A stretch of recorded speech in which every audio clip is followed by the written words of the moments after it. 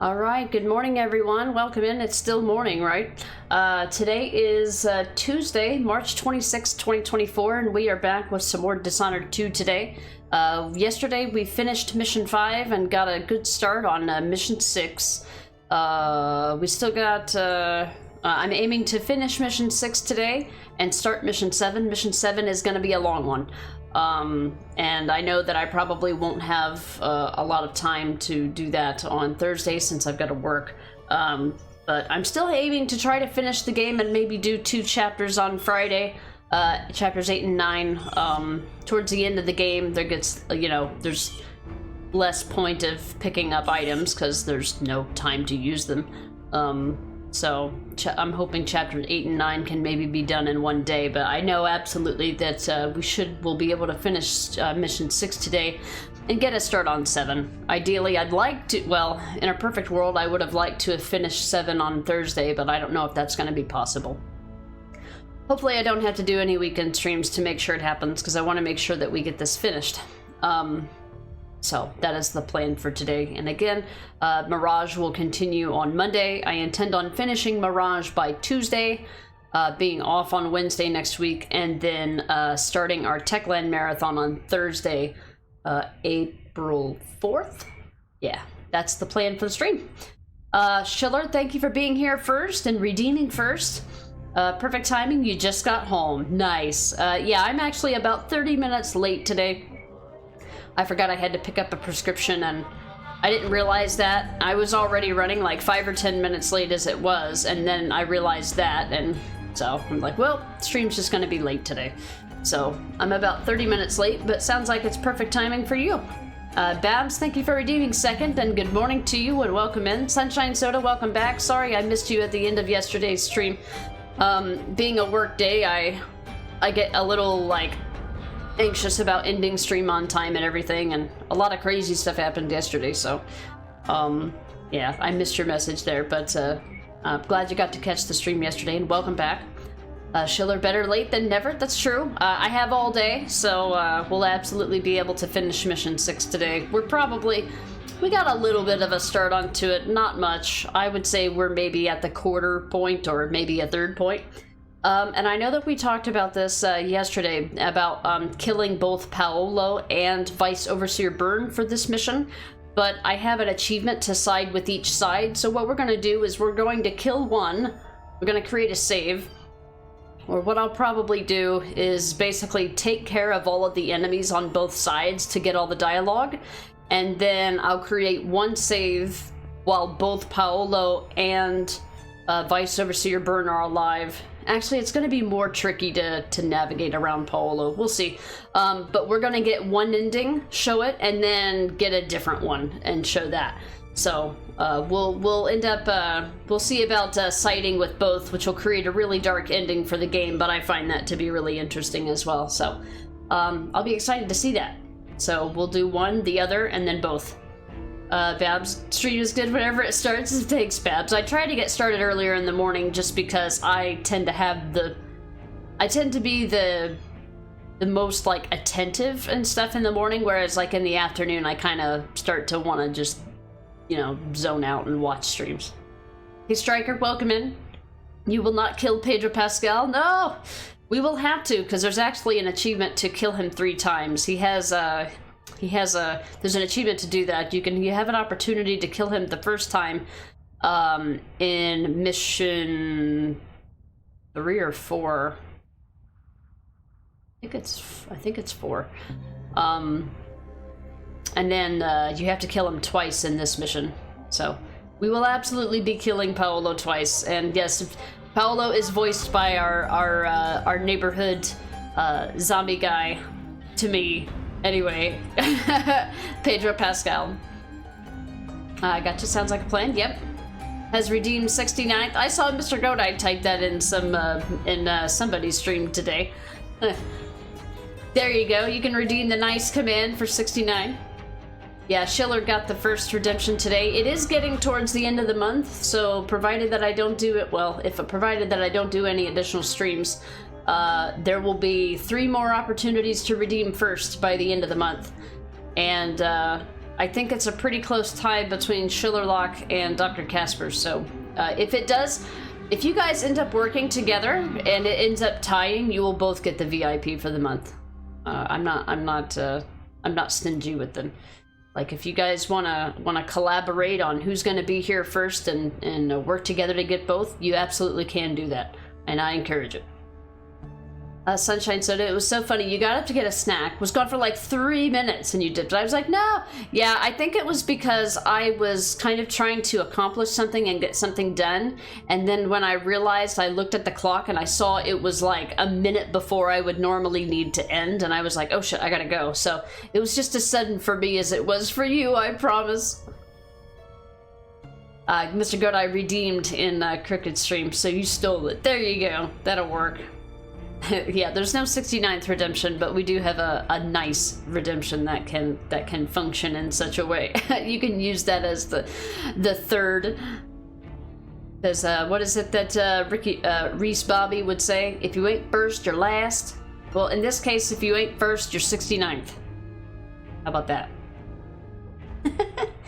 So, yeah, I'm a little late today. I had to go to the liquor store, which I knew, and I decided this morning that I wanted to get breakfast, so I was going to stop at McDonald's. That I knew. But then when I was on my way there, I was like, oh crap, I need to get my prescription. And none of the... well, I can get breakfast anytime, but I try to eat right before stream so that I can stream for as long as possible without needing any kind of food. And the liquor store didn't open until 9 a.m., which is an hour before my stream, and 15 minutes before I usually start eating. So I had planned to just go to the liquor store, but then I was like, shit, I gotta go get my prescription. I'm like, well, if I'm gonna get my prescription at my pharmacy, which is attached to my grocery store, I might as well get my stuff there, so that took a while.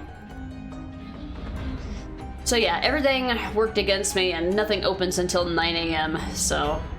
The world is not configured for us early birds who get up at 6 a.m.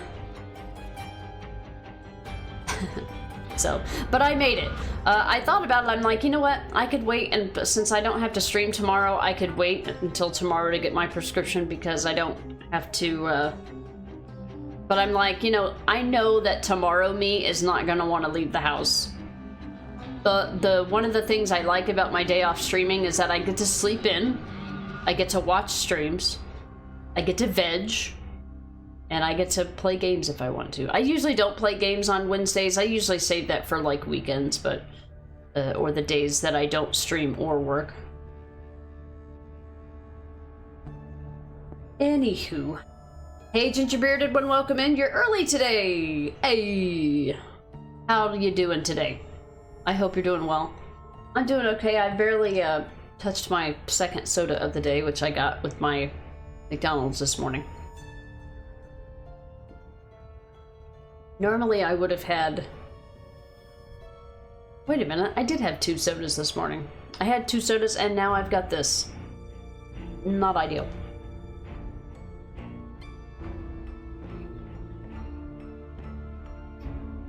But we'll wait until it gets flat or warm and we'll switch to beer. You doing good? I'm doing good as well. I'm finally ready to make some good progress in this game today. Which we should go ahead and get started on. Let's go ahead and load in. I'm glad I took the time to look at the achievements, because if I want to do a ghost playthrough in the future, I'm probably just going to get the combination for the Gendosh lock and just go right for chapter 7. And that'll make it to where I don't have to deal with the Howlers or the Overseer. So, that's perfect for a ghost playthrough. So I figured this would be the perfect time to do both.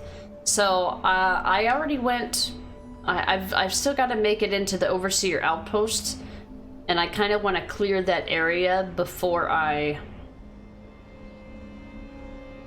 want to get all the dialogue before I decide to make a choice.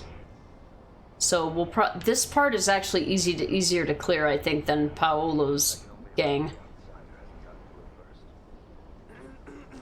We already did all this side, so I'm gonna head for the outpost to get there. Those windows are locked. You can come to there from the other side. Let's see here. They will rise up. You never get over how tiny our soda portions from McDonald's are. That was easily 2 times bigger than our large. Yeah, this is a large. I think it's 64 ounce. Let's see if it says.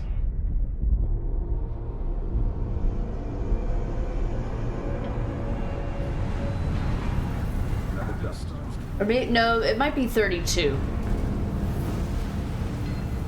I know it's more than 12, more than 16. It's either 24 or 32 ounce. I don't know where I got 64 from. I must be thinking of something else. Oh, good timing.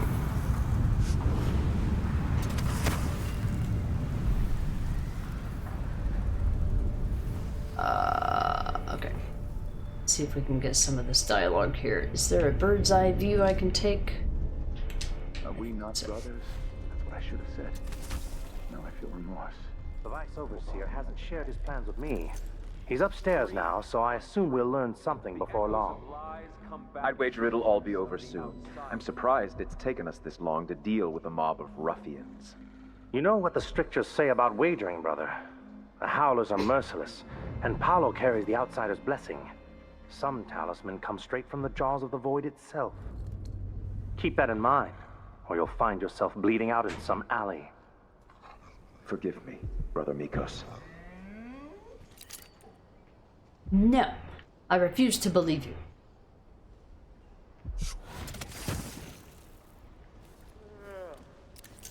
Alright, I missed the PA system. We unite against the spirits of the unknown that would drag us screaming into the night, never to return. It's one of the 7 strictures.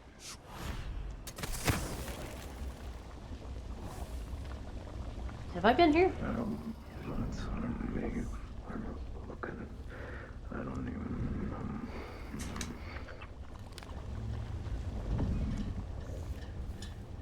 I have not.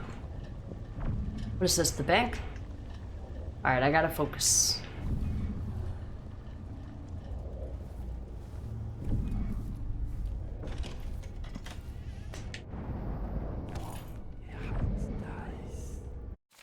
Really? Our target is like, our largest is like 16 ounce. Well, it's 500 milliliters, but same difference, yeah. I wonder how many it is. I'm actually curious, because I am not good with measurements.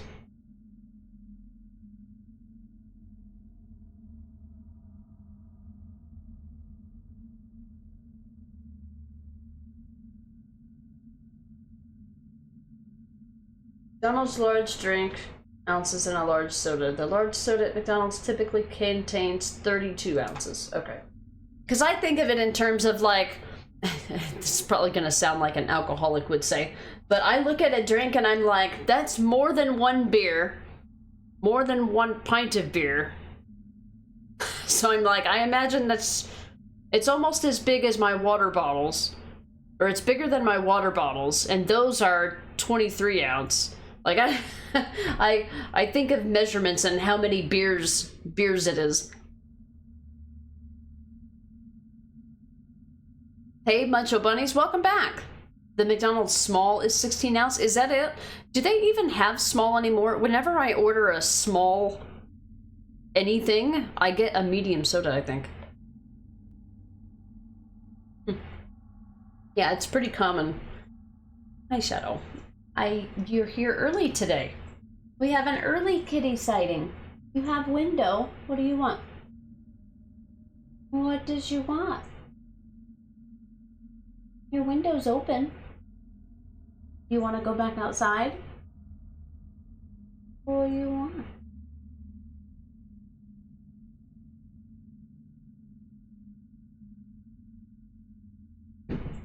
Your window's open. I think she might want to go back outside. Hold on.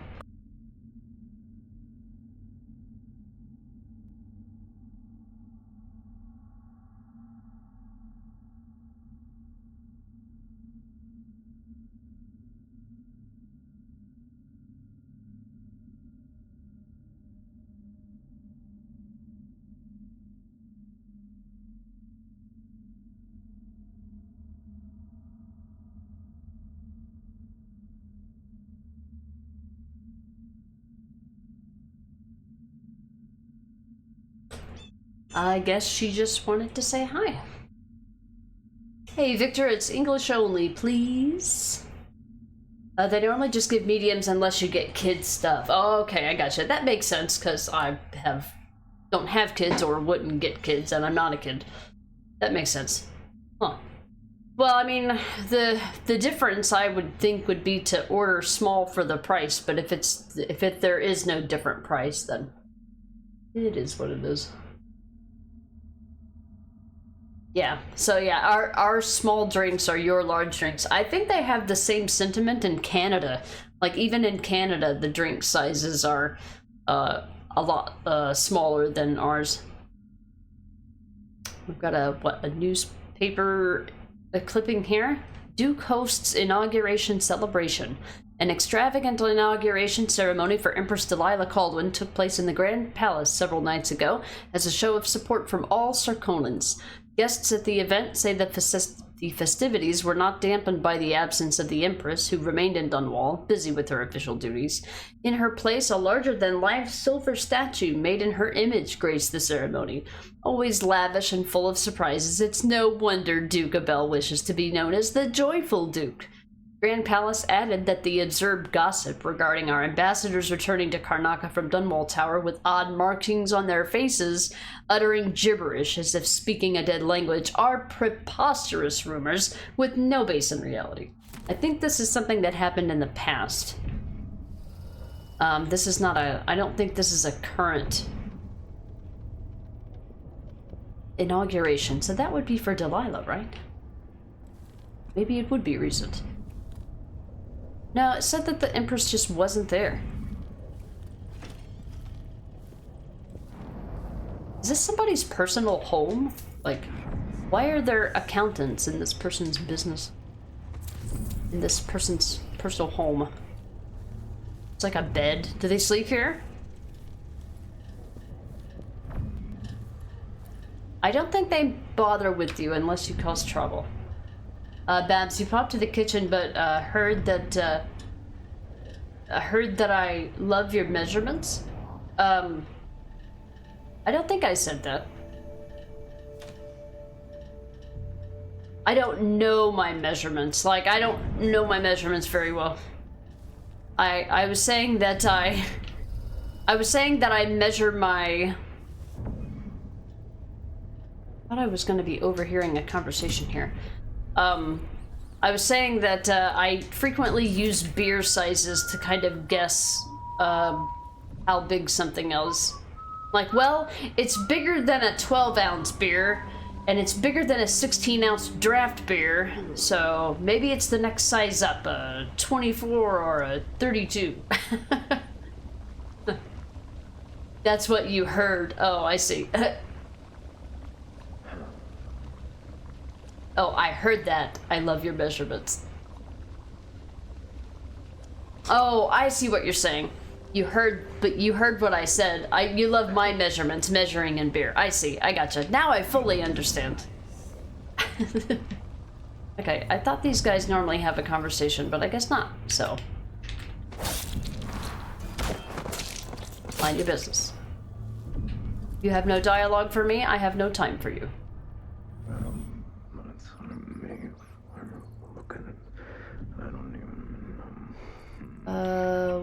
Were we already out here? I think we were. The soup kitchen is like this way. Damn howlers. Oh, is this howler territory?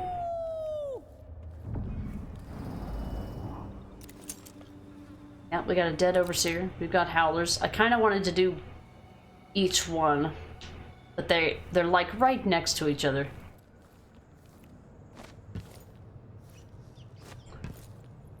The Vice Overseer outpost first.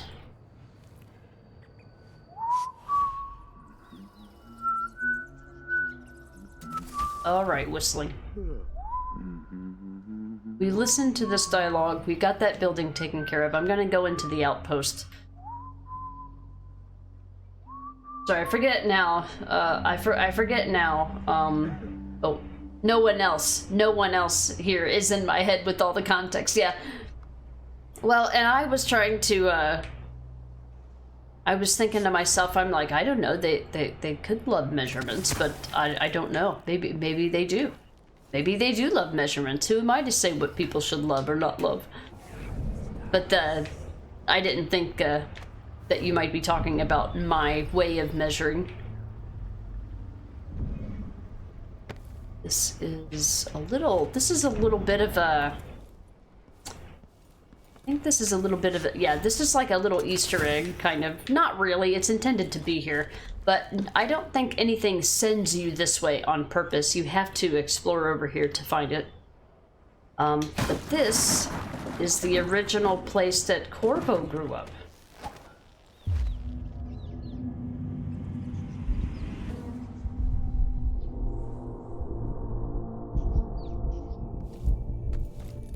Place is ransacked.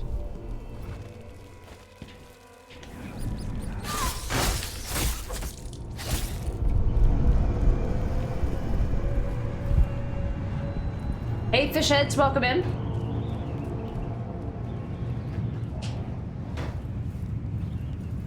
There's a bone charm or something in here, I think.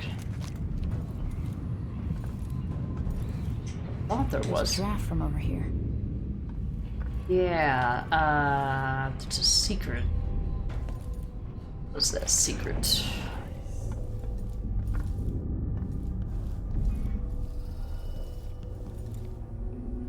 Was a secret in this place? Was it?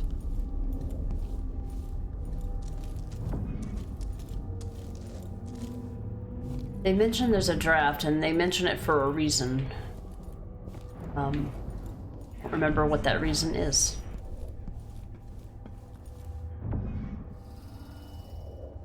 Ah, there it is. Super secret hidden whalebone and treasure. Blade Verbena trophy. Could be a Trophy note my father got for winning the Blade Verbena. hidden in the walls. So that is the. I think that's the tournament or the tournament thing that you have to win in order to, I guess, be Lord Protector, something like that. It's something from the original Dishonored. Yeah, this is his original family home here. Unless you're looking up, you won't see it. Or if you're intentionally looking for it. Alright, we're gonna head into the outpost here and try to get some dialogue. Sherbot! Long time no see, lady. How you doing? What you been up to? How's work? How's life? I haven't been on Twitch in ages. I hope you're doing well. Yeah, we're doing good. This is my, I'm doing an in-depth story playthrough of the Dishonored series. And we're a little past the halfway point in Dishonored 2. Good times. Been MIA, so busy between work and the dogalinos, right? The puppers, how are they doing? Do you have any recent pictures of the pupper? The one that you got, recently, the last time that I was talking to you? How has my life and work been? It's been good. I mean, well, it's about the same. It's work. It's life. Necro's car started acting up, so he got a new used car, so that's cool. My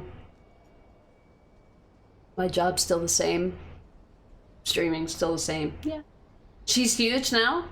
We add to your Discord a recent pic. Yeah. I'd love to see it.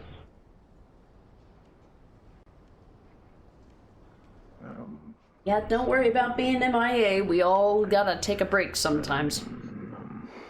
Right here, the car broke down, but yay, new old car. Yeah, exactly. So we got him a used car that's 3 years newer than his previous car, but still, like, you know, 8 years old at this point. A new to us car. I go in the way that I normally do here. This little nibshit. This little nibshit. Oh. Is there another way in here, or is this how you get to here from over here? from the inside. That rune is inside the building, I think. An upper window.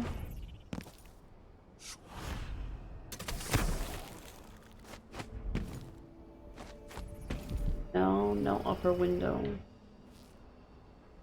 Alright.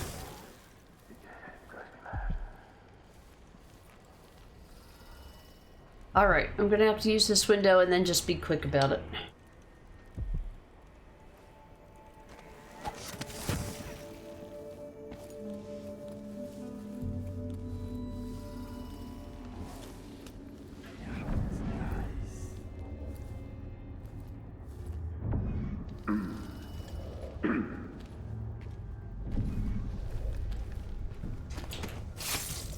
Got shadow kill, so he'll just disappear. Investigation room key. Figured that should shadow kill him.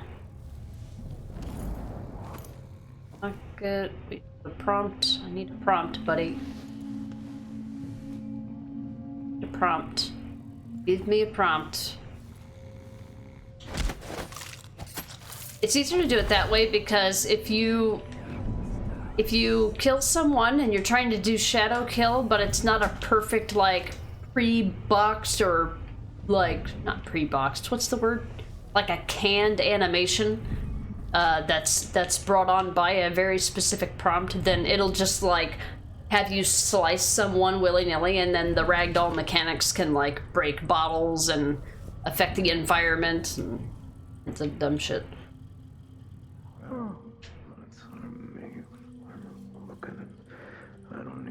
Let's see. Don't know if I'd ever buy a new car. They lose so much value leaving the lot. Absolutely sure about. I always tend, like, I'm of the mind of getting a vehicle that is, like, been leased by someone, because they usually, like, if somebody has a car for 3 years or has a lease on a car, you know, they have certain things they can and can't do on a leased cars because they have to return it.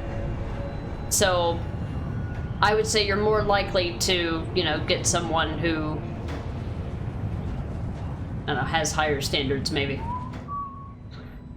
Exactly what your car's was a leased one, yeah. I mean, you could also use the same logic to say, you know, it's a leased car, so that means that they're not connected to it and they could probably abuse it because they just aren't going to give it back.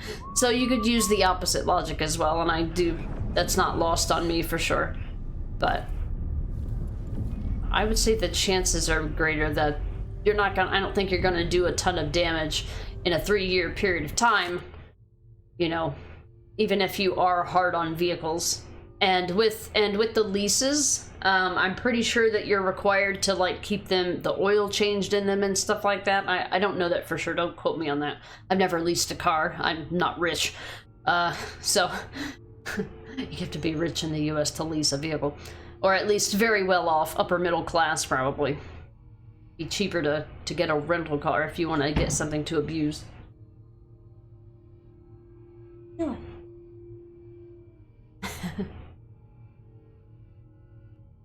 Munch, your mom got a 2-year-old car and got almost $15,000 off the new car price. Yeah, when I got my truck, it was a year old. Now, I had planned on spending a lot of money. So it was something that I'm like, it's a one-time thing that is, like, not my dream car per se, but it was like like having a second-hand dream car, if that makes sense. Saddle, we have a kitty visitor. At least it's a black kitty on my black shirt. Babs, your hubby is your mechanic, so you're not allowed anything newer than about 08 because he can't fix them. Well, yeah, that's true. A lot of the kitties are the kitties. I saw your message and just said kitty. A lot of the cars these days have computers in them now, and, you know, changing certain things. There's a lot of stuff that is just electronic and controlled by the computer. Unless you know how to reprogram the computer in a car, there's some things that you just can't fix. Or that you might be able to fix a mechanical problem, but it reports to a computer to indicate its functioning, and, you know, the computer will just decide that if it can't read information from a mechanical part, that it must not be working. So it'll prevent you from driving it, or otherwise require you to take it to a shop. So yeah, I mean, that's understandable, Babs. Well, the cars are just rolling computers these days. Computers on wheels. Hey, are you lerping me? What do you want?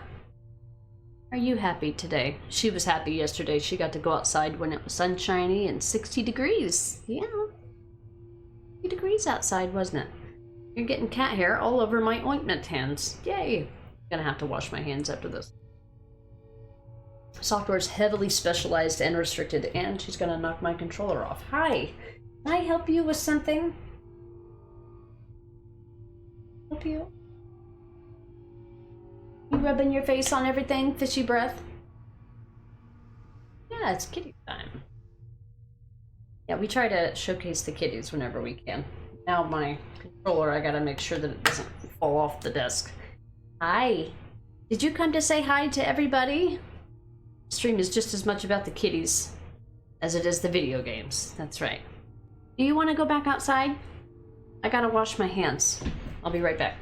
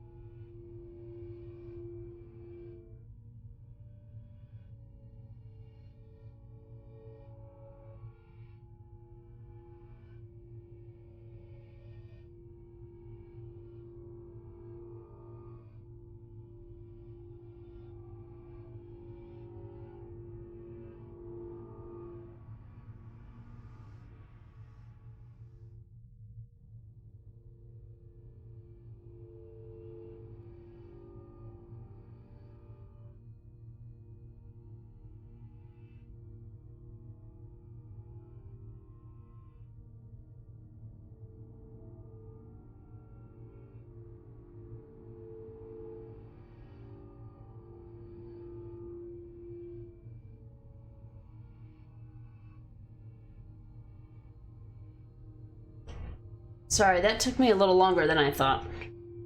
I had to reapply my ointment and everything. Too much kitty here. Alright, we back. We back. Alright,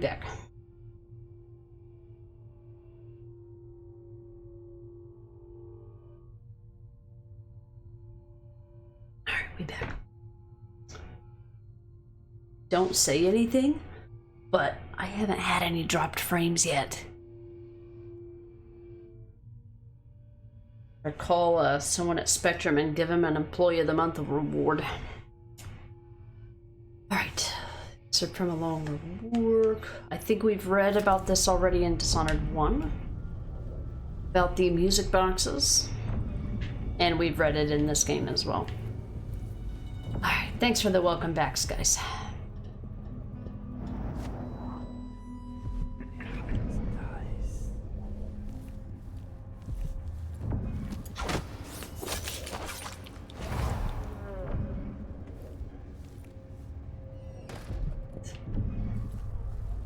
To say? Contraband. I've acquired more forbidden articles from the street people nearby and need to lock it away in the confiscation room. When Overseer Stellos awakens from his rest, have him bring me the key, Brother Pin. Intent, that's where the key is, but we already found it.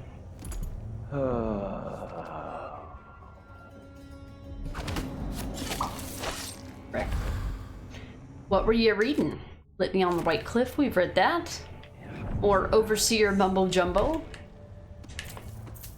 Or Abby Mumbo Jumbo, I should say.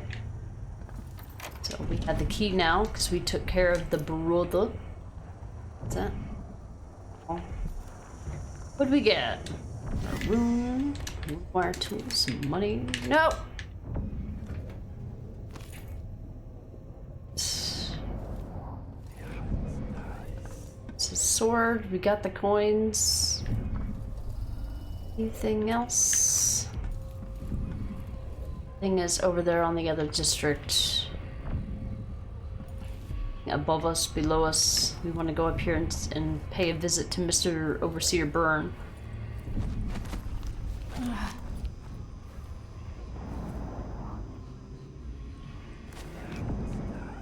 I think you can just go downstairs. Anything to read? Anything. There's not a lot to catch here.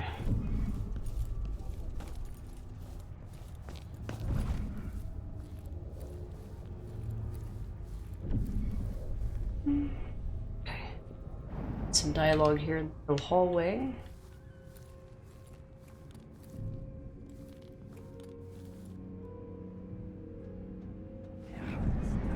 There's a scene to catch over.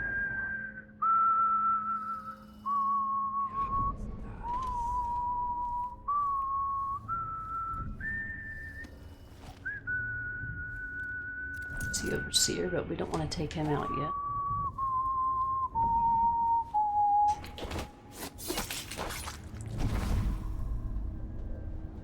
I'm gonna catch this scene in here. We want to come at it from a certain angle so we can watch it. I didn't see the one coming through the window. She was quick. The Howlers are cowards, brother. But we accounted for 6 of them. I'm glad it's you in the end. If I have to go, it warms my spirit to spend my last minutes with a true friend. You honor me. I wish there was another way, but it's a gut wound, as bad as any I've seen. Better this than a day or 2 of agony. Then I go, and I keep the strictures close to my heart. May there be no discord in my spirit.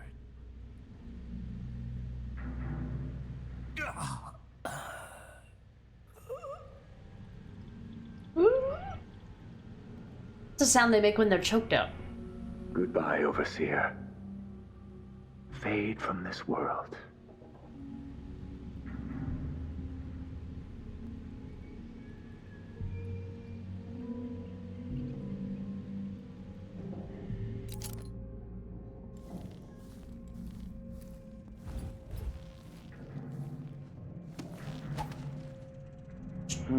What'd you turn around for? Harlot bastards and their black-souled boss.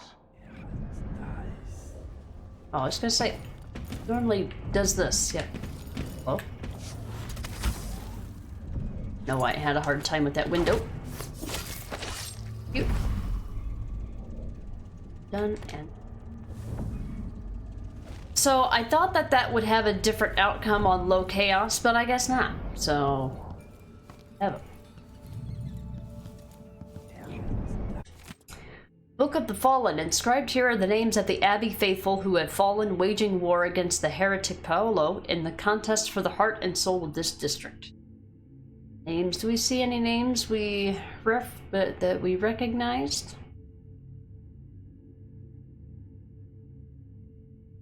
Nope, doesn't seem to be.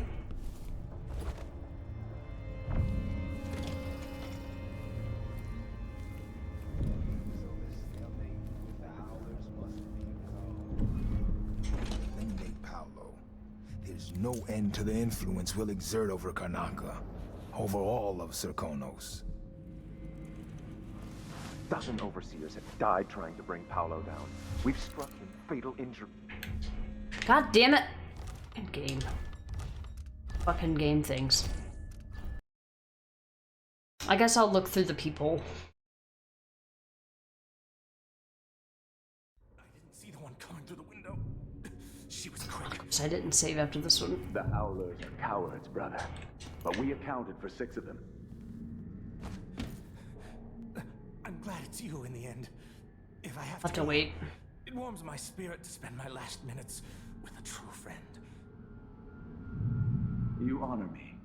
I wish there was another way, but it's a gut wound, as bad as any I've seen. Better this than a day or 2 of agony. Then I go, and I keep the strictures close to my heart. May there be no discord in my spirit.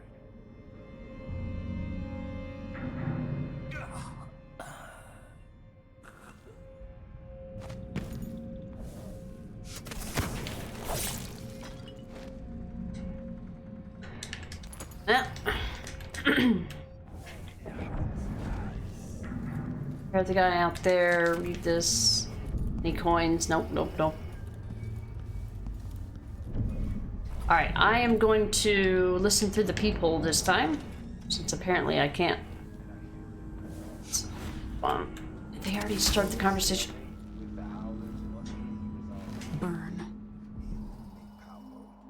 There's no end to the influence we'll exert over Karnaca, over all of Serkonos.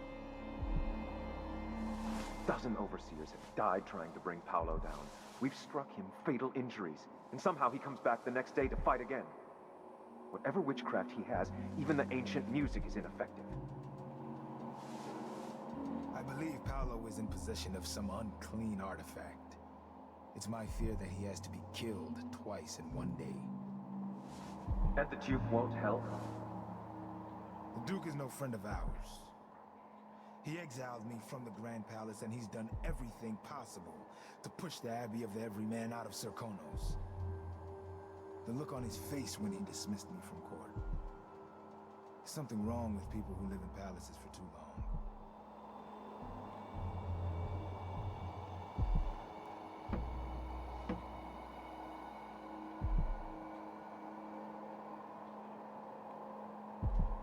Right, he's gonna head this way.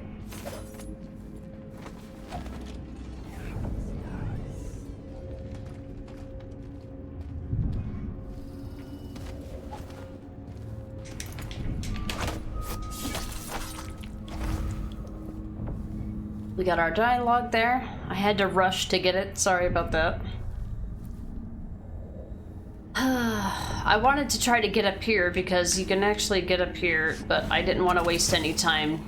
I was like, it's faster for me just to go to the keyhole.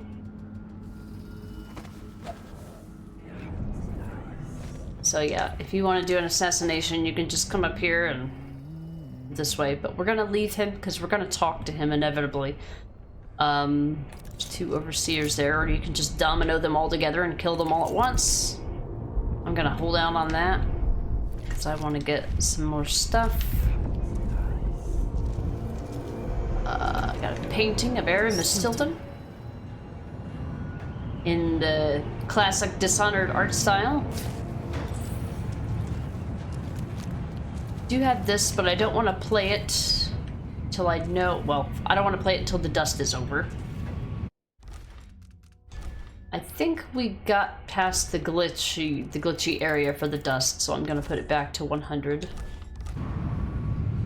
Allowed for a minute, but as long as it doesn't glitch, I'm okay with it. I don't think there's anybody alive to hear this if I play it.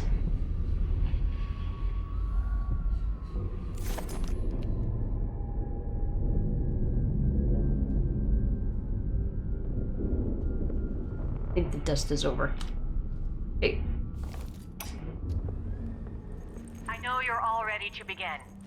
Our speaker tonight is none other than Aramis Stilton, who owns the mines where those you love toil beneath the ground. Mr. Stilton is known for his fairness, and that reputation is not for show. Welcome to the stage, a friend to the Miners Family Committee, Aramis Stilton. Good workers, good people. Thank you for having me. Our annual dinner is always a special time, and I cherish the conversations and the toasts as we renew our bonds. My closest friend in this world, whose name some of you will no doubt guess, is known for this saying: we rise together with the same dawn. We feel the same wind on our faces. We fish the same ocean.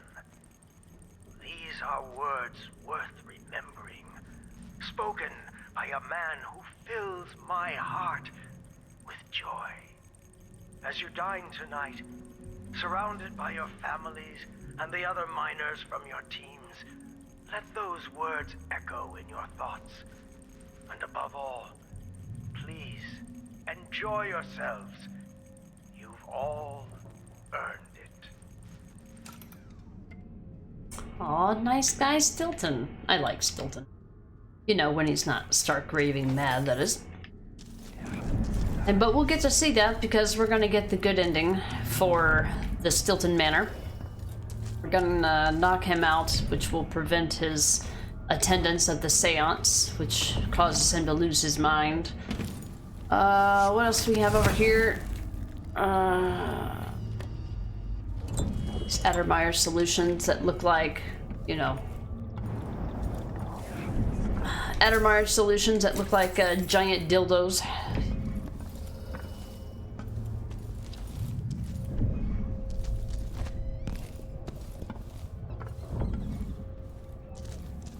Any coins, any papers?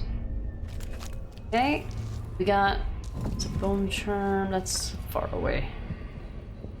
Everything else is outside of here. Anything else up here? Gonna do.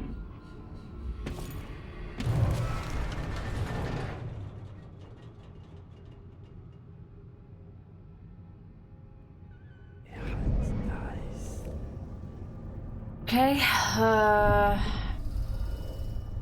going to move this then. Alright, I'll go back up. And I think everybody should be dead except for Vice Overseer Byrne. So I'm gonna cut this short here. I don't know how far I can shoot a pistol.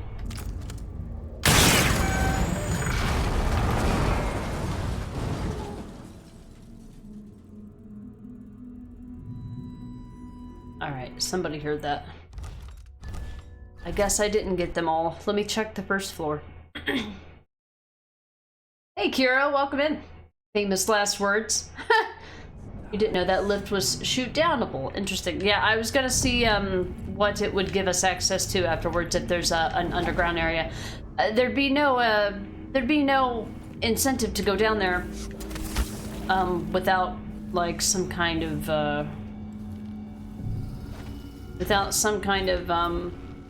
thing underneath it. I don't know if there's anything underneath it or not. I'm gonna go to the first floor and see who I missed, because I didn't go to the first floor. I also didn't know how loud it would be.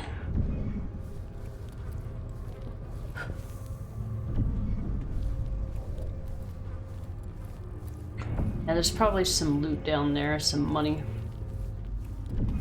Either that or this might be where it goes. I don't think it goes below here. It doesn't look to do that. Detainee Durante. Detainee was a man called Durante. He admitted entering the home of Aramis Stilton on occasion, but died before revealing how he came in possession of the Jindosh lock combination. Detainee is of no further use to us. His possessions have been passed on to Vice Overseer Byrne for inspection upstairs in his office. Brother Tennis will dispose of the detainee's body. Totally disposed. Totally disposed.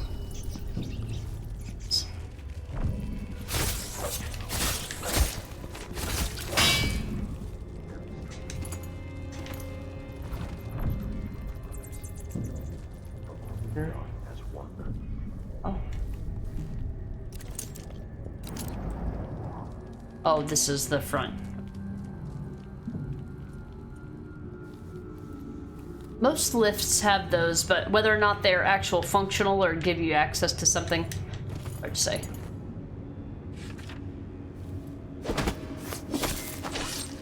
Proper assassination. What you writing here? Oh, another ancient music book. Okay. What does a reagent bottle do? I don't think I've ever tried to use that offensively. Alright, so... I thought Durante had the code. Or the key... either that or he had the key to the door in Paolo's district to get the code. Might be confusing them. Killed that guy, I remember, because I closed the door. There's a wolfhound out here. Just gonna domino these guys. Can I domino a dog? Shit, I can't domino dogs. Shit. Alright.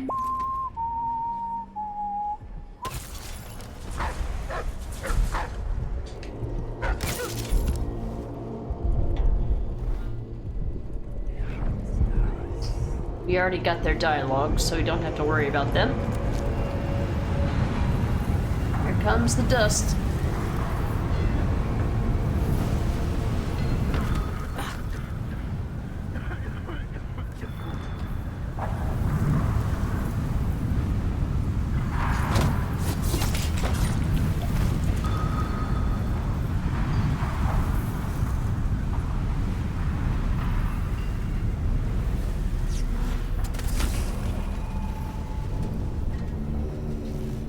Alright, I got the wandering guy.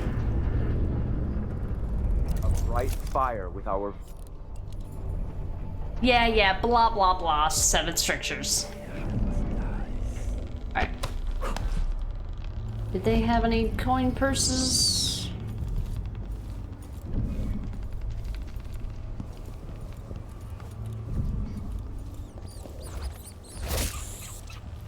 They will rise up among you like a virulent swarm, devouring everything wherever they go. Even Phil. Dog there too. Alright, I'll leave him be. I thought you could domino any target, not just humans. Schiller, you would like it that the game would give you the good ending if you kill everyone, because then nobody saw you ever killing it, could report it. Yeah. Unfortunately, the people later on in the game are the ones that report on what's been happening, so even though, like, nobody would be alive to tell the tale, the people of the future would inevitably know that those people are no longer around or no longer exist. So I'm not entirely sure if that... I mean, that could be, like, a personal thing. It'd be amazing, the best reward for a lethal ghost playthrough. Yeah, they don't really, they don't give you an option to get a good ending without not killing anyone. Or killing very few people. I don't know if there's any significant differences between killing a few people and killing no people. I'm not sure, because most of the time if I'm making an effort to try to not kill anyone, then I'm, you know, or if I'm trying not to kill some people, like, I would rather just not kill anyone. that would be the ideal solution for me. Alright, I'm gonna shoot this down and see what happens. We got rid of the people that were outside, so we should be able to do it without issue. I think. Hey, Abby, welcome back! How you doing? Alright. Even if it's loud, it shouldn't matter unless Vice Overseer Byrne hears us.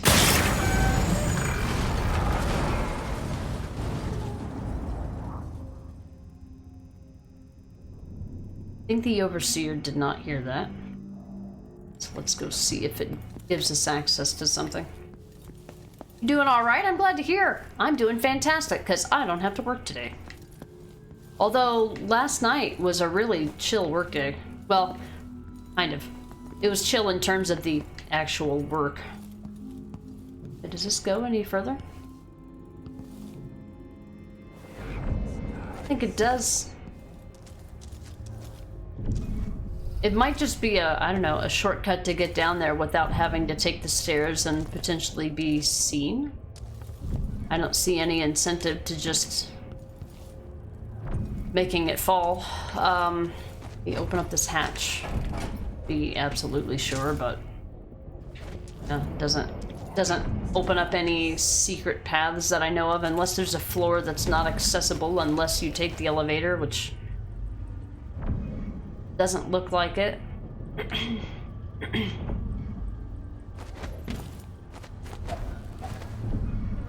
All have access to the same stuff. Alright, so here's the 7 strictures. Are they gonna actually... No, we can only inspect them. I wonder how the High Overseer is faring against Delilah back in Dunwall. Who is the High Overseer? I think we might end up seeing him in Chapter 9.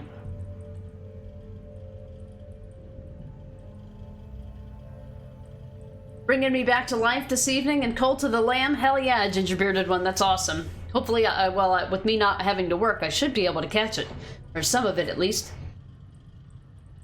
Dishonored is going well. I looked at my achievements and I went ahead to decide to... there's an achievement for siding with each faction in the Dust District, so I'm going to be showcasing both takedowns. So right now I'm clearing out the Overseer place, and then I'm going to head over to Paolo's place and clear that out, and then I'm going to save the main targets for last and create a save, kill one of them, see it to its ending, or not technically its ending because you just go right into mission 7 from mission 6, but you get the showcase and see each, and then at the end, so I can side with each side to get the achievement, and then I'm gonna decide to kill both Paolo and the High Overseer to get an ultimate awful ending. Abby, never played these games. Would you recommend them? I would, because I like stealth games. I mean, I have to be in the mood for them. I have to be in the mood to play stealthily and have patience. You know, I don't always feel like I have those qualities. But if you like stealth games, absolutely. This is a great stealth series. And it's also, I feel like the stealth in the Dishonored games is not as hardcore as some of the stealth in the other games.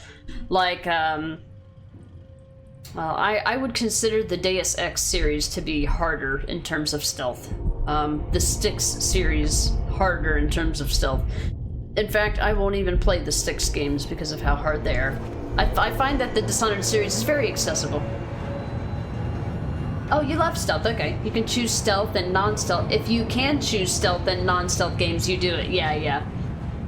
Harder than Hitman? I haven't played Hitman myself, so I can't attest. I have seen some people play it, and I do have the Hitman games and do plan to play them at some point as first playthroughs, but I don't know when I'll get to them. So, I haven't played Hitman, but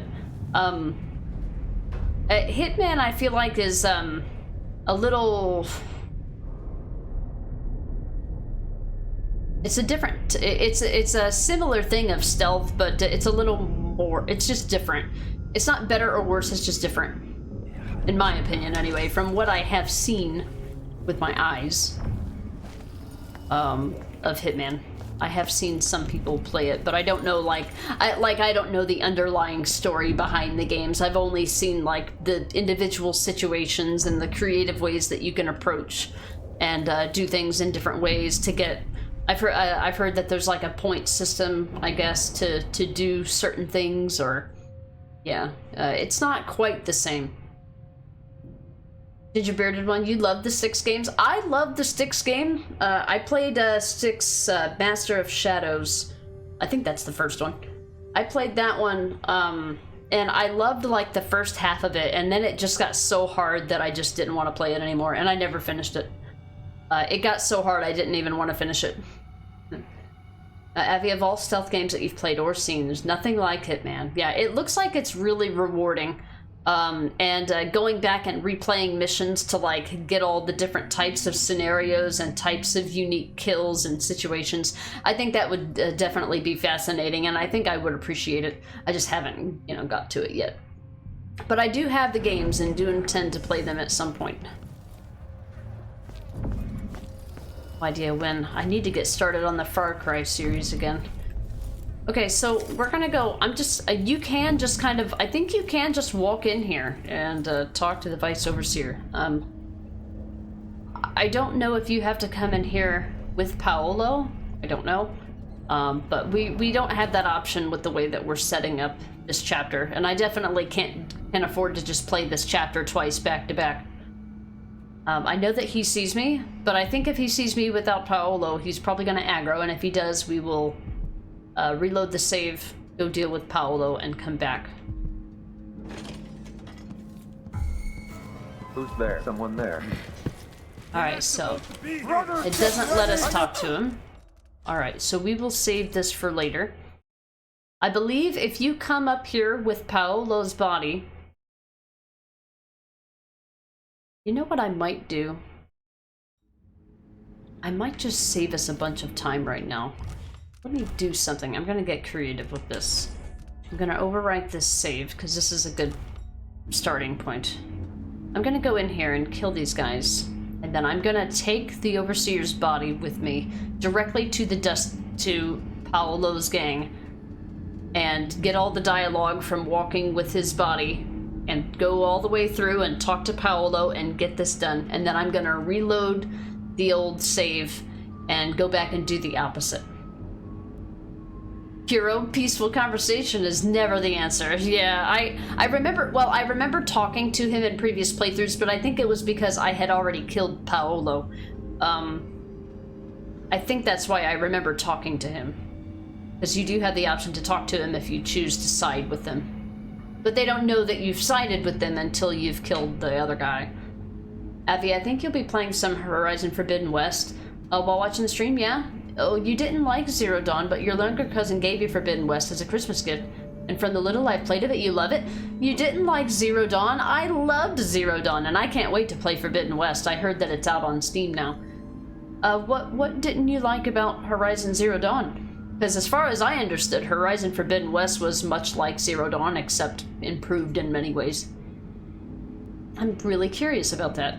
And that's how I was about Red Dead Redemption 2. I played through Red Dead Redemption 1, and I loved the story and the characters and everything, but I hated the gameplay. I begrudgingly finished the game. And then my brother-in-law gifted me Red Dead Redemption 2. I had already watched the ending, the spoilers, had been watching streams because of it, because I never intended to play it. Like, I didn't really like the first one to play it, so why would I care about spoiling the second one? And then my brother-in-law gifted it to me, so I'm like, well, now I guess I gotta play it. Hey Spectrum, welcome in. Happy for, it's not Friday, it's Tuesday. Oh, I forgot to answer you. Dr. Casper, long stream today? It'll be later because I got started late. I don't know how long it will be. I'll probably try to make as much progress as possible. Considering that I technically only have today, Thursday, and Friday to finish the game, and I honestly thought I would get further than I did. I'm pretty sure that Chapter 7 is going to take a long time, so unless I decide to do an extra stream tomorrow, hoping I can finish this. The dust is coming. Hey, Running and Haran, welcome in. Good morning to you. Yep, it's still morning. It's about 11:30 here. Striker, you're on Forbidden West now. It's so good. Awesome. Day 1 Steam buy for me. Yeah, I actually didn't know when it was coming to Steam, or that it was. I just noticed that, suddenly they sent me an email and said, hey, you know, Horizon Forbidden West is available on Steam now. And I'm like, shit. But I mean, yeah, honestly, even if I had possession of it right now, even if I got it for free, I don't have time to play it. I'm too committed to other things right now. But I do want to get it, and I will play it. You love the Horizon games? Me too, Haran. They're really good.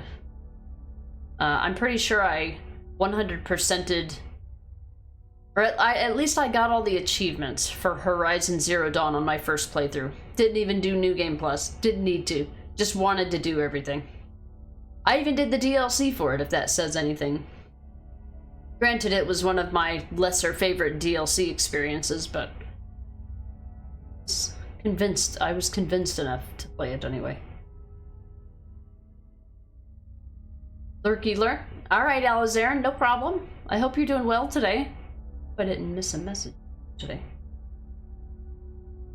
Striker, it's a looter's nightmare. So many question marks on the map. I have to go get all of them. Yeah, as a trash panda, I totally understand that sentiment. Absolutely. I loved it.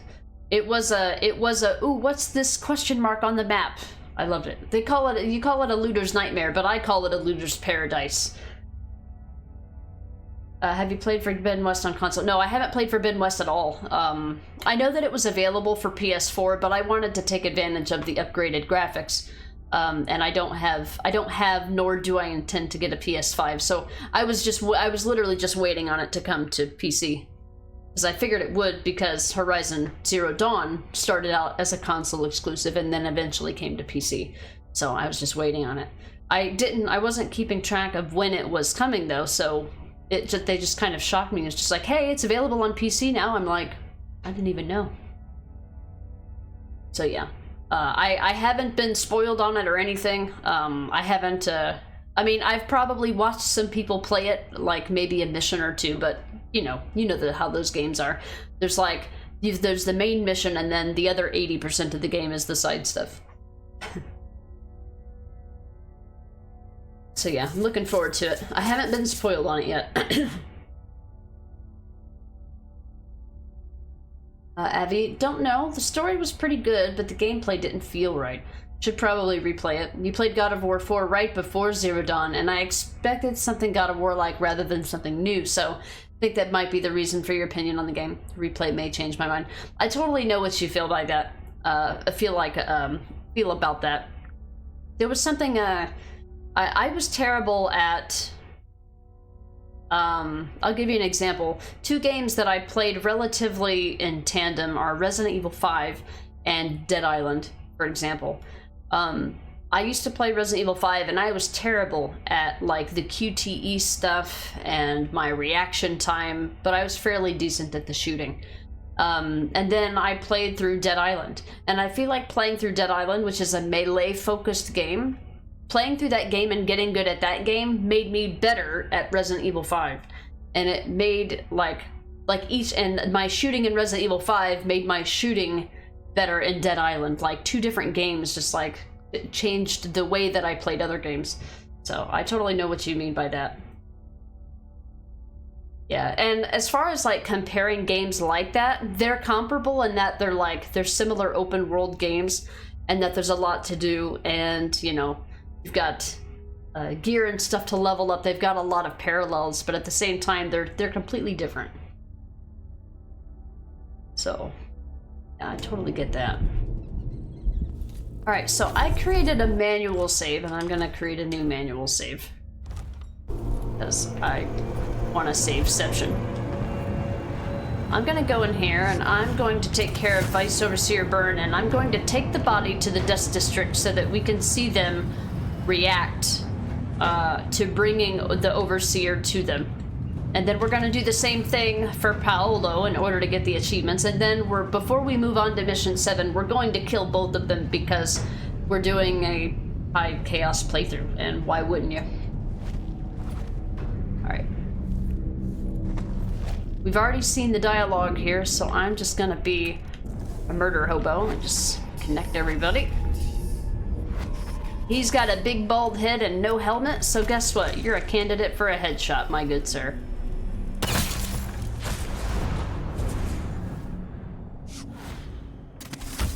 Alright. So, I'm not gonna worry about this too much because we're getting ready to take this. Well, I mean, we should explore this while we get a chance, I guess. Let's read everything. There's Durante's key. Vice Overseer's report. The Howler detainee downstairs gave us key details pertaining to his criminal associates and their heretical leader, Paolo. Debauchery at all hours and acts of certain witchcraft, the likes of which even our sacred music cannot dispel. Paolo is every bit as vile and corrupt as we suspected. With his dying breath, the detainee revealed that the Duke himself has Paolo sending food into the barred and shuttered home of Aramis Stilton. The place is kept secure by the so-called Jindosh lock. No doubt the Duke obtained the lock combination from Jindosh, and Paolo passed it to the detainee. The weave of corruption is endless. So there's our key, our bone charm, the fire starter. We didn't start the fire. Probably something I don't care about. Incendiary bolt radius is larger. Yeah, I don't care about that. Avi's, honestly, Zero Dawn kind of overwhelmed me with the open world. God of War 4 had a semi-open world that was simple but great. And when I started Zero Dawn, it went from like a 1 to 100 scale-wise. Yeah, that's totally fair. Because God of War, while it does have little open world sections, the story of it is linear, right? Like, you don't inevitably just circle back around to, you know, you don't revisit areas in God of War, right? Hey, Gallant! The Rogue! Kiro, yay the Jindosh lock, I got my popcorn. Oh, we're not solving it legitimately. We're gonna get the combination. I cannot solve riddles. Tsar Paolo, leader of the Howlers, citizens of Karnaca, the Howlers are not your friends. Paolo, leader of the Howlers, wanted by the Grand Guard for various crimes and gang-related enterprises. Dangerous and not to be trusted. Not to be trusted. Southern Winds, we've read that already. Then another section. How you doing, Gallant? You working today? Oh yeah, I did use a pistol bullet, didn't I? Haran, you made an error in judgment. Dead Island 2 is much better than the first game in graphics, game mechanics, weapons, and characters. You finished the game a couple days ago. It's not that long. That's great. That's awesome. Yeah, I feel like Dead Island was kind of... Dead Island 1 was a little bloated with side stuff, but you know, you could kind of go through the game without over-leveling yourself too much.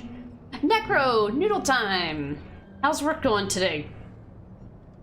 Pretty much, okay. I haven't played, so I played the original God of Wars, like on PlayStation, but I do want to eventually play the 2016 God of War. God, it's so weird to think that 2016 was like 7 years ago.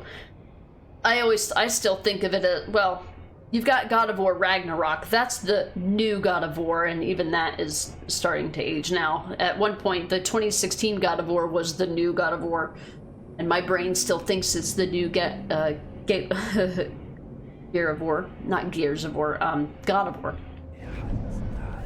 So we're gonna take this, first of all, I'm gonna be a little bitch. Correct. Alright. We're gonna take Overseer Burn and we're gonna take him to the Howlers. Here comes the dust. Doo-doo-doo-doo.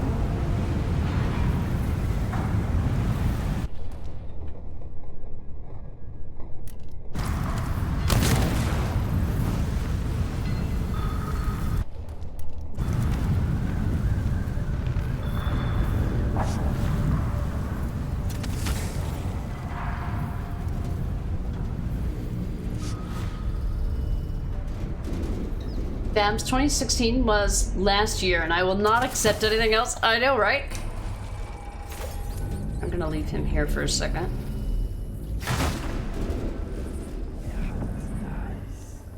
Leave that there. Necro, getting ready for the quarterly security committee meeting while trying to get other stuff done. Ah, gotcha. What time is that meeting? Avi, you love the OG God of Wars, but 4 is so good. Your favorite video game story ever? Which is big, because I love the story of Red Dead 2. I've seen, I wish I had the connection to the characters like I did,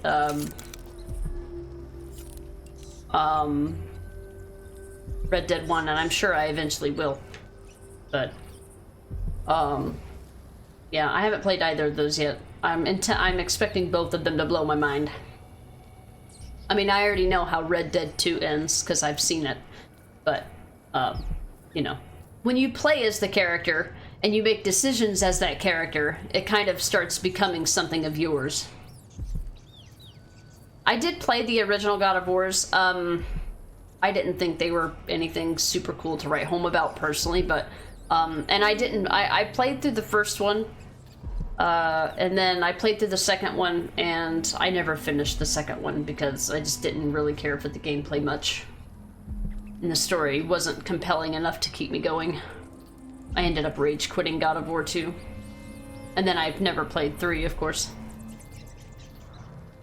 The meeting is next week, Necro, but you have to build most of the PowerPoint. Ew.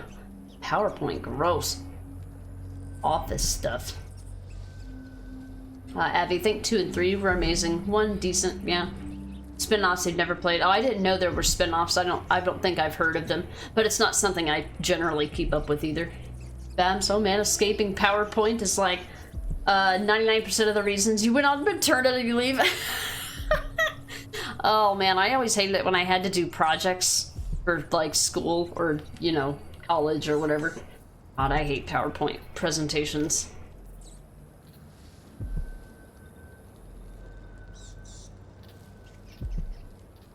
I honestly think that I would rather write a paper than do a PowerPoint. And I feel like 90% of the rest of the world is the complete opposite. I just can't be bothered to make stuff look pretty or presentable. Here's the data, you scrub through it. Alright, so we have Vice Overseer Byrne in our possession, which should allow us to walk unhindered through the Dust District into Howler territory. We're gonna pick up the dialogue from multiple people along the way while we take the body to Paolo, and we're gonna see that ending. And then I'm gonna reload the save, leave the Vice Overseer alive, go into Paolo territory, take out all those guys, and then when I get done with Paolo's body, I will bring it to Vice Overseer Byrne to get that ending.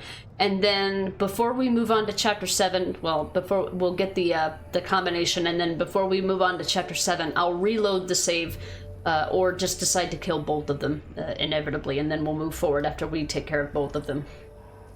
So I'm gonna quick save, and this process of going through here, I'm gonna try to make it as quick of a transition as possible. So I'm gonna pick a point and go with it so that we don't have interruptions for it, or minimal at least, because it won't take long to get this set up. But I don't really want to interrupt it as I go.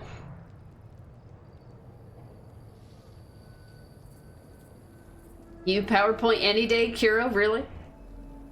Necro, you have to write a paper about the PowerPoint and then also make the PowerPoint. That's even worse. Babs, you used to build actual physical boards with the info so you could get your arts and crafts on. I am not creative in any way, shape, or form. That's even worse. I'd rather do a PowerPoint than do a storyboard.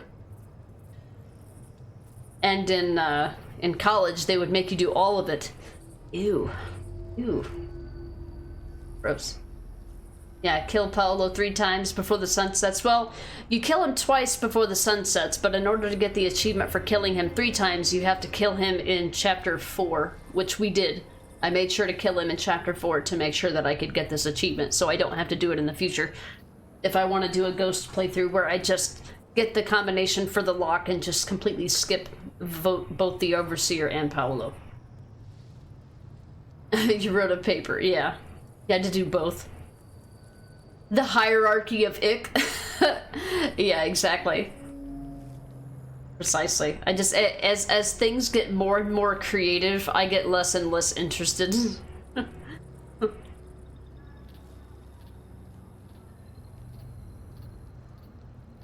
Okay. All right, we ready? Let's waltz into oh, hold on. Well, let's wait for the dust to end. You know, it's just gonna interrupt me if I try to go now anyway, so we'll wait till the dust gets done. It's a cool thing, a cool mechanic about this section of the game is that you have the dust to use it for stealth opportunities, but it's annoying when you're not doing a stealthy playthrough.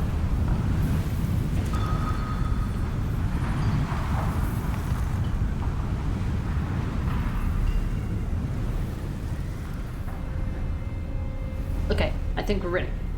Alright guys, let's get this dialogue. Let's walk up here like we own the place. Good riddance. By the void, that's the Vice Can't Overseer. believe my eyes. A gift from Papa. That's right. This is Vice Overseer Burns' ass. That's right, yep. I did it. That's right, that was me. That was absolutely me. That's right. Stand in awe of my accomplishments. Thank you, you're too kind.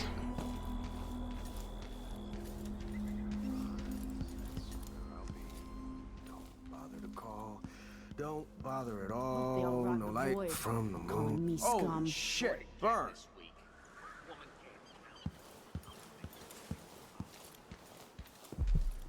Look what I got. Looky, looky. The Vice Overseer himself. I'd like to think that he's looking at his ass right now. That's what I'd like to think. What do you think about it? Look who's the big hero.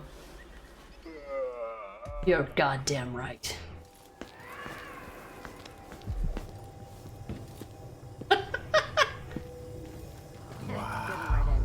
Wow, look at That'll send the Abbey running. that ass dough. No. Good work. Burn was a tough prick. Thank you, thank you. Please, no autographs. Please, thank you. Good work. Burn was a tough prick. Hello, I'm looking for the bounty on the Overseer. Yes? Yes?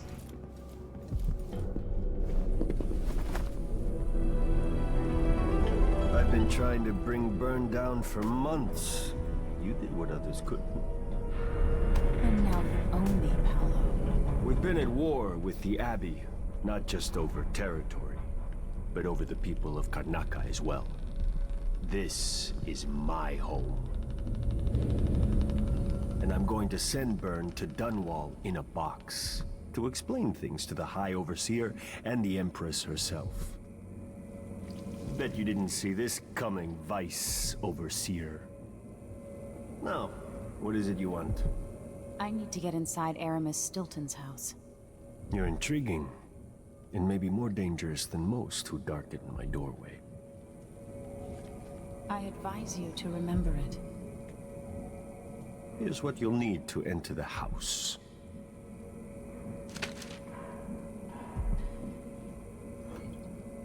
If you do have a hand in what comes next in Karnaca, I really hope you acquit yourself better than the Duke has. You can count on that, friend. The Duke's a worthless buffoon.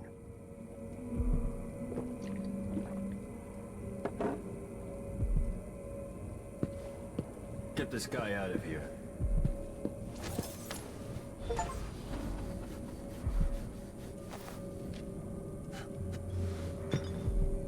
The Duke, the Abbey, the Empress in Dunwall.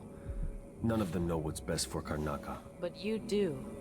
Maybe you don't understand how things work down here. Things are changing. And if I have my way, I'll be guiding the course of the city for a long time to come. That might be less fun than you imagine.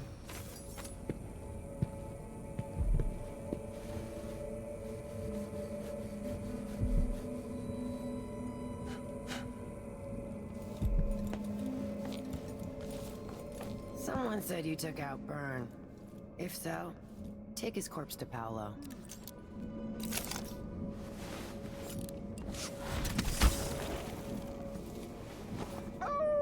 I knew I was right about you. Mindy ain't no fool. I can smell a winner. They say hard days make strange friends. If we had more time, I'd put my tattoo and needles on your ass. Leave you with some wicked ink. I've been marked once, and that was enough. Next time, maybe.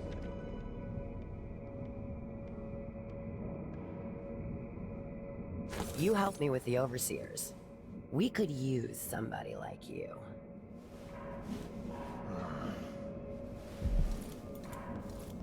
Keep taking out Overseers. We'll warm up to you just fine.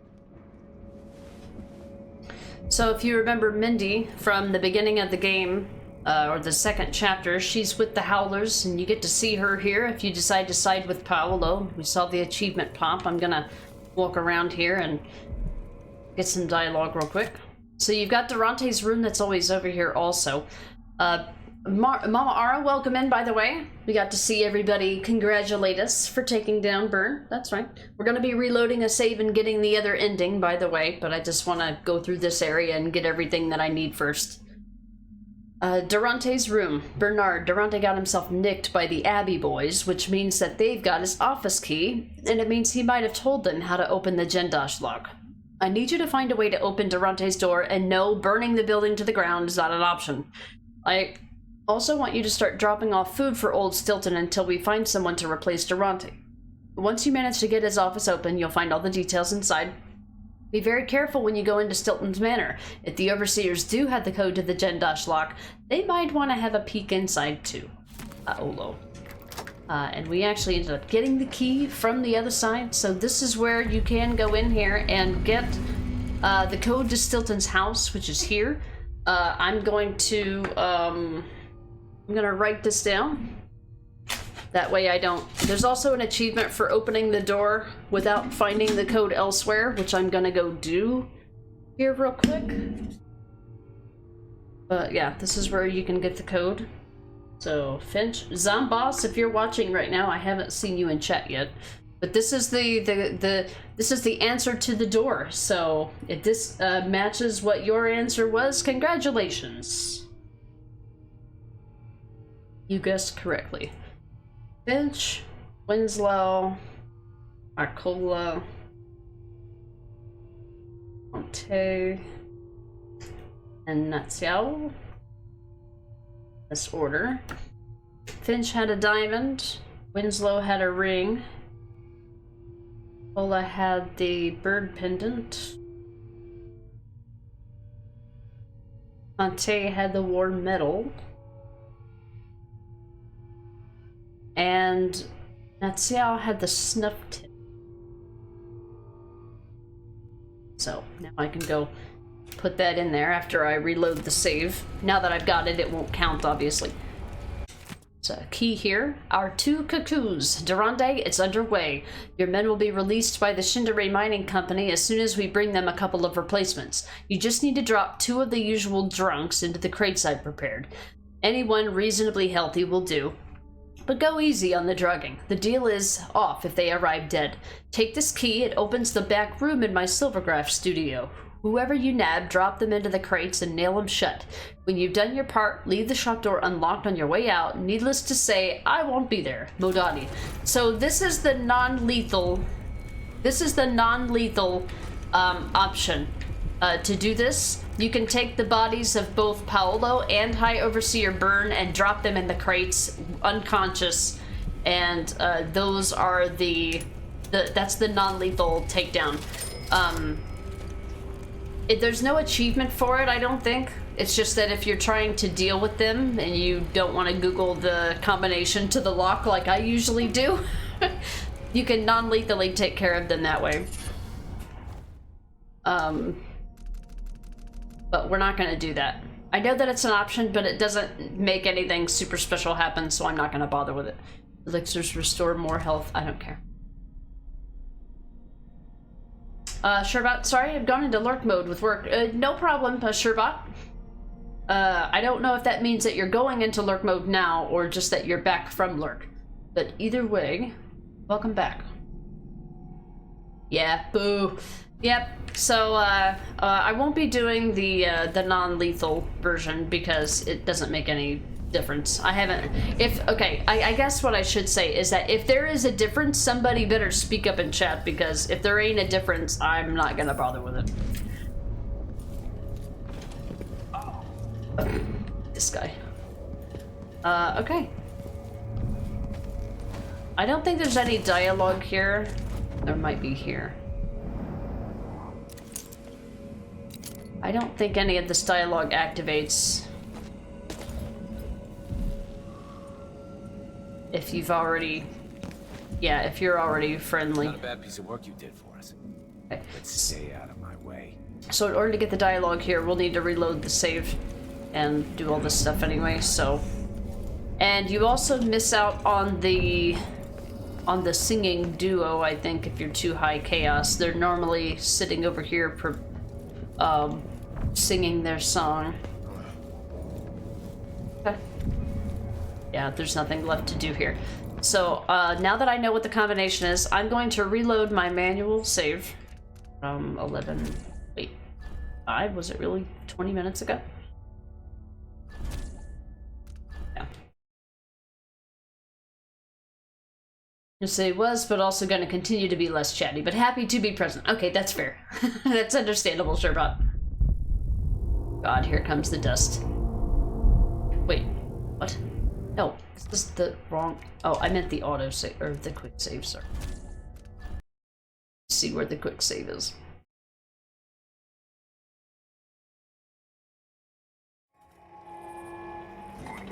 Alright. So, I'm just gonna drop him on the ground, because I'm gonna be reloading another save anyway. Time to die, little I think her head is worth a fortune! I don't know what they're talking about. Think she won't go anywhere? We don't have the body anymore, so they're aggro. Can you? Give me a moment. It's gonna look as if I'm gonna end the chapter here, but I'm not going to. Do you really want to commit to your deaths?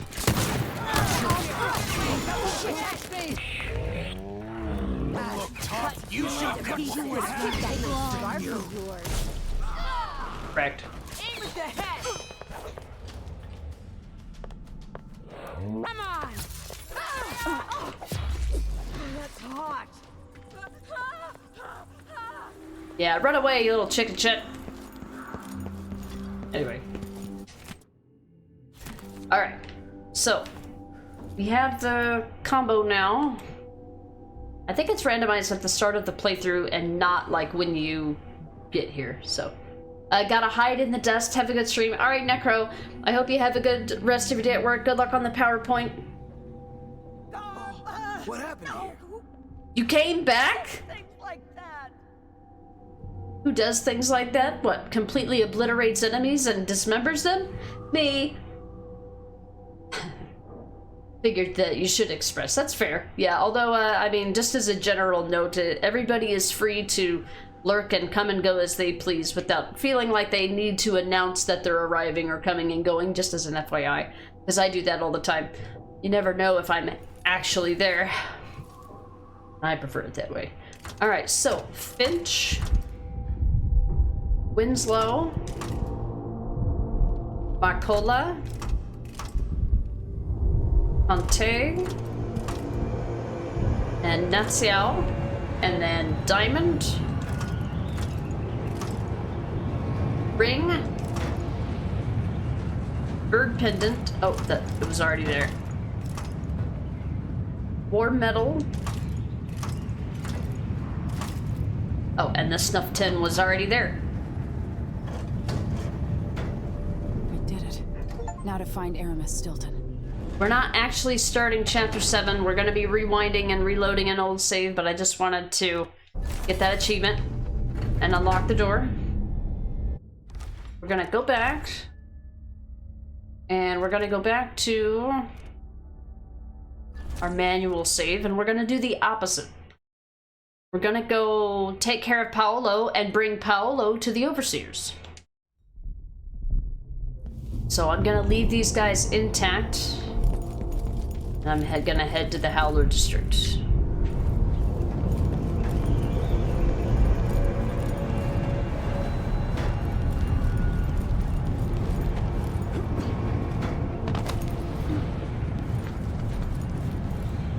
Okay. Easiest and fastest way is to go through here, I think. Thought I already killed him. Actually, you know what? It doesn't matter.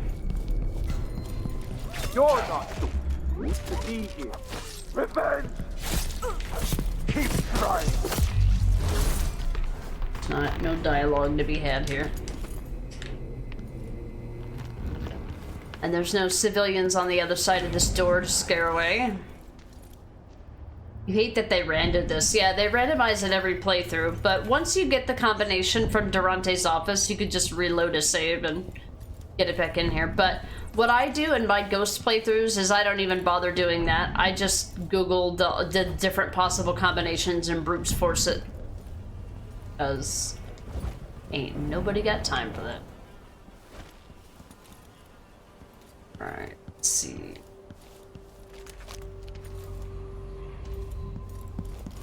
Didn't read the sign. Plaque.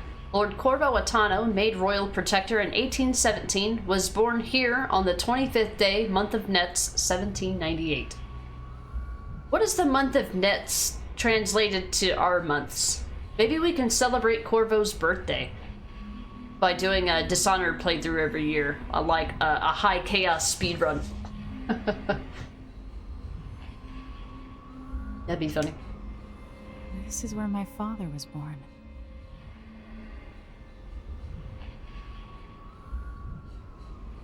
And the place is ransacked.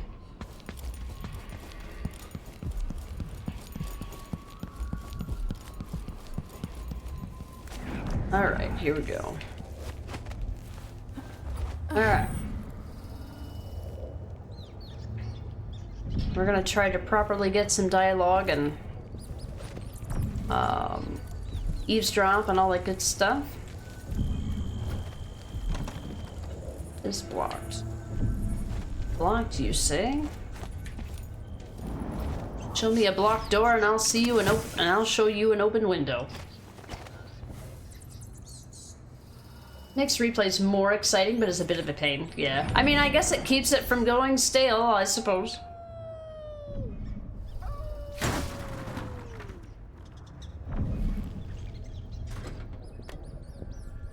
A love letter? Ah, Mindy, I've seen you fight 3 at once with only the haft of a broken shovel, but it's not your mean streak that I'm obsessed with. I want to bury my fingers in your hair. Has it ever met the teeth of a comb? I dream about running my fingernails over your scalp, barely touching you, licking the sweat from the soft down at the back of your neck. If I could, I'd grab your face fast enough to surprise you, and then I'd kiss your open mouth, soft as a cat at the milk bowl.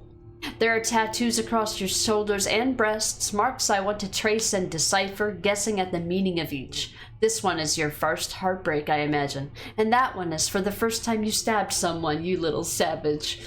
I want to know all about you, to read the story on your body, all the chapters, even the secret ones. Do you have tattoos under your knickers? Legend has it that one of the boys who saw that ink and blabbed about it didn't survive to see it again. I want to bite you and kiss your skin just hard enough that you'll keep a mark, a new tattoo made by my lips and teeth. Maybe you'd shiv me in my sleep for doing that, but I won't care, as long as you remember me for a few days. Aw, isn't that cute? How precious. How precious.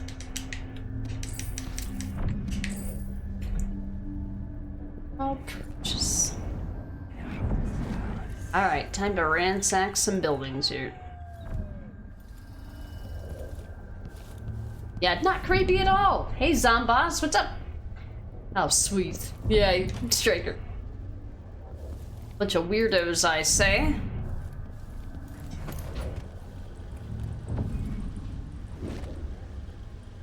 Any health? Windows.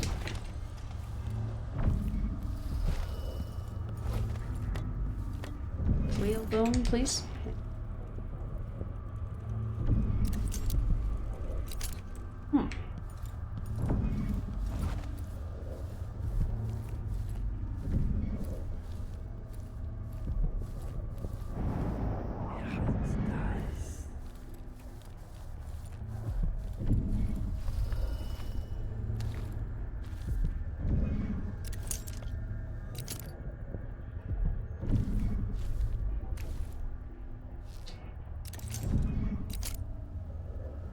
Dropping by a bit before taking care of some chores. Yeah.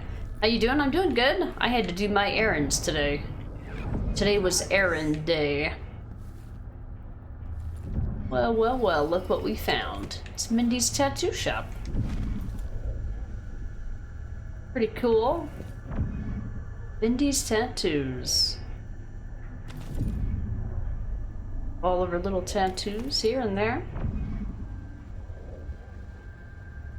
Creepy. Neato. It's kind of a cool way to put the art of Dishonored in here. Concepts that they might not have stuck with for certain things. Let's see. Mindy Blanchard's diary. Notes on magical marks. The 4th day, month of clans. It's festering now, and the healer says I need to keep the poultice on for another day at least. He wanted to put a flame on me, but I took out my blade, and that changed his mind. But it's not all a loss, because now I know it ain't how deep you cut the tattoos. Deeper just makes them ooze pus. Ain't nothing magical in that. The 12th day, month of songs. I finally came to realize it ain't enough just to have a tattoo. A tattoo is nothing but a pretty picture put on your skin, that's all. So I've been studying those marks on Paolo's talisman. I don't know where he got that old dried up corpse hand. He never talks to me about it directly. But something goes down, he takes a bullet in the head or a blade in the gut or whatever, and then he's back in his little secret room right next to his office like nothing ever happened. Maybe someday I'll just drink a little more than usual and ask him straight up. Anyway, it's something out of this world. I can tell just by looking at it. I get a funny feeling close up. Wish I could look close at the marks on it. I bet there's special herbs or something in the ink. Or maybe not herbs, something more. Mayhap whale's brain, or crushed bloodfly wings, or something brought up from the mines and crushed into powders. The 25th day, month of songs. Whale blood in the ink's not right. I'm feeling terribly off. Head pounding worse than since I was little. And that other boy hit me between the brows with a brick just before I threw him off the water tower. And the tattoo ain't setting proper like. Well, she just be injecting everything. Power than meets the eye. Yeah, I would say somebody who dies and comes back. Yeah, I'd say there's probably something slightly different about them. Zomboss, out of curiosity, did you see my message from earlier today? I did. It's funny, you came in like probably 10 minutes after I mentioned that. I did, I should have got a screenshot of it is what I should have done. I do have the solution on paper. I don't know how well you'll be able to see it. Let me put it up close to the camera. So this is the solution to the puzzle, the name and the corresponding item that goes with it. I don't know how well it'll show up on... Let me turn my key light off. There you go. So you've got Finch with the diamond, Winslow with the ring, Marcola with the bird pendant, Conte with the Moor medal, and Natsiao with the snuff tin. Sorry, my writing is terrible. But yeah, is that the answer that you got? Because that's what it ended up being.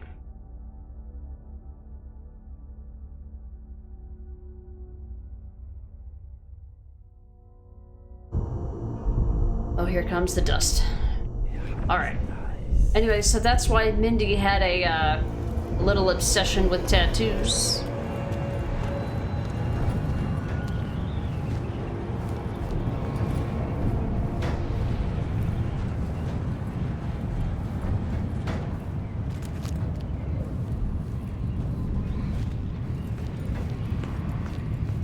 Well, I think I walk just as fast now in stealth mode thanks to my bone charms.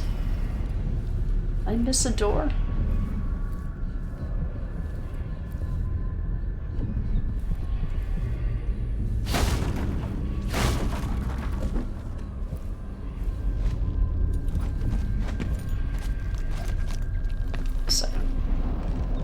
Oh. Bam's completely off topic. You like my floor? Yeah, my house has all hardwood floors and linoleum. It's in terrible shape. It hasn't been maintained well. Just got a hidden thing up there. Does this lead somewhere?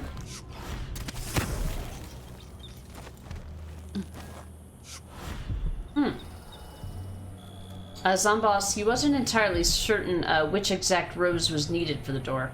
Oh, you have an entire chart's worth of answers from doing the logic puzzle. Oh, I like the different possible combinations, I see. Yeah, there's one definitive one that works. is this here? Hardly be for nothing. There's some loot in here and I'm about to fall. How did I get in here? Second. Oh, I never went in here. This is where it is. The bone charm. Leviathan's mind. Regenerate mana while underwater. We really just don't go underwater all that much. Abby, you just got to a hella epic point in Forbidden West, and guess what? Life calls. Oh no! I hate it when that happens. Like, it was just getting good life. Jeez. Well, I hope whatever it is not bad, but duty does call. No problem, Abby. If you gotta go, take care of business. Totally understandable. I hope you get a chance to play later. I'm glad that you're loving it. I'm hoping that I love it too. I'll eventually get to it. What I'll probably do is do a replay of Horizon Zero Dawn and then jump right into Forbidden West so that, like, the story is fresh to me. I wish I could do a New Game Plus so that I wouldn't have to grind everything all over again, but if I want to do it on PC, I need to, because all of my save files for Zero Dawn are on PS4. Let's see, Amadeo Monte. Amadeo Monte, artist, draws advertisements and portraits for the newspapers. Lives near the dockyard. Spotted him when he lost his shirt in a game of dice at the Crone's Hand. Seems to have interesting ink on his back. Really want to check it out. Met up. Definitely has some very unusual tattoos. I might have to see him again once or twice. Take time to make a good sketch. He's cute, so that part'll be easy. But I need to be careful. I think we were followed. Probably one of those limp dicks from the Abbey. And shit, they got him. So that was the body that she had you steal in Chapter 2. This is the loot I was looking for. Reminder, check out the whale. Heard that one of the whaling ships from Santiago Fisheries brought in a big fat one, bleeding all over the docks a while because of an argument over port taxes. I need to go take a look one of these nights before it's totally rotten. I could probably snatch a few gallons of blood and grease to refill my ink stocks. And gross. Also another reference to Chapter 2. From, you know, 4 weeks ago when we started this playthrough, or what seems like 4 weeks ago. Alright, I need to use the restroom. Not bad, just life. Yeah, like you do. Like you do. Quick save. I need to use the restroom really quick, guys. I will be right back.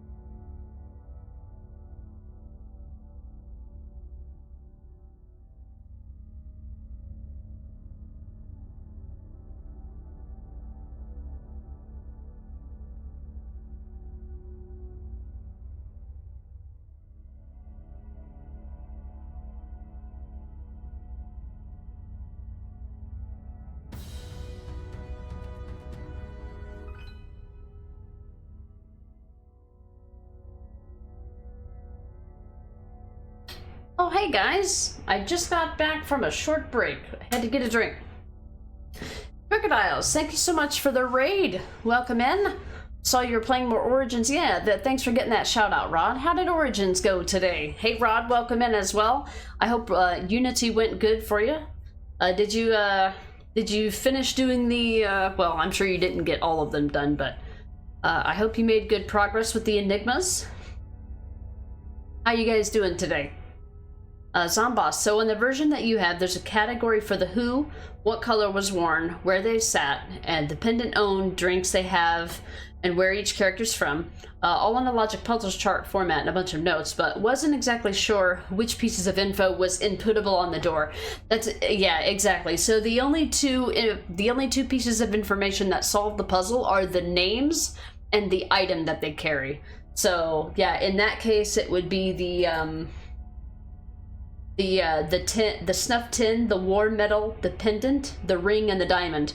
The rest of the information simply helps you determine what order those go in. Yeah.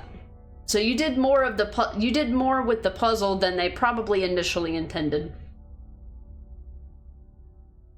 Let's see, Origins went well. You got the hyena and the lizard assassinated, so now the crocodile remains. Ah, yes.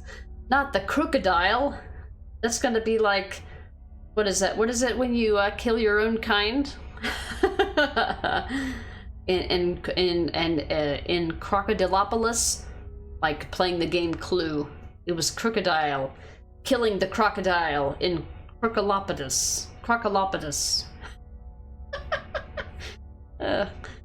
I'm glad to hear Origins went well. Dishonored 2 is going well. I'm in the middle of a mission that has multiple different endings that you can get, and I'm trying to showcase all the dialogue and going down the tree of possible the tree of possible decisions. So we've been showcasing that, and then I have the combination. I can start the next mission pretty much any time now that I know the combination that I need that you gather by doing this. But I want to showcase the rest of all the different possible combinations for this mission before I move on. So it's going well. This is mission 6 of 9. I intend on finishing 6 and getting a start on 7 today, but 7 is a massive chapter. It's almost like two chapters in one. So I want to get a start on that so that I don't think I'm going to be able to finish it on Thursday and then try to squeeze 2 chapters in on Friday. I don't know if I might need an extra stream day of Dishonored 2. Huh. No. Might end up having to do an extra weekend stream on the work weekend. So yeah, it's going a little slower than I anticipated, but I'm trying to show off as much as I can, and it's taken a little longer than I thought. So we're in mission 6 of 9. This will put us at about, what, the 2/3 mark or something, a little between a half and 2/3, and we're at, what, 24 hours into the playthrough. It's a really long playthrough if you're trying to get all the dialogue, but you could probably finish this game in a relatively quick speedrun on easy by just, you know, brute forcing everything. But yeah, can be lengthy. Ron, yep, no problem for the shout out, of course. You finally got the enigma you worked on for about 2 or so hours done. You've got 5 left to do. But in the next stream, we'll do some other content since you've spent about 3 streams just on that. Yeah, trying to go through the natural process of solving the riddle yourself without using a guide is just... that's too much. Crocodiles, it's a crocodileception, it really is. But for anyone who might have been here and didn't come over with Crocodile's Raid, he's playing through the entire Assassin's Creed series, doing no HUD, I should say. No HUD, complete immersion, doing various different types of, I think, types of playstyles depending on the game, limiting the number of times that he can look on the map for reference and things like that. He's currently up to Origins, and I'm pretty sure he's going to be doing Odyssey and Valhalla and Mirage after that. So if you're not already following Crocodiles, give him a follow over there. He streams typically in the mornings about the same time that I do, so if you can catch my streams, you can definitely catch his, for sure. Absolutely. Avi, you loved going after the Origins targets, yeah. I ended up getting about 96% of that game. I think the only thing I didn't do in Origins was get all the elephants. I haven't even completed a single one. They're like one-hit kills if you make a mistake, and it's not my type of thing. Nice indeed. Rod, you know what that's like, showing multiple outcomes in a mission. Yeah, Deus Ex was probably one of the most intricate, I would say. Speaking of Adam Jensen there, we were talking about and comparing this, kind of loosely comparing this to the Deus Ex series and other stealth games earlier today. 6 out of 9, you say. Oh, I see what you did there. I gotcha. See, even I didn't even think about it. 6 out of 9.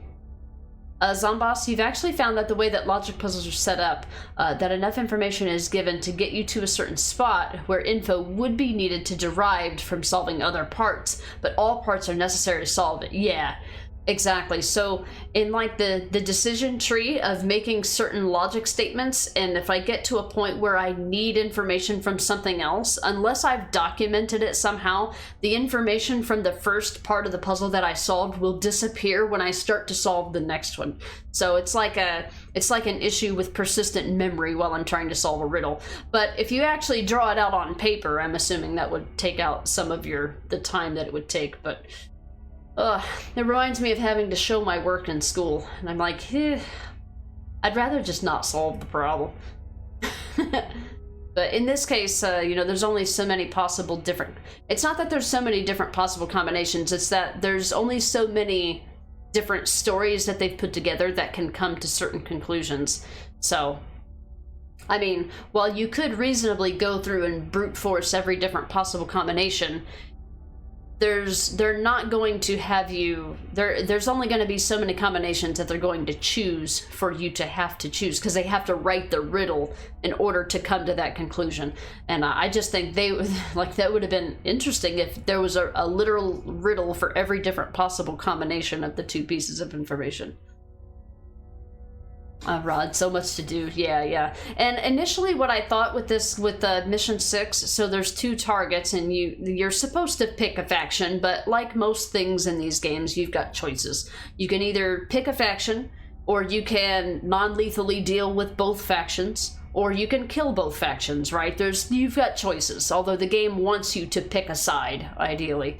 But yeah, there's 4 different possible combinations of things and decisions that you can make for this section of the game.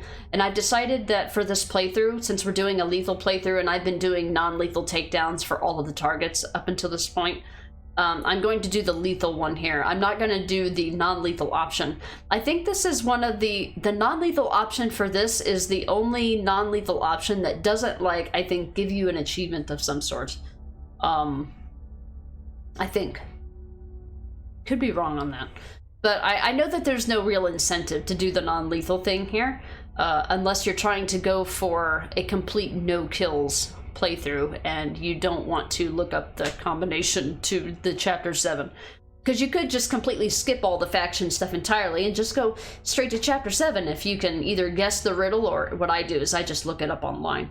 But you can actually, I think you can actually sneak in and get the puzzle combination without killing anyone. But there is a dedicated non-lethal way to do things. If you leave them both alive, it creates another different situation.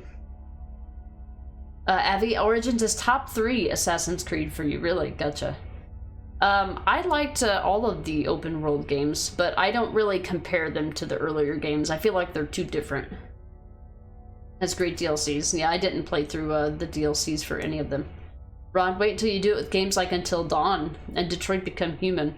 Well, they have an in-game they also have, like, you can see, like in Detroit Become Human anyway, you might be able to see it in Until Dawn. I think there's a way to see it. I don't know if you can see it during your playthrough or not. I don't remember. I played Until Dawn, but I don't remember.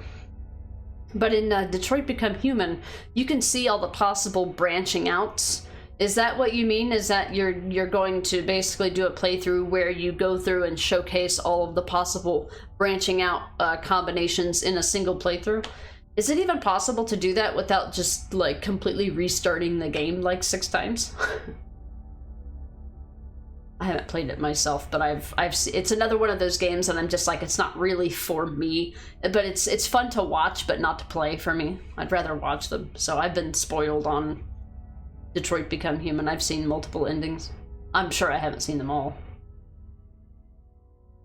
Bully Maguire style. Yep, we're gonna, in this particular playthrough, I'm showcasing the two different, siding with the two different factions in this case because there's an achievement for both. But I am going to eliminate both of them to get the ultimate dark ending, or not dark ending, but because this is just one decision point in the entire game that leads up to your ending that you get, you know. But you're able, yeah, I felt, well, so Zomboss, what happened is I got the solution from the game. So in the game, you can literally find the solution written on a piece of paper if you find the key to the door that has the puzzle solution in it. It requires you to go everywhere across the map to get it, but you can get it. So I got it, I didn't solve it, I found the combination in the game. Rod, not sure about supermassive games, but you can definitely see those branches in Stat and Detroit Become Human. It would take multiples, you say, but having the branches there visually to see would help know what you've already chosen, what outcome I haven't gotten. Yeah, and I'm pretty sure that you could probably look online and see like an entire, either an entire picture, you might have to zoom into it, but you might be able to see all those, like everything on one screen while you're going through and replaying chapters. But yeah, that solution that I wrote down on that paper, Zomboss, is the one that is actually in the game. I can't show it to you now because since I have since reloaded an old save, but we'll be getting the combination again because I'm going to be killing everyone in Paolo's area. So, but yeah, and also, everybody probably already knows this by now, but if you're coming in from Crocodile Stream, I'm doing an annual series playthrough of the 3 mainline Dishonored games. Dishonored 1, 2, and Death of the Outsider. This is Dishonored 2. And, yeah, I'm gonna try to finish this game this week, and then, in 2 more weeks, we'll start Death of the Outsider. Did she have anything else in here? What did I miss back?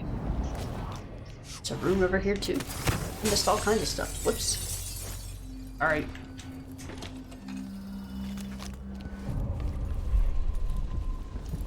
Style territory, my ass. Oh, I guess I never went in. Oh wait, no, oh, hold on. One of these, some of these are the black market shop. I can't do, well, actually, you know what? These are just civilians. They can fuck off. No. Huh? I can't take this anymore. Guard!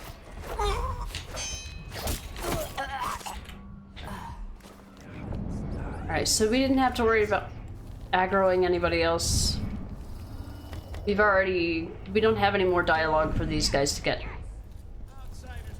They don't even know what happened. This bone charm is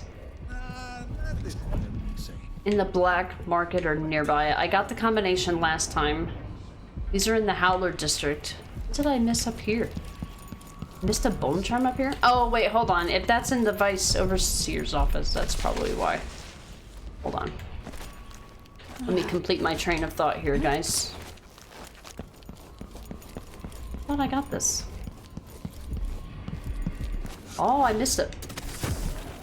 It's fair. I was probably trying to get dialogue. There's the Vice Overseer. Oh, okay. All right. We're not gonna get that bone charm until later. I didn't miss it. I just couldn't get it yet. It's all good. Zomboss, not as fun or interesting as solving it. Yeah, it's not... I think puzzles are a pain in the ass and they're not enjoyable. I do not find joy in solving puzzles, even if I'm right, even if I get it right. I'm more grumpy about having to spend the time to do it. So it's not fun or interesting to me, personally. With you, you like the logic puzzles. Glad the game gives the other options. Yep. Because logic puzzles are definitely niche. That's, yeah. I mean, I don't know that they're niche. I think people probably enjoy puzzles generally, but I just know that I do not. Like with chess, logic puzzles are one of the fun ways one can exercise the brain. I don't like brain exercises. Don't enjoy them. I don't partake in them unless I absolutely have to.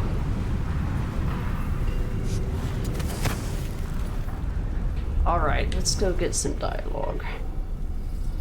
These are not windows I can go in, I don't think. Air smells like rat piss today. So the best way to get the dialogue for these guys is to go in through an alternate pathway. This is Mindy's place. They're not gonna let me go down here unless I can get through here stealthily. Here real quick. I want to do this. Around here looks suspicious. The rats look suspicious. Should I yell about them? Let's see. Alright, they're in Howler territory.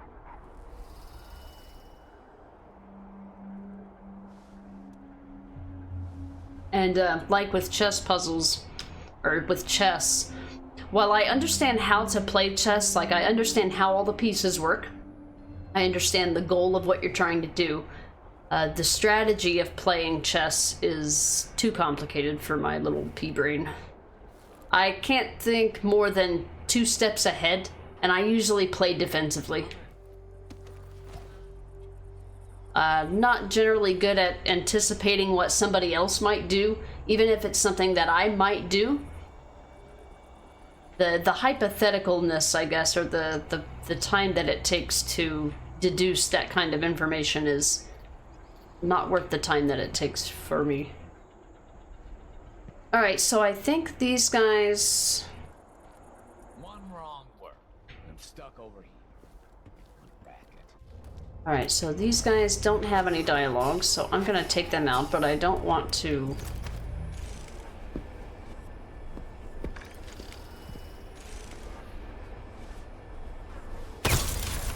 I want to alarm anybody over there.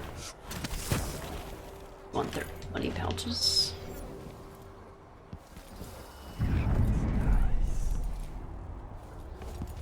I feel like I need to be careful with the word can't. So it's not like I'm incapable of solving puzzles. It's that I just don't want to.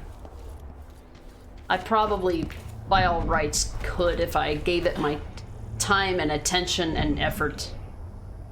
But I hardly find it worth it. I'll just leave it at that. This guy did not have anything on him. Storefronts have anything? Ooh. In there.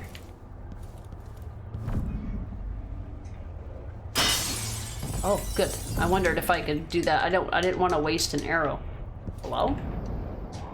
I'm sorry. Oh, there it is. Sneaky. Alright, so we're technically not allowed over here, but it'll be fine.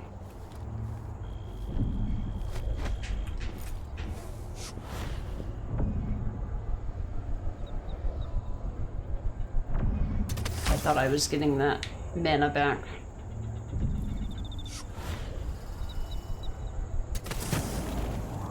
Alright guys, what kind of dialogue do you got for me here? Anything special for me?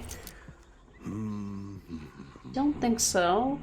We might have to get it in the courtyard. I know that there's an underground place down here. Need to get some dialogue as well. Save. Babs, I'm shockingly bad at chess. You were in a chess club as a kid? Oh, really? And they used to use me as the chess fluffer. The others would compete against me for an easy win to build their confidence before big games. God, that sounds so reminiscent. But you totally get you with the logic puzzles. You either enjoy them or you don't, yeah. I don't know, I think there was, like, there's a time, like, there are times where if I solve something, it'll make me feel good about myself, but I would say most of the time if I struggle with something or if it takes me a long time to figure something out, even if I do inevitably figure it out, I still feel like a retarded asshole at the end of it, so it's generally not a pleasant experience. I still feel like it takes me a lot longer to figure things out, and it's relatively embarrassing. Why is it always so dang hot?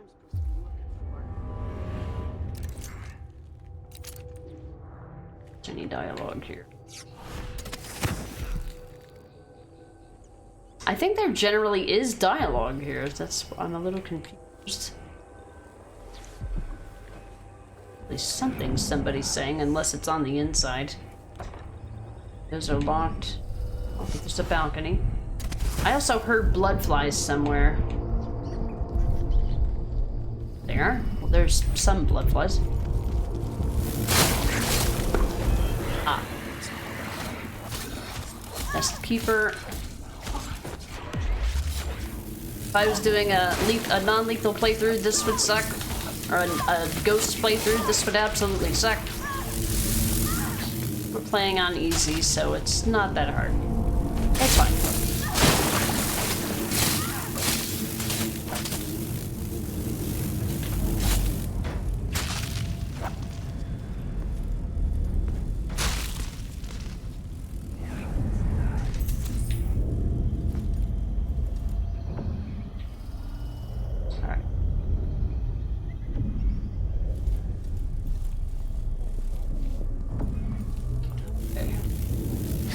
So I don't remember this section, but it's possible that if you're doing a low chaos playthrough that this section could actually have live people in it.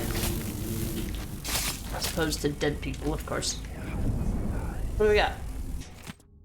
Doctor's accounting book.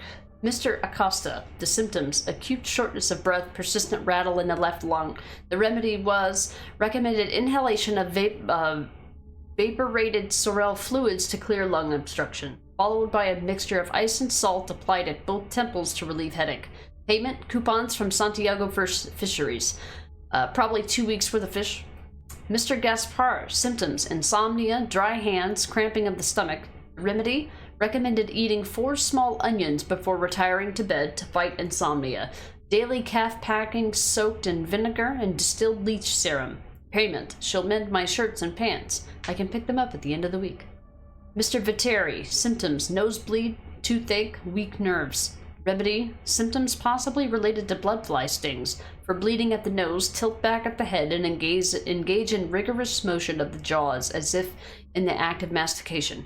Daily injections of purified river crust ichor will strengthen the weak nerves. Payment: half mutton. Doesn't look fresh. I'll boil it when I can get to it to eliminate infestation or parasites. And then this is what happened. Next thing you know, the whole doctor's office is infested. Nests everywhere. Alright, time to leave.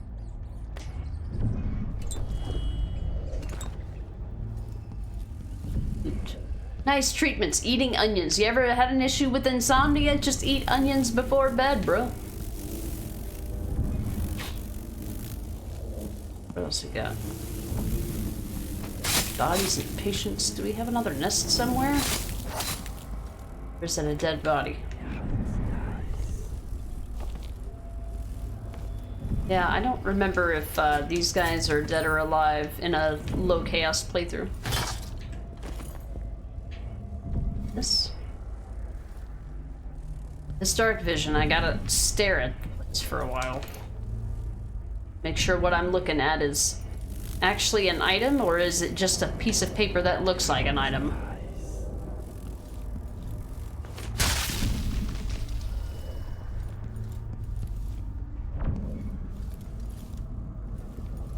Probably gone through this area like 4 times.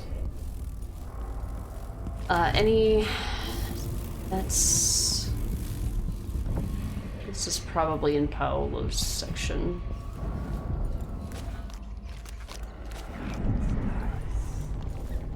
Or if you use Shadow Walk, you can go through there. Here we go. Don't have sleep darts. I use them in a pinch, but for the most part, I just... Oh, there goes the rats. Oh.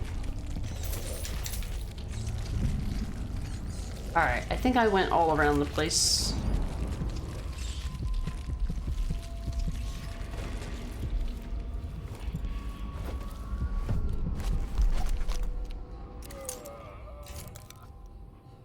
Not this lady usually has dialogue. Could be wrong. I see dead people. Yes, I see them through walls as well. Hey Zareth, welcome in. And if you have an issue with onions, eat insomnia? Well, it would be like, you know, drinking a cough syrup that tastes terrible. I think that even if it tasted terrible, you would still probably eat it or drink it to make it go away.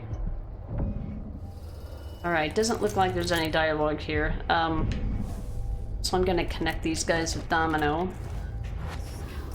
Let's see. Too far away from me. I like that dark vision doesn't even reach the ground here. Storm here. I could really use a mug of something cool. I don't want to aggro them.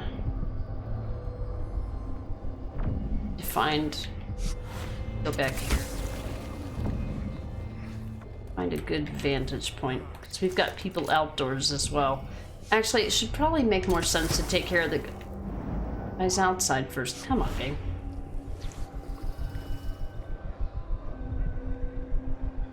Stanley, onions contain a type of amino acid that can act as a natural sedative and can help reduce stress levels, which can contribute to a good night's sleep. Okay.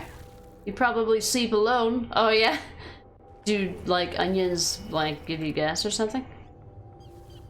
I'm not a big onions person. I don't mind them if they're used to flavor, but I usually, like, filter them out of anything that I eat. With the exception of maybe minced onions. As long as I don't have to actually crunch on onions, I'm alright with them. I don't mind their flavor or anything. Crocodile's raid. No problem, Stanley. Thanks for coming in with the raid. I hope you're having a good day. He's always right. My brain thinks it's the weekend for some reason, but...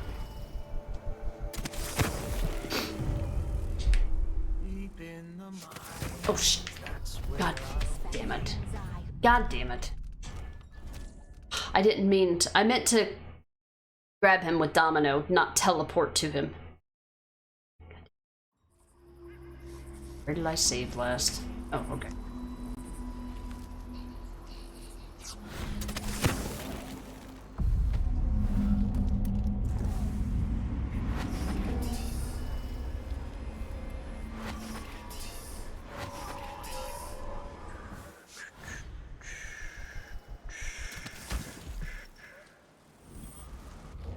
Switch back to Domino. That's right.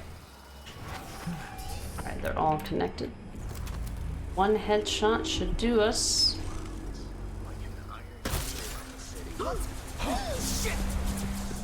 Ah, fuck, they saw it. It's okay. Ah, shit, it brought people in from outside.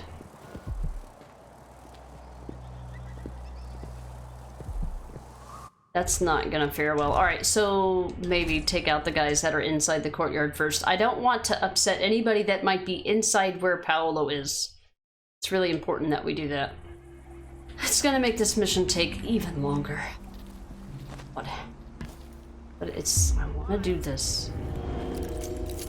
Thought they usually have a conversation.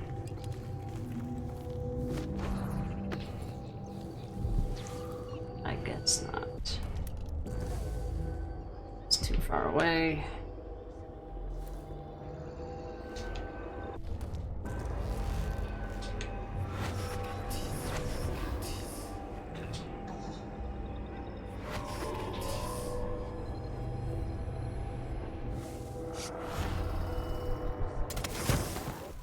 It's what I should have done. Next time, for sure.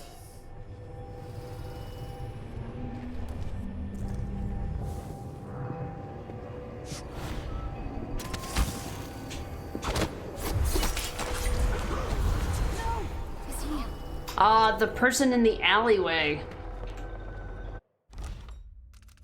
Person in the alleyway. Okay. Alright. It looks like I'm gonna have to sneak in here and deal with these guys later. Alright. Stanley, your sister used to eat it like an apple. I've heard of that. I've heard people eat onions like that. Zareth, I'm not dead yet. I'm just very badly burned. I know where that's from. That's from Austin Towers. From Mustafa when he's... What was he doing? He's driving and he drives off the side of the cliff. but he lives. Abby, welcome back. You're back. Life forced me off of Twitch as well, but what can you do? Life's like, well, it happens, yeah. You didn't really miss anything. You missed me reloading the game 50 times because I'm doing things in a strange order.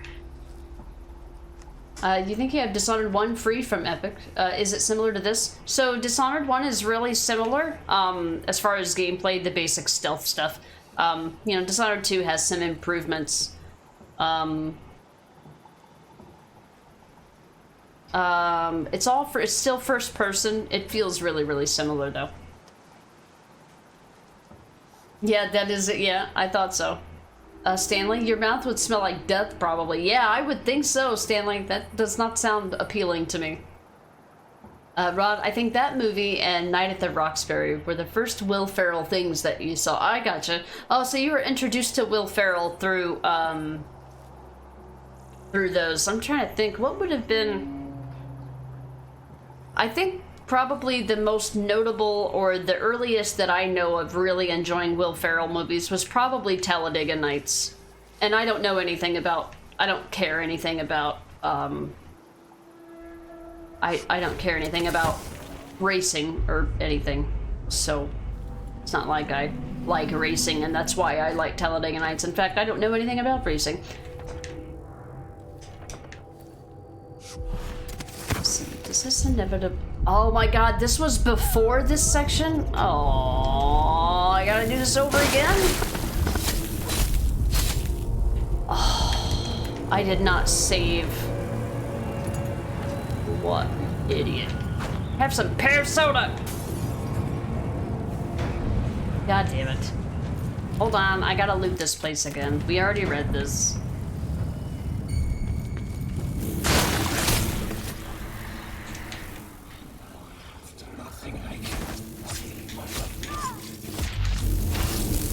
Sorry guys. I must not have saved after I cleared this place.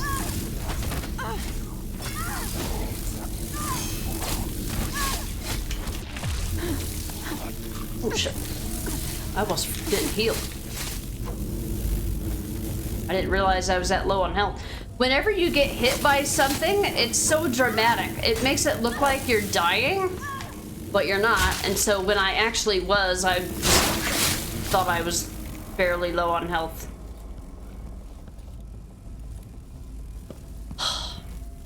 Do this over again. Next time I need to save. I thought that I did save, but apparently the only save that I had... The only save that I had was... from before I started this section. I didn't realize that was the save that I was reloading. God damn it. I gotta get everything all over again. Night at the Roxbury was good. I haven't seen... I think I only saw that movie one time. I haven't seen it since the first time I watched it. I vaguely remember it. Why did you want to play through the AC games? Just because I had been watching people play them for a long time, most notably Crocodiles and Rod. Those, I mean, they didn't suggest that I play them or anything, because I never had the intention on playing them. But, I guess just hanging out with them as much as I do, just eventually I figured I'd play through them all myself. I started this journey in May last year. So by the time we finish Mirage next week, it will have taken like 10 months or damn near a year to play through them all. Now, I didn't play them all. I always had other playthroughs going on simultaneously that I would switch back and forth, so to where I wasn't just playing one game franchise and one game franchise only.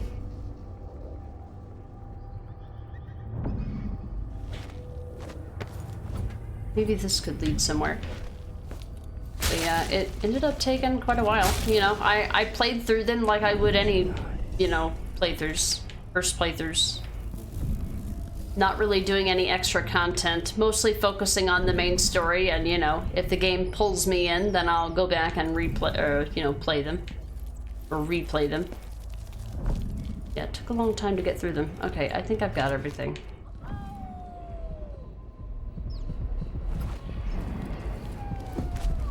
Alright, so I need to get in here. All of these are locked. This is where Paolo will respawn. I recognize this. I need to find another way in aside from the main door. So... focus here, 1 sec. There was another exit out of here. Where did they go to? This is just another way to get to the same place.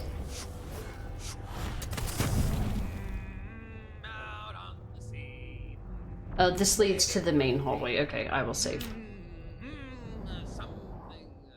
I've seen it for years, but really enjoyed it. Yeah, I remember it being funny. And if anybody, I think somebody said if anybody has PlayStation Plus, all of the Dishonored games are free on there, I think.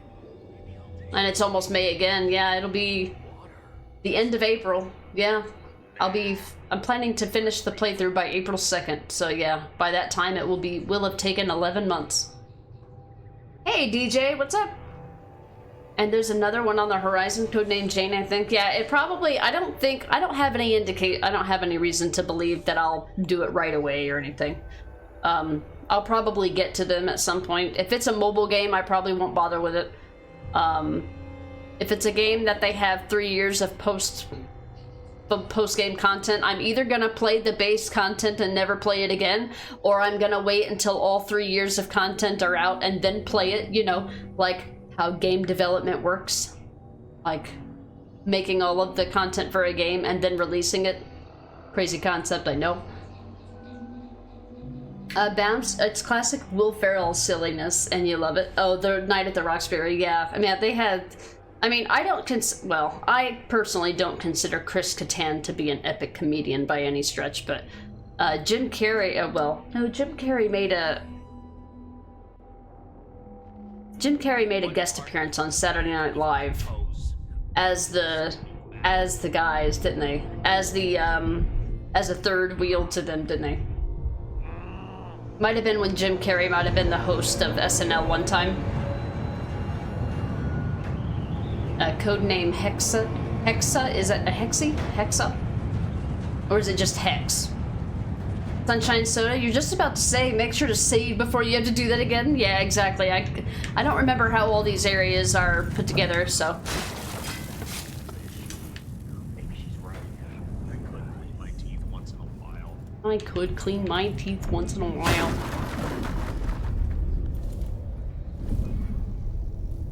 Okay, he did hear that. I just saved though, it's fine. Abby, oh. Who's calling me? Hold on.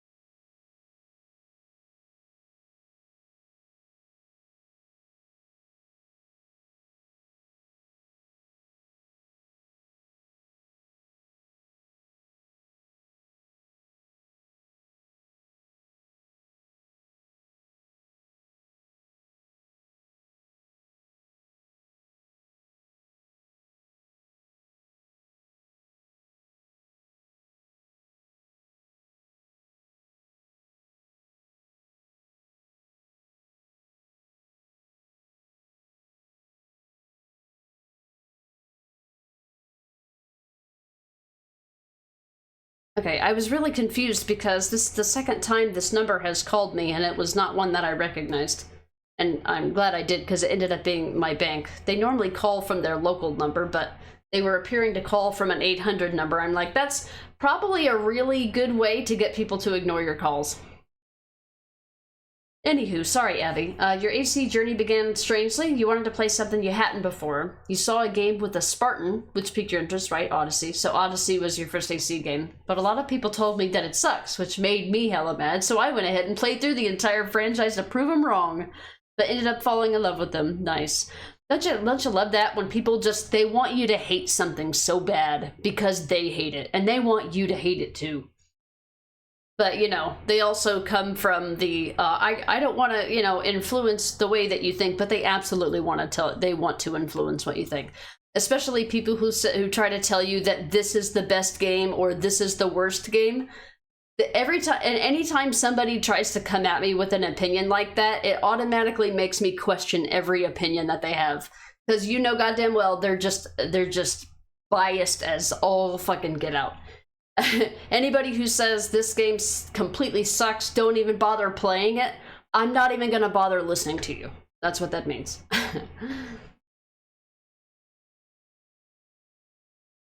Hey Jones, welcome back. Hey, you got to catch me on a day that I don't have to end stream right away. Today is, I'm off, I don't have to work today, so we're doing a longer stream today. DJ, that's the working title. Okay, sure, when they have something to show, it'll be a more official name. Gotcha. So it's like a code name. Rod, AC Infinity will be the only way to access new games moving forward, so that means codename Red will be the first game that you can get. However, Ubisoft have not even mentioned how much Infinity itself will actually cost. Yeah, I have a feeling that they need to be very, very, very careful with how they approach that. Casper, if it's a number you don't know, you usually don't reply. Yeah, I don't either. I don't know why they're suddenly calling me with like an 888 number or something. I'm like, you know people aren't going to answer that, right? I mean, I don't normally answer local calls, but if I'm expecting a call from someone, then, you know, I will look out for it, or I'm more likely to answer the phone for a local number that I don't recognize if I'm expecting a call from someone that I don't normally get a call from. And then if it's an automated anything, I just hang up. Rod sees number I don't know, lets it ring, and then go to Google, search the number. Yeah, well, the bad thing about looking up numbers is most of the time, if it's something nefarious, you're probably not going to be able to find anything on it. But if you can't find anything on it, then it's probably not legit. So you've answered your own question there. Striker, you better call me from a number I know. My first thought is ignore. If it's important, they'll leave a message. That's the way that I am. Yeah, absolutely. In that case, it was my bank, which is kind of a local bank, but they're like growing a little bit, and I think that might be why they started to start like making it appear that the number that they're calling from is the number that they want you to call back, and so that you don't have people's direct lines or direct lines to get directly to the manager or something like that. I understand that, but yeah, give me a heads up. Jones, you had someone try to convince me that the 1-week trial of WoW that you had wasn't enough time to love it. I mean, so did you say that you played it for a week and you didn't care for it, and they tried to convince you that you need to play it for more than a week? That's what it sounds like might have happened, but I don't want to assume either. Avi, you do really love Odyssey as a Greek history game. You think it's a lot of fun, and you love the historical characters, locations, and events, yeah? But everything AC with it is really bad, yeah. But that's simply the AC part of it, which isn't very big. Yeah, I mean, arguably, some people say that the games have become less about the Assassin's Creed and the Brotherhood as time has gone on. So that's a fair way to look at it, and I can see how people might think that. Rod, very true, because if it's the price of a full game, then that'll not go down. Well, because to play Red, which is to come out the same day, you'd be paying for 2 games. Yeah.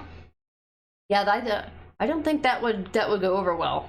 You would think that they would introduce it first and then bring out a game for it. But if they're planning on going with Infinity moving forward, I don't know. Maybe that means that games will be cheaper and you just have to pay for the Infinity mostly. I don't know. If they're not coming out with information about it, there's no way to know. All we can do is speculate. If you play something for a week and don't love it, I think I'd take the risk.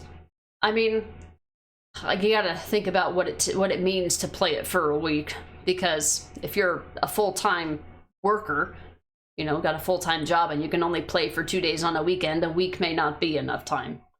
But, I mean, if the gameplay of your game drastically changes after more than like the first 10 in-game hours, then you can hardly expect that amount of time to be enough time. Jones, also, if you ever get a spam call for like the extended warranty, I'll just tell them I have a 1927 Ford Model T car and either ask if I have a different car or hang up. Nice. Yeah, I'm like, man, that's that warranty's 100 years old. That's crazy. Babs, nothing that takes more than a week to love is getting your time. Oh, I see. I gotcha. It depends on what you mean by a week of time. Like, for me, to play a game for an entire week and not love it, I would probably not play it some more. But with WoW being as massive of a game as it is, I could understand how some people might see it that way. You played a pretty good portion of that week trial. It was incredibly boring. Yeah, I mean, I would guess that if you're not hooked by the early game, then the late game might not appeal to you as much either. Especially for a subscription-type game. Avi, you're mostly upset about the death of physical games, not because this supports paying for a game doesn't mean you want it crap. Right, yeah. Mainly because, yeah. Yeah, they're gonna eat those words. That's about as crazy of a statement as the person that said when they introduced the Diablo mobile game, Blizzard did, and they're like, well, you guys have phones, right? That line immediately went down in history and ruined that guy's career. Bet.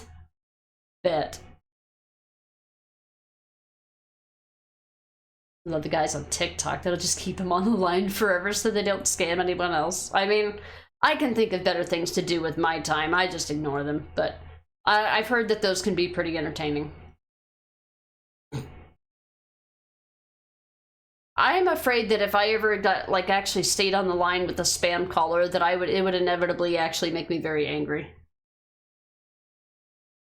Rod, apparently the approach with Infinity is that all the present-day story will be through that, and nothing in the actual games anymore. And that in each game there will be a mini Battle Pass content for characters that will have story. But who's to say that they won't make that story content part of the main narrative, but to experience it you have to pay for it. And then maybe down the line, side quests will only be available if you pay for it. It sounds like the type of model that they're wanting to go for. Like, they don't want to make full-fledged games anymore. Jones, some track to scam calls to the office they're in.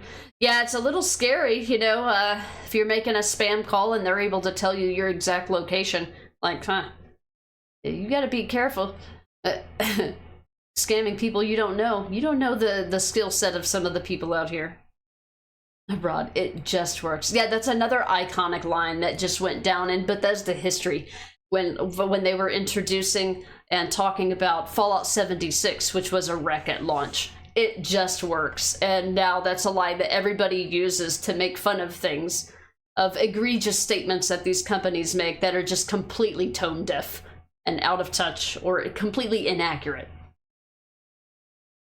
Abby, it makes us seem like they want people to pirate games, which is so dumb. Yeah, I mean, I don't know how possible it would be to pirate a game if you needed a third-party launcher to play it, but I guess it would just require you to hack one. I guess it would just make it a central point of hacking in order to play all the games. Imagine if you could hack Assassin's, or, you know, Infinity, and then just get access to the whole catalog of games. Imagine hackers doing that. Rod, very true, being able to do things in a more assembly line way, yeah. Yeah, it sounds like that's the way that they want to do. The Infinity sounds trash, but Red could be interesting. It's possible. I don't have my hopes set very high. I did like Mirage, but honestly, I don't know. I don't know if they intended it to be...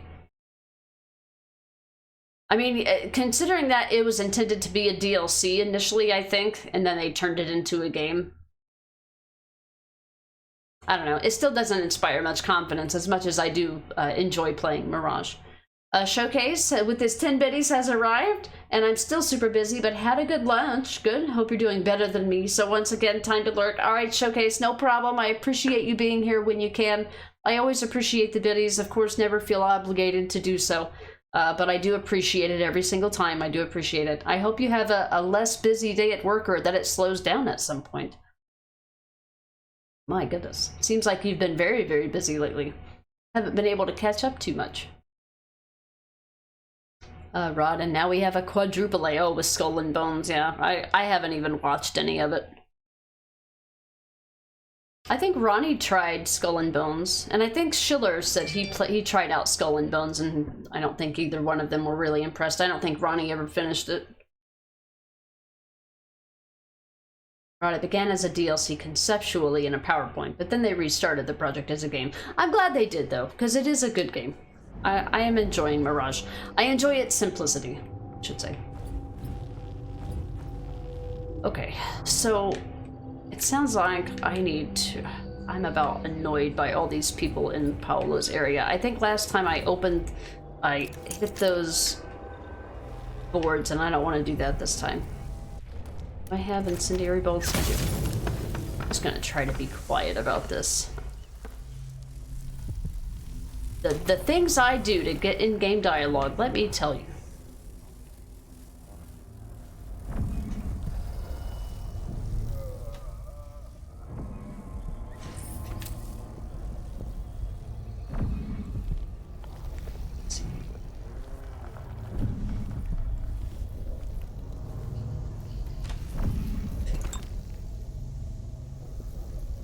Find another way in here. I think I can get in through the basement, but I might need to go through the alleyway to do that.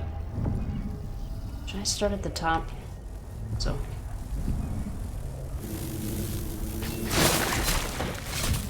I don't want to accidentally hit anything loud. Skills. I haven't checked my powers recently. What have I got? I was trying to upgrade this. I got this. I need this next. Alright. Now, in order for me to craft the stuff that I want, I need to be able to sacrifice the things that I want as well, which means I'm going to have to go without them until I craft a new bone charm. I should have the ability to craft a new one. I don't have any traits available. How much raw whalebone does it cost? 6? I can stack these. Alright, I need to do some bone charm management at some point.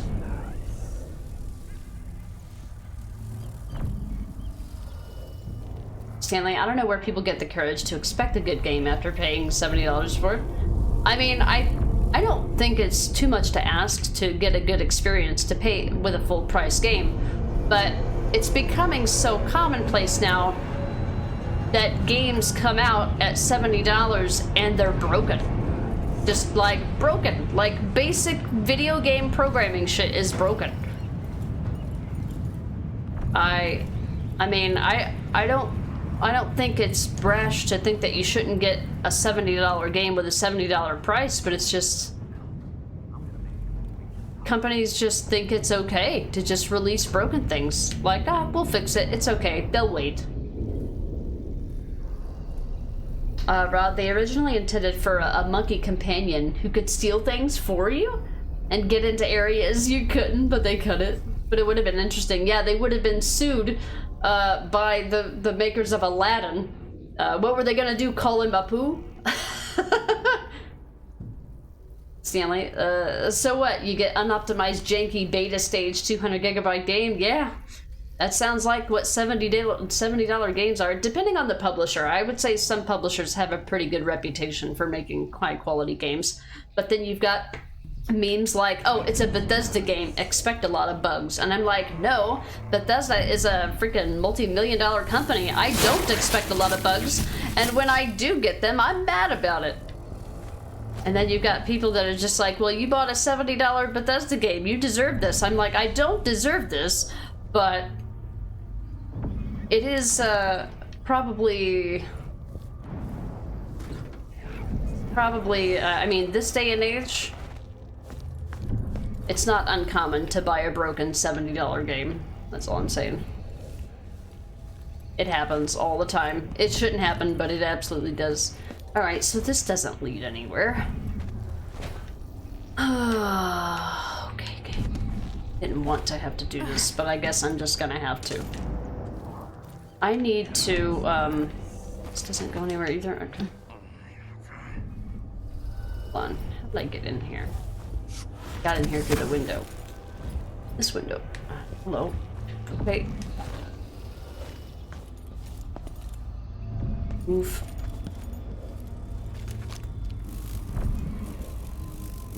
All of this in Paolo's district.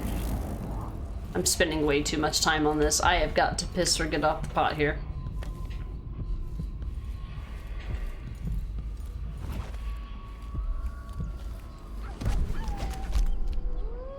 Alright, now we'll quick save.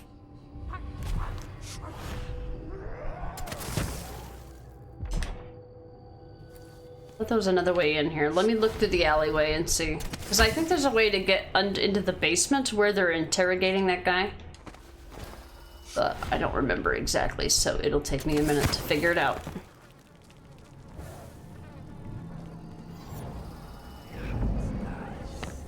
One of these is down, and then I gotta make sure to remember to get the black market shop stuff.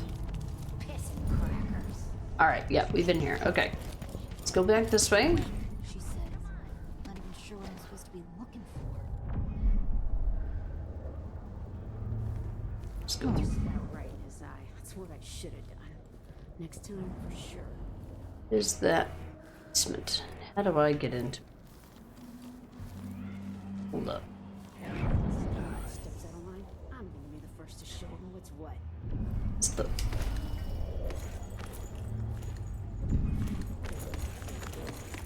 It's the outpost? Oh shit, I forgot about this. Either that or I missed it.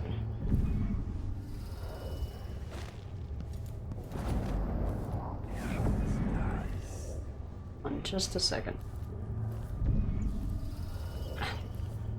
Anybody here to hear me?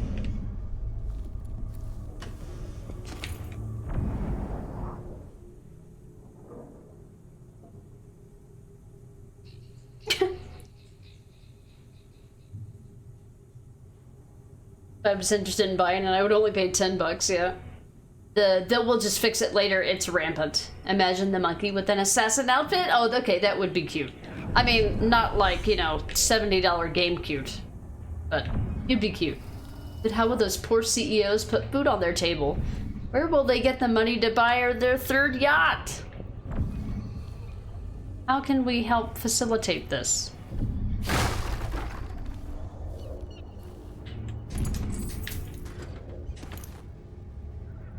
I've completely missed this area. I don't even remember this area. Whose house is this?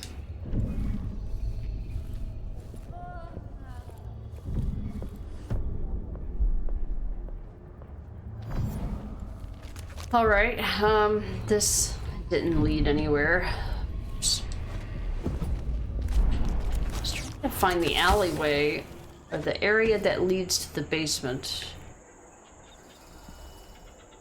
I was in there earlier, but I do know that I just waltzed in there like I owned the place. Where does this go? Nowhere.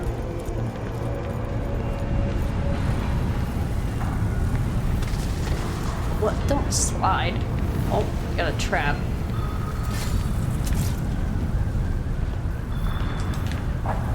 Oh, did I do that? Oh, no, they tripped it. Okay, here's another place that I forgot.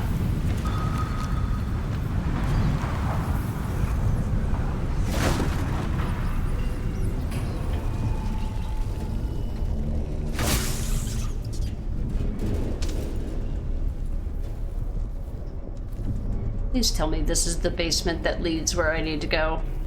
It is, thank you. I've been looking for this place.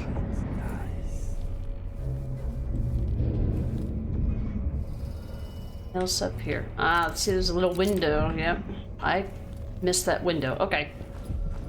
It's here. This guy has some dialogue.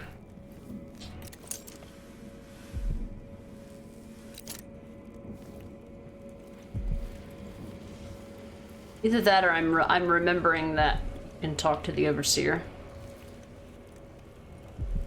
Okay.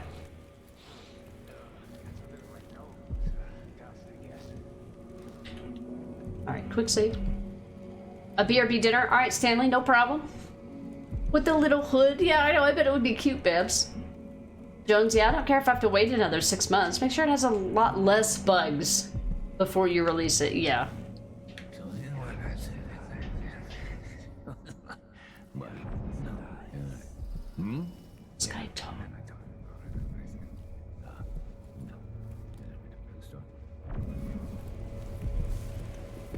Used to be, if you wanted a bath, just go for a swim. Now the canal smells like piss and guts. Alright. EA and Jedi Survivor. Did they do something similar to that?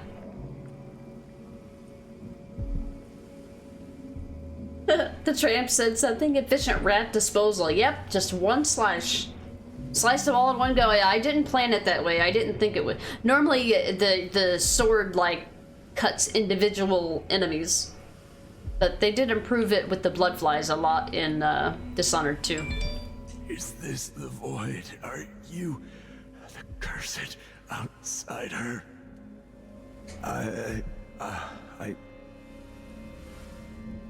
Oh. Invigorating dialogue.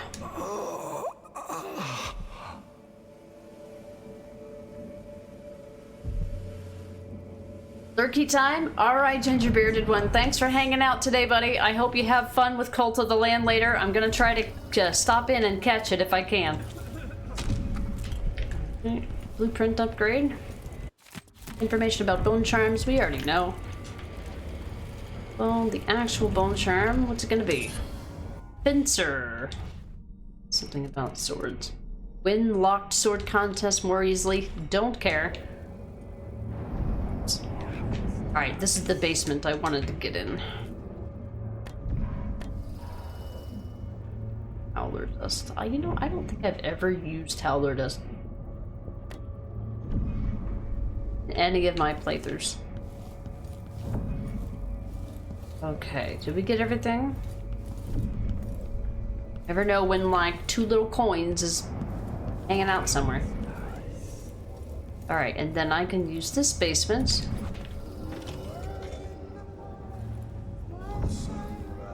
Alright, I'm stepping away for a moment. Don't drink all the rum while I'm gone. It's Pedro Pascal! I don't want to encounter him yet. What are you out there thinking, Vice Overseer Byrne?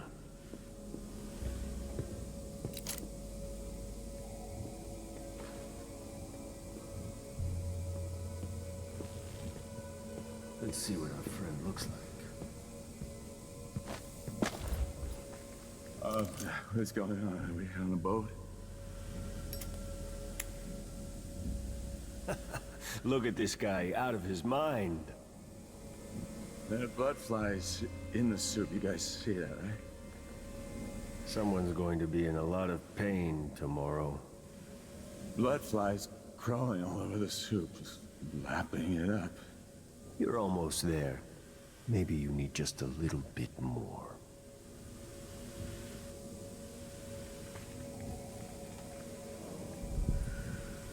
He just threw his cigar on him. Did you see that?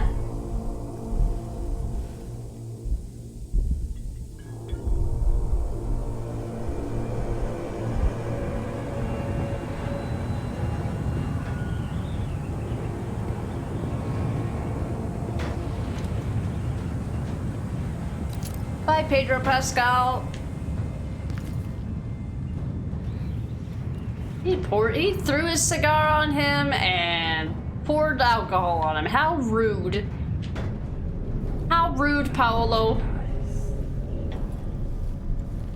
Jedi Survivor was the biggest piece of Broken Crate. It was broken on release, which sucks because the game is good. It sucks because it gives everyone, like, a terrible first impression of a game. Like, the only stories that people tell of their games is that how broken they were on release. People ask people about Fallout 76. You know what anybody remembers? They don't remember anything about the actual game. All they remember is the bullshit from when it released. That's all people talk about. That's the only thing people know about Fallout 76. And it ended up being a good game. And I have an attestation for that. That was telling from someone. And one of the best reviews for a game that wasn't an actual review was when I told Necro, I said, remember that one day that we played that one co-op stream? We ended up playing Borderlands 2, but we were talking about what game we wanted to play. And I'm like, I really need to, you know, finish the main story for Fallout 76, which is a huge undertaking. It's not something I would have been able to do that day, but we would have been able to work towards it. And I said, so why don't we play Fallout 76? And he's like, he said, I would play Fallout 76, but I don't want to get sucked into it again. Something that's like a one-sentence thing that wasn't a review. I didn't ask Necro, what do you think about Fallout 76? Is Fallout 76 fun? Is it worth the money? I didn't ask any qualifying questions or quantifying questions. I said, do you want to play it? And he said, I don't want to get sucked into it again. Which means it's fun, it's engaging, it's a good game. It's a good game. But unfortunately, the only thing people know about Fallout 76 is that they won't pay for it because of how broken it was on release. I can't say that they're wrong. I can't blame anybody for wanting to get the price for what they paid for something. Don't blame them at all. Hold on. I gotta get this, song.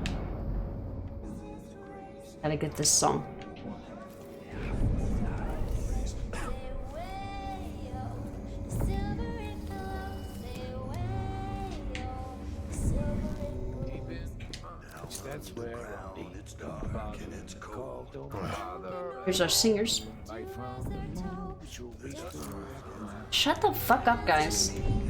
Do anything that angry foreman, please say where. The dust blows, say where. The silver glows, but the foreman he's under the Duke's greedy thumb, making them miners work till they're numb. They pull out that silver and make that man rich, and come home broken faces black as pitch. Say way-o, the dust it glows. Say way-o, the silver it glows.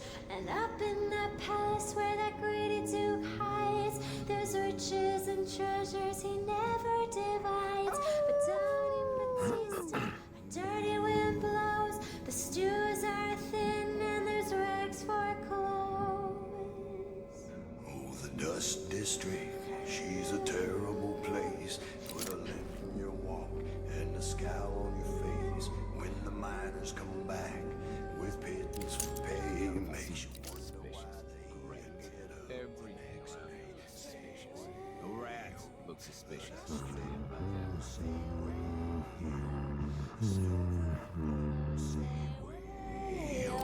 The dust it blows, say way-o, the silver it glows. I try my best to try to get those songs, but the game is just not really programmed to be immersive like that. There's an achievement in this game to find 3 of these trios, and I know that I know we've seen 2 of them. I don't know where a third one is. If we get it this playthrough, we will. If we don't, we don't. But I try. Babs, the first time you played 76, everyone was telling me how awful it was, and you really enjoyed it. Yeah, I mean, it took them a while to get like the server issue side of it done, because I don't think that with the Fallout series they had attempted that before, but they were no strangers to doing, you know, having multiplayer games, so I'm not excusing them, but at the same time, it was the first Fallout series that was made that way. Haran, yeah, you pre-ordered Dying Light 2, and when you received it, when it was released, it was full of bugs and glitches. I don't know how many times you actually fell through the map. There's a lot of people that definitely experienced that issue. We played Dying Light 2 for a month straight when it came out. We played it on day 1 because I was so hyped about it. I encountered some issues, but not as many game-breaking ones as other people did. At one point, it was almost unplayable. I heard about that, yeah. I didn't have that experience myself. I mean, it wasn't bug-free, but I don't remember anything, like, major. I played it on PC, though, I think. That's why you only played it once. Yeah, I eventually got around to... I pretty much 100%ed as much as I could on a first playthrough, and then I eventually did a full playthrough on New Game Plus. I didn't do any of the side stuff because it's pointless. And not really worth it, but... Whereas, like, when I play Dying Light 1, I replay all of the side content with it, because it's so great. I love it. You played it on PS4, yeah, so they had even less hardware to work with, so. Yeah, I think, there was somebody else, Lucifer, who's another person, I haven't seen him in a bit, but he was playing through the game at the same time that I was, and he was playing on console, and he had some kind of issue with the game, and it practically, you know, made him have to reinstall the OS on his console. I don't think it was related to the game, but he claims that it's happened more than once, and I'm like, I don't think that's the game. I think that's probably your console, but yeah, he had issues with it too. And they've made major changes to the game since it was released, yeah. I'm sure it still probably has the same, like, easy, small visual glitches and stuff like that, but yeah, it's definitely probably a far cry from what it used to be.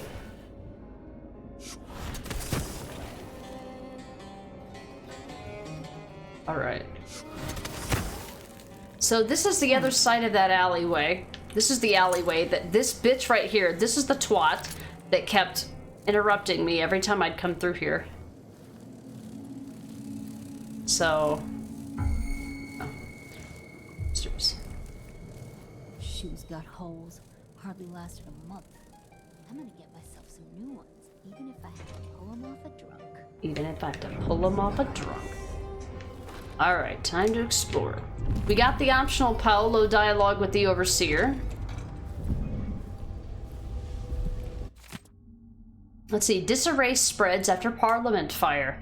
We've received devastating news out of Dunwall indicating the Parliament building there has been partially destroyed by fire. The swiftly spreading blaze resisted all attempts at extinguishing, and panic ensued as smoke and flames spread to outlying neighborhoods. Many deaths and injuries have been reported, with dozens yet accounted for. Authorities have not ruled out arson, but the smoldering ruins are as yet unsafe and are a hindrance to investigations. Meanwhile, all Gristolian parliamentary activities have ceased, and most commercial routes are now closed, making it inadvisable to travel to Dunwall at this time. See the results of that later when we go to Dunwall ourselves. Alright. I can get in here and try to get this dialogue. Paolo's outside, but we've got other...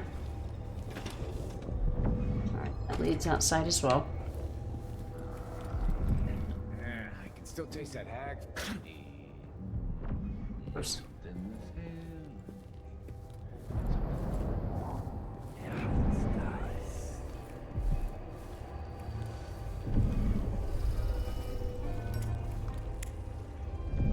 It's up there. I think there's some people upstairs. I'm gonna leave him intact.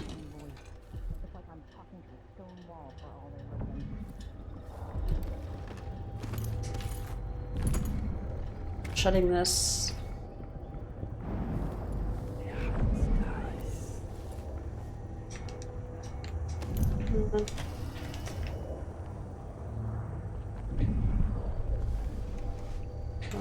Close this, actually, so it doesn't make any noise. Let's see. Ah, fuck. That's why I save. Yeah, I'm hoping that most of the... I mean, I didn't have very many bugs, but hopefully it'll still be in a decent playable state by the time I get back to Dying Light 2. We'll be playing Dying Light 2 as part of our Techland marathon, so...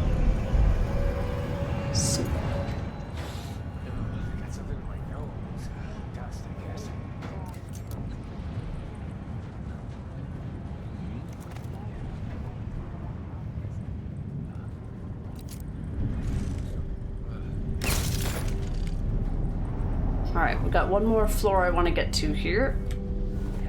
Should be some people up here, I think.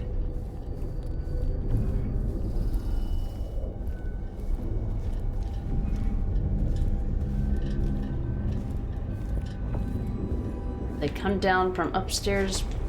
Let's see.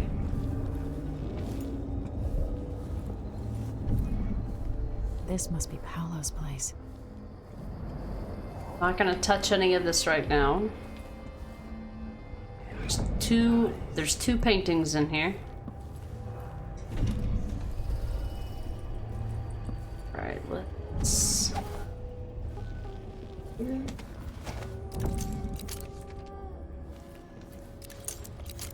There's usually a pair of guys here having dialogue. Where did they go? Army that doesn't ache, even my toes. Maybe some new malady.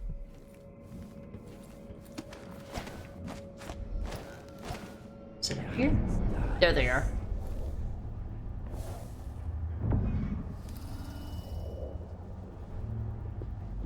Start giving us better jobs. We're getting the shit work right now.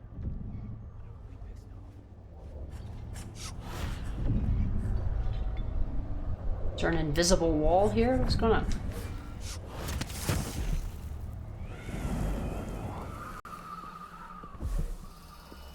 Where's the other guy here?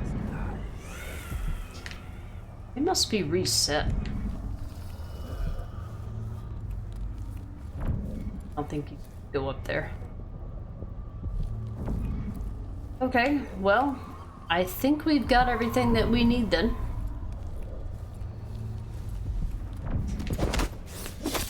I think it might be because when you come in through the other entrance, you find Paolo there, whereas if you come in through this entrance, you'll get something different. It's by design.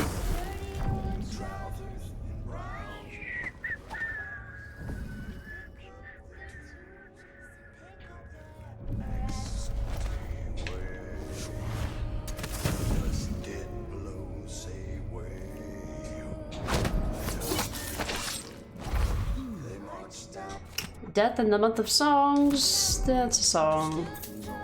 Imagine a song about death in the month of songs. We've already read this. This is where you get the, Oh, you can't get Durante's key unless you come over with the Overseer.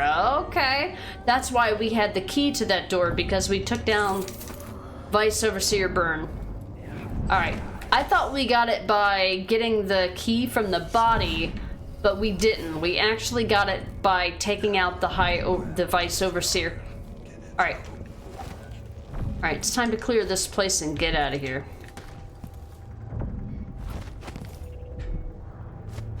Hey Maxie, how's it going, buddy?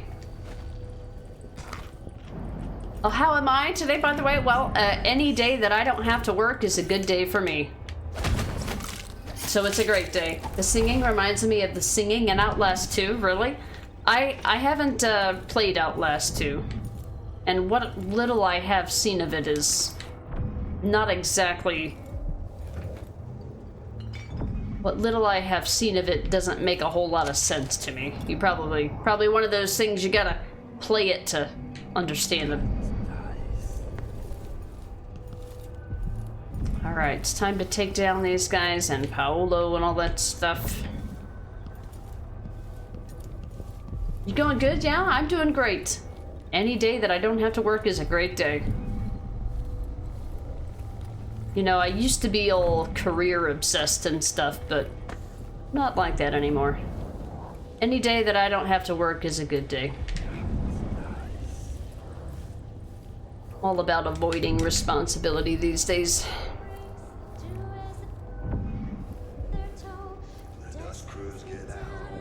Alright, so there's a couple things I want to do.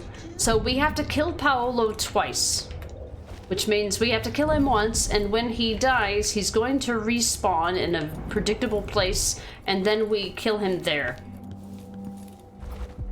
Or we knock him out or take the body. I think we'll probably take the body, because there's no point in knocking him out. Is this locked or something? What's going on here? I don't even care.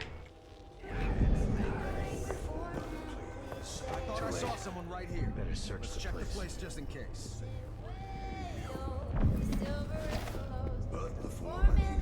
Hello? Can't be that hard to Anybody? find. It's one loser. I wonder who. So he dies. Shows up here.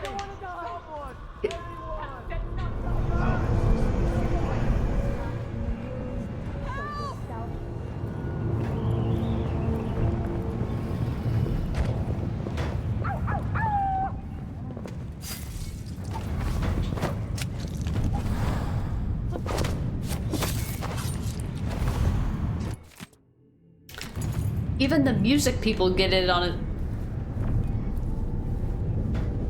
Even the guys playing the songs get in on it.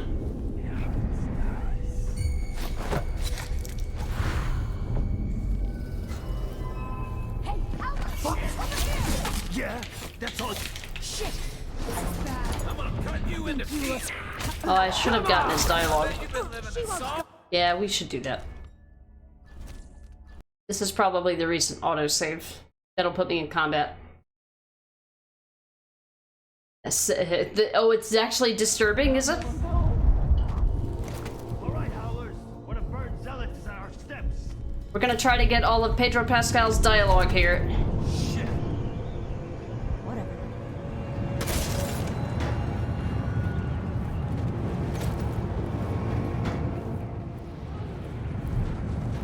Actually, hold on, he says more. Amen, sister. That's right, Jones. Disturbing definitely suits the Outlast games. Alright, Howlers. One of Bird's zealots is at our steps. Oh, shit! Half sure there was something going on. Next time. Oh shit, this is before then. Hold on, I need to load my quick save, not my autosave.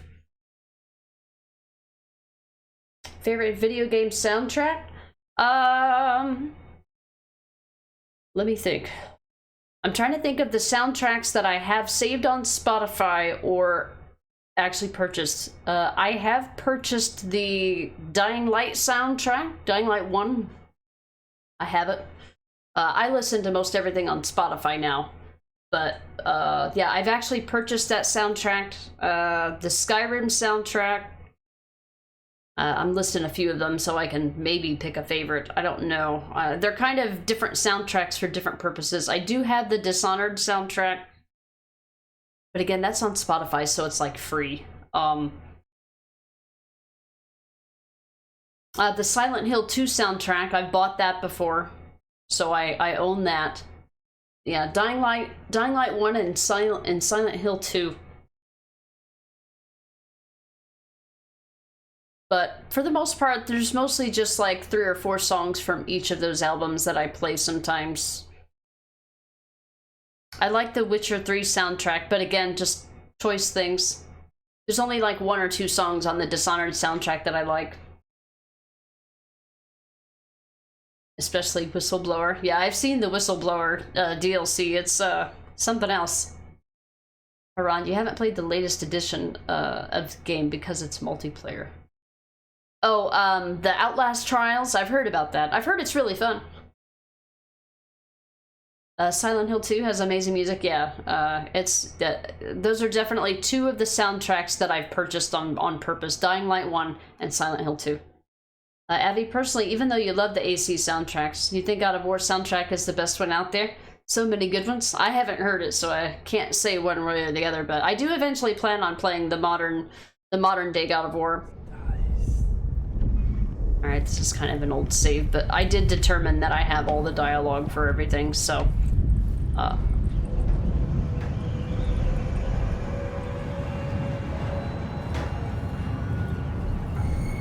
Oh, hold on. I forgot I left this guy alive. Hold on. Last of Us has a good soundtrack. I have it. There's certain songs on it. Like the menu music. I really like the menu music. The end credits song is another good one. Dishonored 1 has a really good end credits song. Main theme is one of the best ones. Yeah, the main menu music is just... I could listen to that song forever.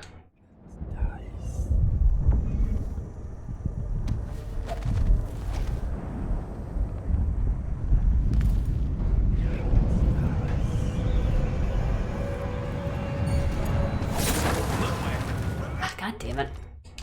Keep forgetting he's there. I don't want to aggro Paolo until I have everybody dead. So I can get his dialogue.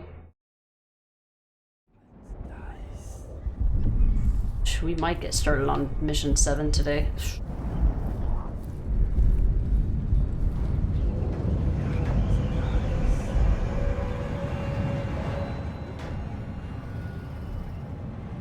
Haran, your favorite game soundtracks? Dying Light 1 and the following. All the Far Cry games.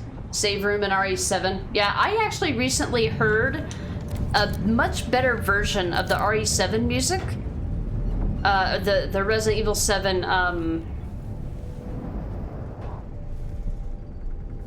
is this guy. I didn't realize there were actually instruments playing. There was actually other music playing, like notes and stuff that I couldn't even hear in the Resident Evil 7 soundtrack. Dude, would you move, please? This shit takes long enough as it is without you just fucking lollygagging. Fuck you.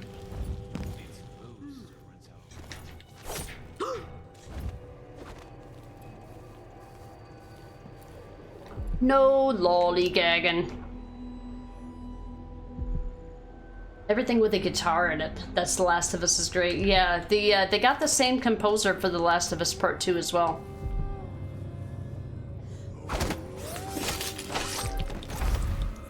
Doesn't create a noise.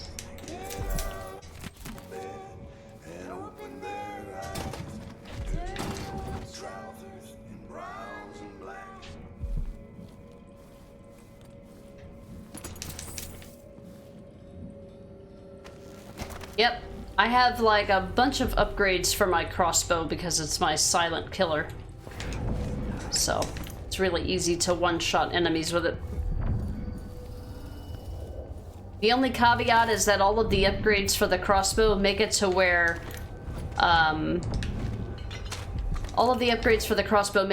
it's guaranteed that your crossbow bolts break. So you either have to,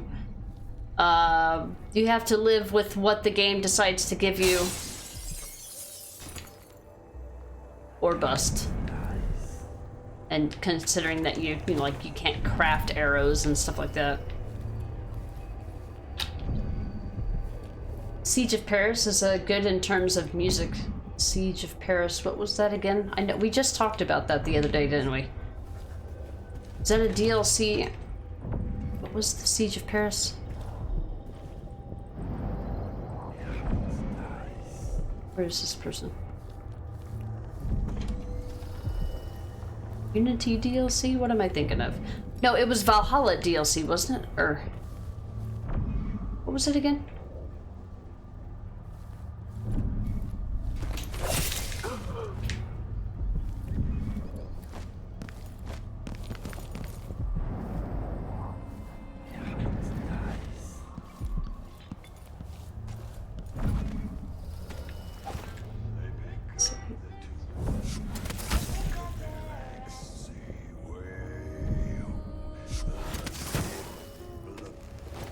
On one more level.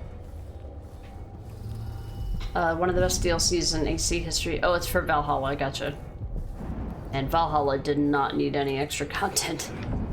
Oof.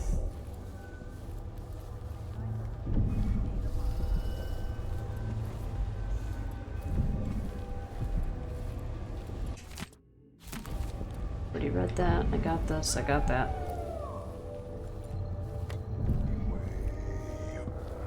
Alright, are these the only guys left? Because I think when he aggroes, there's more enemies that just, like, magically appear. Either that or it's these enemies that magically appear. Oh. Who opened this door? Maybe the wind or something. Must be the wind. You know, that pesky wind.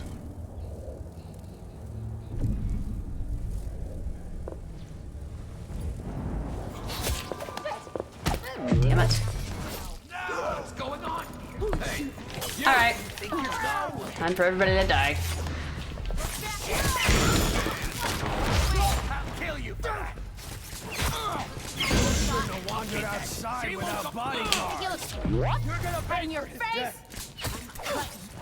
Crush you, you parasite! This won't take long. Come back here. Did he just try to pick up the grenade? What an idiot.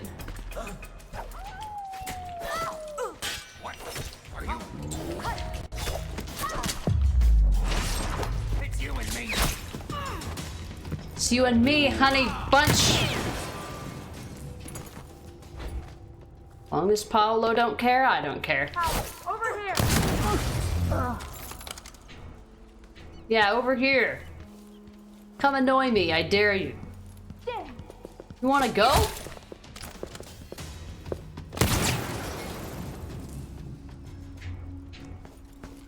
Alright, that should be it.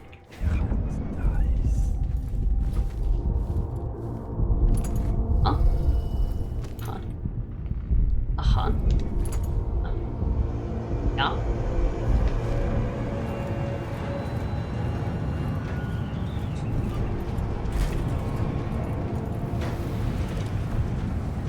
All right. What? As long as you don't aggro Paolo, I don't care what you do.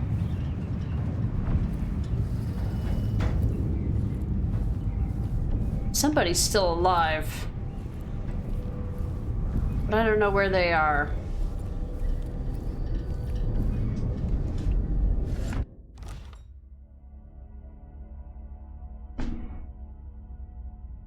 Yeah, it's definitely really good music for The Last of Us, Haran. It's nice to just have on in the background. Because there's various... So a fun fact about The Last of Us soundtrack. There's basically one track that's reused, but it's either increased in octave or changed in chord or pitch, and it's used in various situations throughout the game, usually in very, very memorable parts of the game, so that when you hear it, it invokes the emotion that you felt when you heard it in the game. It's really subconscious. It works on a subconscious level. I swear it does. And that main menu music makes you feel happy and sad and remorseful and angry and everything all at once. And I think that's what makes it as good as it is. Avi, the only one you remember from RE7 is the Go Tell Aunt Rhody, which I like. I didn't care for that as much. I usually skip the credits because I'm not a big fan of it. You do like the music in the Valhalla DLCs? I didn't notice much music in Valhalla at all, but I was mostly... Unless unless there's like nothing else to pay attention to with my eyeballs, I'm probably not hearing something. Rod, that's one of the great things about listening to game music on its own. You get to hear little bits that get overshadowed by the sounds of dialogue. And that's how it is, I feel like, in Resident Evil 7. I feel like Resident Evil 7's music, there's like 2 tracks in the whole game, you know, and you can barely hear them. Wrath of the Druids, haven't heard about that one. Sorry about the delay there, guys. I was hyper-focused in finding all these enemies. I skipped some messages up there, that's my bad. Haran, Ubisoft makes a lot of mistakes in their games, but the one thing that they always get right is the music. Even the music in Primal was good. Music in Blood Dragon was awesome. I've heard good things about Blood Dragon. I have it. I'm assuming I'll probably play it. Avi, they have Syndicate-like assassinations in that DLC, which is great. Oh, where like you'll get unique opportunities to do special assassinations? Rod, it needed more alliances. No more alliances! Yeah, it didn't need any more content, that's for sure. Avi, honestly, the Siege of Paris could have been the base game. Would have been really happy with Valhalla. Nice. That's good when, you know, when a DLC is actually decent like that. Yeah, no alliance map. It does go straight to the subconscious. I think it does. Ground Killer strikes again. We're about to wrap up chapter 6 here. It took a lot longer than I thought it would to get through this. Can't believe the Valhalla Redemption is still here. It's actually going to be here till the end of Mirage. If I had finished Mirage last week, I would have disabled it. But since we still have an Assassin's Creed game on the agenda, it's still relevant.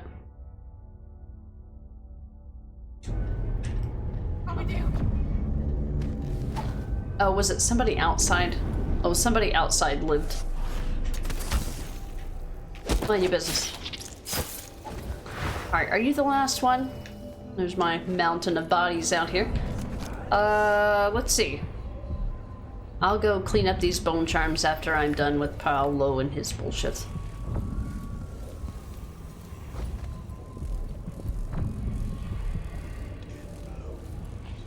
Alright, here we go. I'm gonna go up here and I'm gonna use Domino.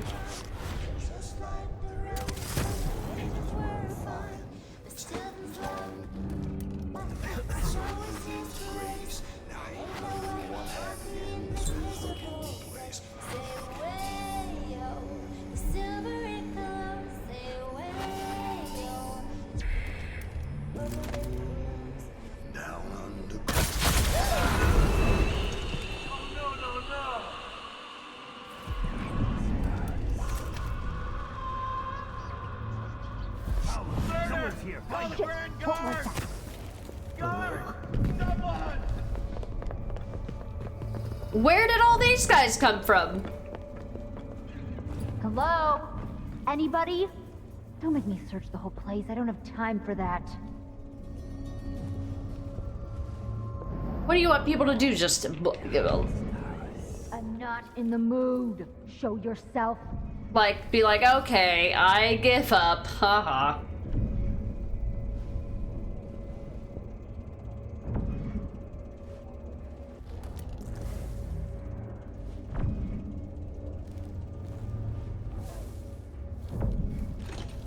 I wanted to get his dialogue. Come on, let's have a fair fight.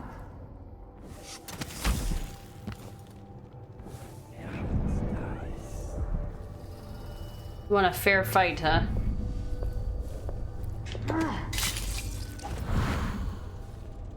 No fair fight for you.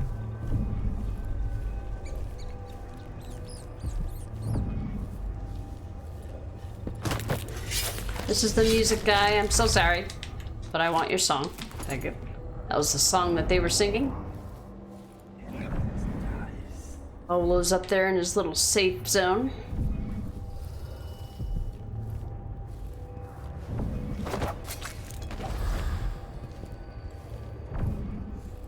Looking for a... I'm a... No, I'll kill you for that.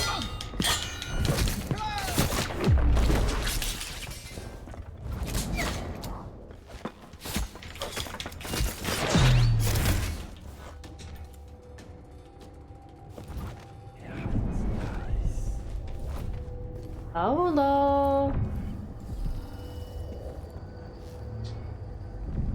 Olo. Alright, I want to get his dialogue.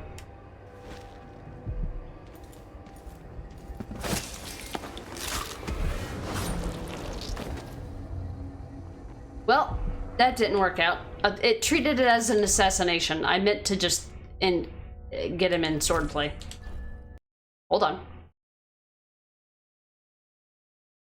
No fair fights. Nope.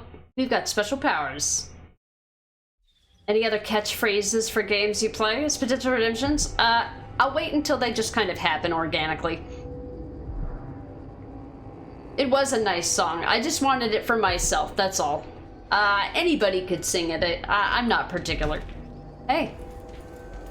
Who's there?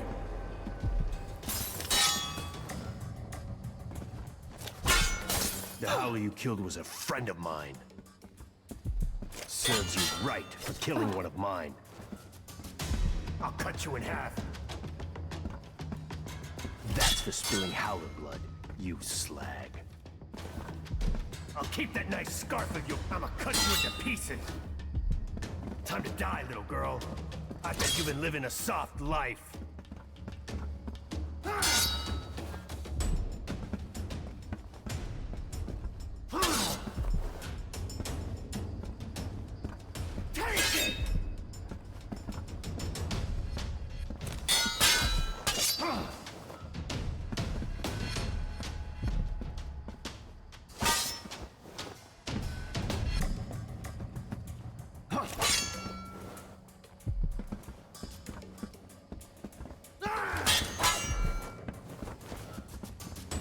Checking to see if you had any more lines.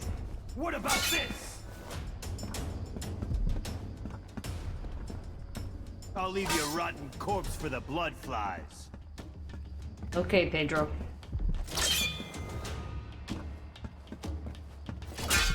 Damn you!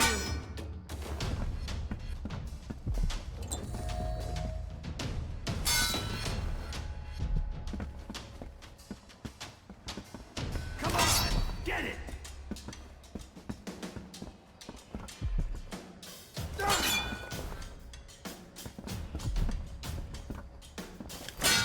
Why do you think I'm the boss?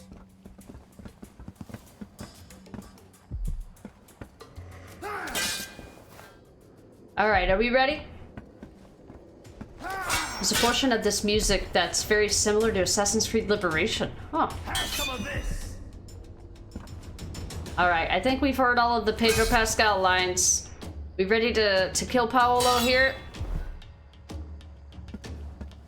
That howler you killed was a friend of mine? Which one, Paolo? There were a few. Well, we killed all of them, actually. Alright.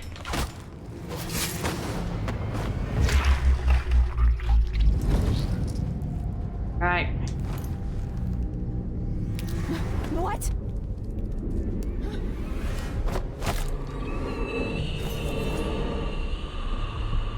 Paolo had a mummified hand. Yeah, sure did. Ears around the painting. All of the NPCs in this game have huge ears. There's a portrait of themselves hanging in a room. Yeah, and it's theirs, yeah. There's actually 2 of them. Welcome in, Crooked, by the way. Welcome back, I should say. Paolo's concern. Mindy, be on your toes, my twin spirit friend. I got jumped, and I'd be bleeding away in the void if I hadn't run off like a rat. They had their face covered. Not an overseer, not Grand Guard, someone from out of town, I think. Someone good. All our troubles, and now some masked stranger from across the waters. Spread the word. Howler should be stiff for this one. Paolo. So, this note does not appear if you do not kill him the first time in mission 4, or 3 or 4, I can't remember which one.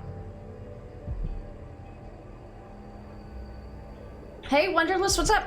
After talking with Dwight, he said that he hated Siege of Paris so much, really? I don't know, you never played AC at all. Also, you don't even play Kingdom Hearts, but something about the music in that game just makes me feel so much emotion. Really? I haven't seen Kingdom Hearts. There's something about Kingdom Hearts that just prevents me from taking it seriously, and I'm not sure why. Old Jughead, yeah. The art style in this game is very particular. Doesn't everyone? Yeah, I have pictures of myself everywhere. Also, thank you for the 47-month resub, Wonderless. Appreciate that. Looking forward to seeing you guys next month. So he hated the Siege of Paris, but did he like Valhalla, but he just didn't like the Siege of Paris DLC? Figured out, thanks, just came back from dinner, I figured. We made flatbread filled with gyros, tzatziki? Is that how you say that? Feta and veggies. I'm not sure, what is tzatziki?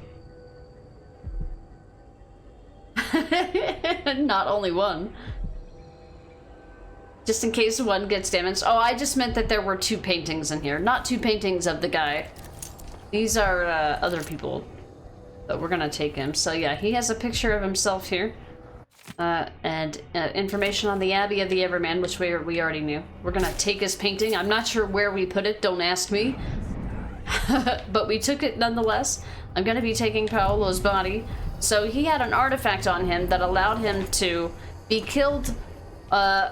He could survive 1 death per day. He could survive 1 death per day, but if somebody killed him twice in 1 day, he would not survive. And here's an old picture of Vera Moray. If anyone remembers her from Dishonored 1, she is Granny Rags, but in her younger form. You can tell by the, like, kind of the shape of her chin and face. Pretty a little Dishonored 1 reference there. We're taking that $200 too. Moray. I remember that name. They make multiple references to Granny Rags in this game. You're thinking takeout tonight. You don't have Greek, but you have a Turkish place now. You're reconsidering and making this instead. Hey, that sounds good. Wonderless, he loves it. He's playing it right now. He just hated the rats in Siege of Paris. Oh, okay, I gotcha. Yeah, I haven't seen it, so not sure what that is. It looks like Avi knows what tzatziki is. Let's see, it's a yogurt-based dip with cucumber and garlic. Huh, I can't imagine what it tastes like. I can't think of the combination of cucumber and garlic and how it tastes. The rats are plagued literally and mentally or figuratively. Probably the worst thing about them, huh? And the cameo in her hair, yep. I didn't actually notice that, Babs. I wish I had known that ahead of time. That'd be some euros. Yeah, we have some places around here that do euros, but most of the time it's actually, the euros are pork euros and not lamb. Lamb isn't very common around here. Abby, it tastes great. Works well with steak. Steak sounds good. I don't think I've met a steak I didn't like. Alright, this is going to give us a cutscene with the Outsiders, so I'm going to hush for it. Dwight says Final Fantasy XIV music is his favorite. He's really big into Final Fantasy games. Gotcha. I haven't played any of the Final Fantasy games myself. It seems like an overwhelming series to get started with, but I think what I've heard, I've actually heard the most about is Final Fantasy VII and 14. Alright, we're gonna watch this cutscene.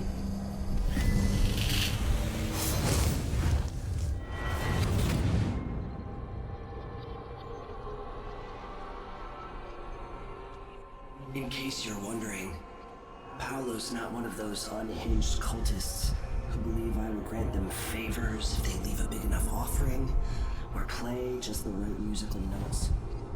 He doesn't care a fig for me. But he put up this shrine because he found the hand of an old witch I knew once. And Paolo saw right away that it pays to have an edge. Sometimes pieces of us linger long after we're gone. The Duke of Serkonos inherited a vibrant city and wasted no time stripping it to the bone. What will he leave behind? And what about you? Who will you leave to pick up the pieces here in the Jewel of the South?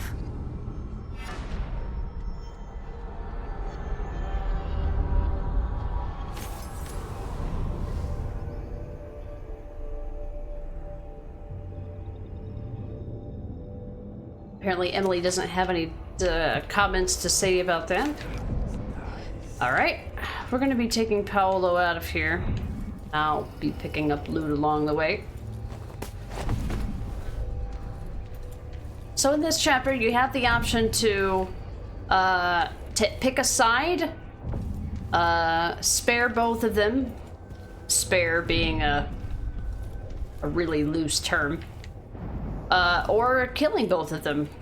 And I'm gonna go with killing both of them because it's an option that I've never done before. I usually leave them both alone and just get the combination and be done with it. So if you decide to side with the Howlers, Paolo gives you the combination, but the only way to get the combination without actually talking to him is to take out the Overseer or steal the key. You can just steal the key. Sorry, Paolo. No respect for the dead. I give no respect. You've heard, I get no respect, well, I give no respect. Here's this bone charm. Oh shit, it's in here. Alright, so I'm gonna have to come back here. Okay, fine. I'll come back here with the key.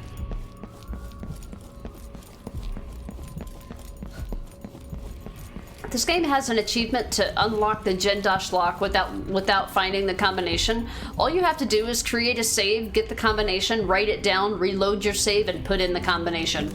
And you can easily... you could easily just get that achievement without actually having to solve the riddle.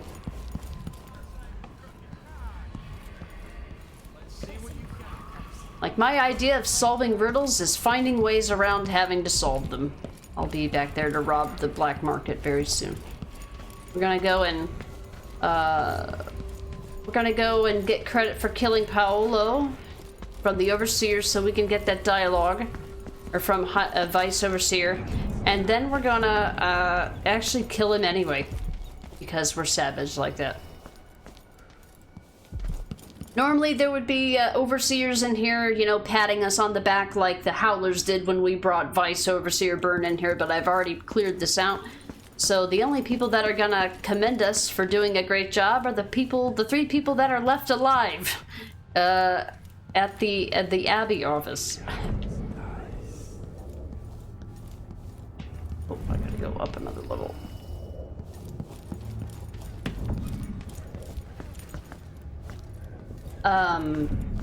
Preach steak is so good. Never had it till you moved away from home. First bite, you were converted. Oh, sorry, commas. Punctuation. Preach, comma. Steak is so good. Never had it till you moved away from home. Got that. Gotcha. I thought you were saying that there was something called, well, my brain first thought peach steak, and then I'm like, that can't be right. So preach steak, I'm like, what does that mean? And then I was like, oh, there's a comma in there. Sorry, I'm very literal. You played Final Fantasy 16, and the same thing with Zero Dawn happened. Super overwhelmed. Need to return and retry. Sometimes it's better, like, there's definitely certain games that I'm like, I don't have the patience to deal with this. So it turns into neutral territory if you come in here with Paolo. So we're gonna do a quick save. Hey, Ichu, welcome in. Or Iko, welcome back. Minutes, have a good day, everybody. Gotta head to work. Don't get to chat much, but enjoyed listening, no problem. Munch, I appreciate it. I almost called you Munich, like Germany. My brain just put an I in there because reasons. I hope you have a good rest of your day. Hopefully we will catch you next time. Babs, so sorry, I keep doing this. Terrible at punctuation. Well, and with me not knowing exactly the context, my brain reads what it thinks is appropriate first, and then if something doesn't sound right, then I put it through the other filters. No problem. It's the dyslexia. My husband says everything is from his dyslexia. It's funny. I don't argue with him about it or anything, but it's funny. He's just a terrible speller, and he blames it on dyslexia. I'm like, you can just say that you're bad at spelling. But I mean, I guess it's because it's like I reread things back over and over again when I type them. And I guess I just assume that everybody else does too.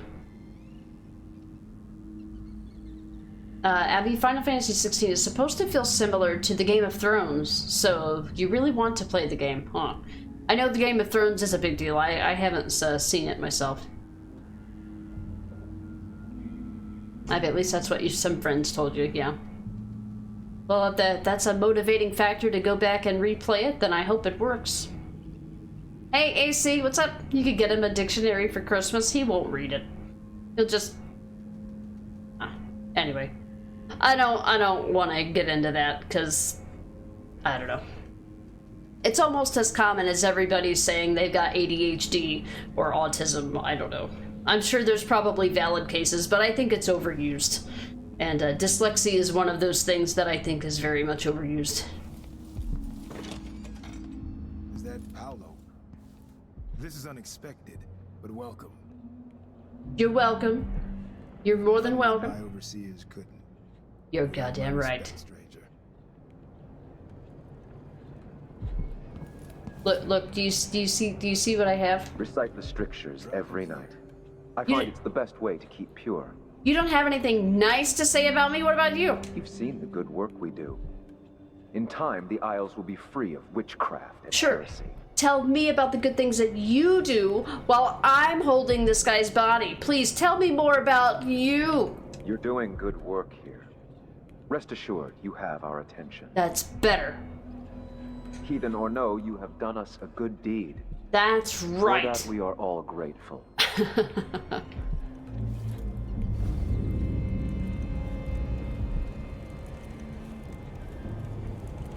Do you have any idea the good you've done? With Paolo out of the way, I've got big plans for Karnaca. I've heard about you and your ambitions, Vice Overseer Byrne. But for me, this was a means to an end. Does the Abbey remember its friends? Yes, we do. And our enemies. What is it you want? I need to get into Aramis Stilton's home. Now that's a curious thing to want. There's something very wrong with Stilton's house. It's actually a great concern to me. I need to know what happened there. Help me, and you'll benefit again. Thanks to the Duke, we've lost our proper place here in Karnaca. And we've been fighting just to hold the streets against the heretic Paolo. But you stopped his black heart for me. And for that, I'll give you what you want. I'm listening. Interrogating one of the Howlers, we learned that some of them knew how to open up the Jindosh lock and enter Aramis Stilton's home. Probably just Paolo and a trusted few. What you're looking for is probably connected to why the Duke had Karen Jindosh seal up Stilton's home. All right then. This might be the most worthwhile visit I've ever paid to the Abbey. I'll remember your help, Vice Overseer Byrne. As will I, assassin. Take our friend here away.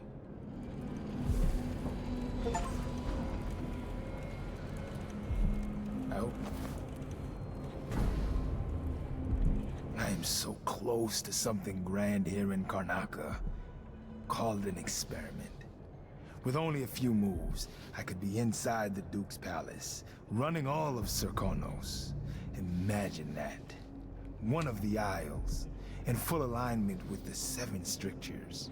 It's not something you could know, but in my time I've been in the company of many members of your order, including 2 High Overseers. Some were good men, some were not. So forgive me if I hesitate to fully embrace that thought. Careful what you say. The Abbey has a long memory. I assure you, if I get influence over this country, I will find a way to serve the Empire and the Abbey. Which is much more than you can say for Duke Luca Bell. But go in peace. For now.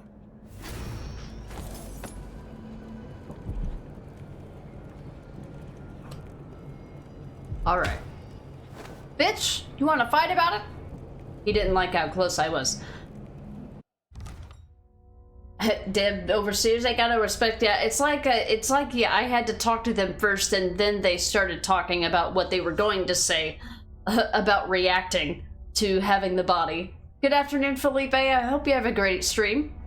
I hope you had a great stream. Sorry, Resident Evil. I thought I saw you playing something else earlier. I hope Resident Evil runs went well today. Abby, what's the scariest RE game? Your opinion? I feel most would say RE7, but to me that one was nowhere close to the RE2 remake. No matter how many times you play RE2 remake, you always panic and experience crazy trauma. That's hard. That's really hard for me to say. I don't generally get scared by horror games. I mean, I get that panic, like, you know, the whole Mr. X following you and being hunted and things like that. I do like, you know, tend to mess up. And make more mistakes when he's around. Like, it's definitely intimidating. Maybe intimidating is the word. But I would say, it's really hard for me to get scared playing a Resident Evil game. I would say Resident Evil 7, though, because there's parts of that game that are definitely, like, I find Jack to be more intimidating than Mr. X. Whereas, like, with Mr. X, I can bait a punch out of him and dodge it or back up. Whereas, like, with Jack, if he gets close to you, you're fucked. And he tells you you're fucked.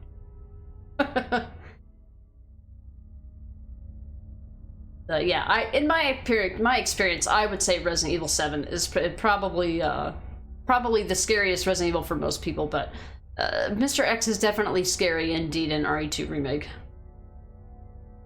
AC, this is a different dialogue than I got. Did you kill him? So, if you go up to the Overseer with dead Paolo, you'll get that dialogue, and then after you get that dialogue from him, you can walk up to each of them, including Paolo, one more time and get another conversation. So that's just an additional conversation if you talk to him after you talk to him initially about the killing. Felipe, you've been running RE1 Remake. Gotcha. You feel that none of the RE games are really scary. Yeah, I kind of think of them more as like shooters. And shooters, like, it's hard for me to feel scared in a game where I'm not defenseless. Abby, it's the feet, you know, thinking about it makes you shiver. RE7 was just a cute little family. Oh, you think it was a cute little family, huh? Nah, Jack is terrifying, especially for first playthroughs, I think.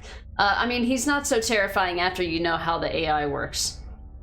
For sure. But yeah, knowing Mr. X could be anywhere around the corner, and the fact that his AI is programmed to literally allow him to teleport, especially during specific key times in the game. Like, he literally will teleport across the map to you. Felipe, Silent Hill, Outlast, Haunting Ground, Tormented Souls. These ones are scary.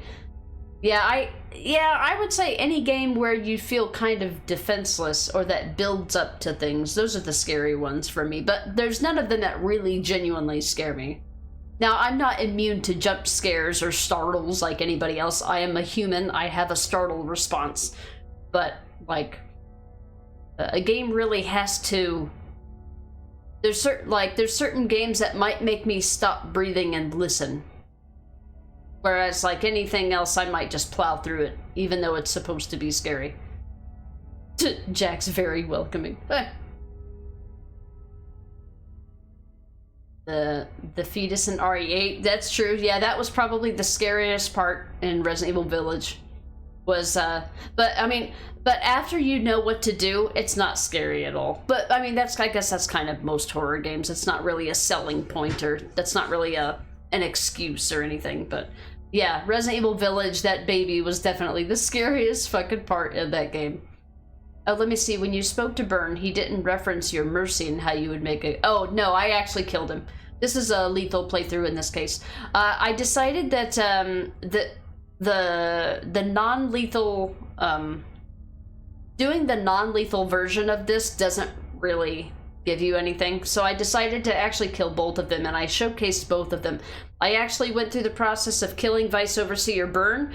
I took them through the Howler territory, got all the dialogue from them, talked to Paolo, got that done. I reloaded the save, then went through and cleared out everybody in Paolo's territory. I actually killed him, and I brought his body. So yeah, these are the lethal kills, and I'm sticking with them. After I get done with getting this dialogue and clearing this room, I'm gonna kill Vice Overseer Byrne as well. I'm not doing the non-lethal version for this. House Beneviento, yeah, feel is better on a DLC than on the main game. Yeah, that's true, Felipe. In the Shadows of Rose DLC, a lot of the areas, well, pretty much all of the areas in the DLC are basically reusing the maps from the base game. So, but yeah, it's definitely a lot different, for sure, Felipe. Maybe it's because you choked him out. Yeah, it makes sense. I definitely would not make a good overseer.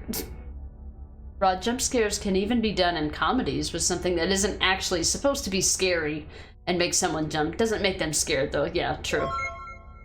Right, I always kind of say that it's like, you know, I'm a human being. Something unexpected can happen and it can make me jump. Also, thank you for the follow, D Whiting. I don't generally call out follows, so, but since you've made your presence known, thank you for coming in. And thank you for the sub, for the Prime sub. And welcome in. Howdy, howdy. You've been revealed. Abby, the reason I think Mr. X is the scariest thing in the franchise is because you can hear him, and he can appear out of nowhere. He is random, unlike the fetus right, which makes the replays of RE2 as scary as the first time. I think what makes it less scary for me is, I know that I've done, I guess part of it is I've watched, like, speedruns of the game, and I've found easy ways to kind of get away. I mean, it's not perfect. I don't have speedrunner execution by any stretch of the imagination, but just little tips from watching like professional players allows me to avoid most of the anxiety that comes from the unknowns or the panic induced by things like Mr. X, but that's definitely a valid reason to find it very scary. You still don't know what happens when you bring Byrne to Paolo. Never did that. So the difference is that if you come over here and I don't know if you're asking this. If you're not asking, I won't tell you. You can find out on your own. Let me know if you want me to tell you. I don't want to spoil it for you. Nowadays, when you see Mr. X, you start humming X Gonna Give It To You. That was such a meme when that game came out. Man, I hope DMX got some royalties for that.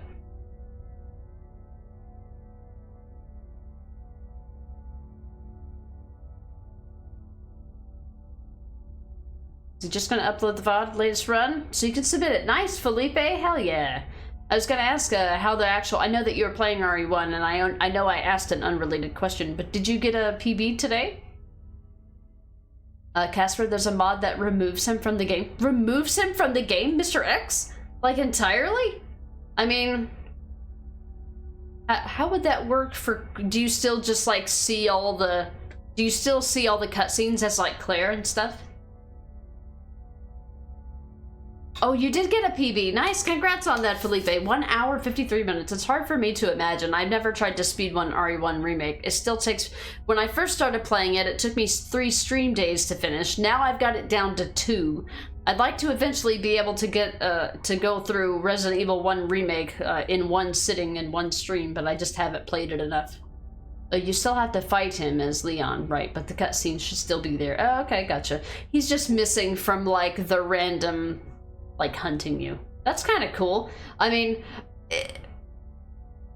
for some people, Mr. X is the only thing that stops them from playing the game. So maybe if that makes more people play the game, then I guess that's fine. Abby, which is your favorite? For you, it's 4, but you like all the ones that you've played. I would say that the games, so it's kind of a mashup. I've played like 15 of them. I have like 15 or 16 Resident Evil games, and I replay them usually every year. We haven't played them this year yet, so that marathon is coming at some point. I was hoping Capcom would release something noteworthy to, you know, fit it into a marathon, but I don't think they will this year. Anyway, I would say the games that I most replay are Resident Evil 2 Original, RE2 Remake, and Resident Evil 7.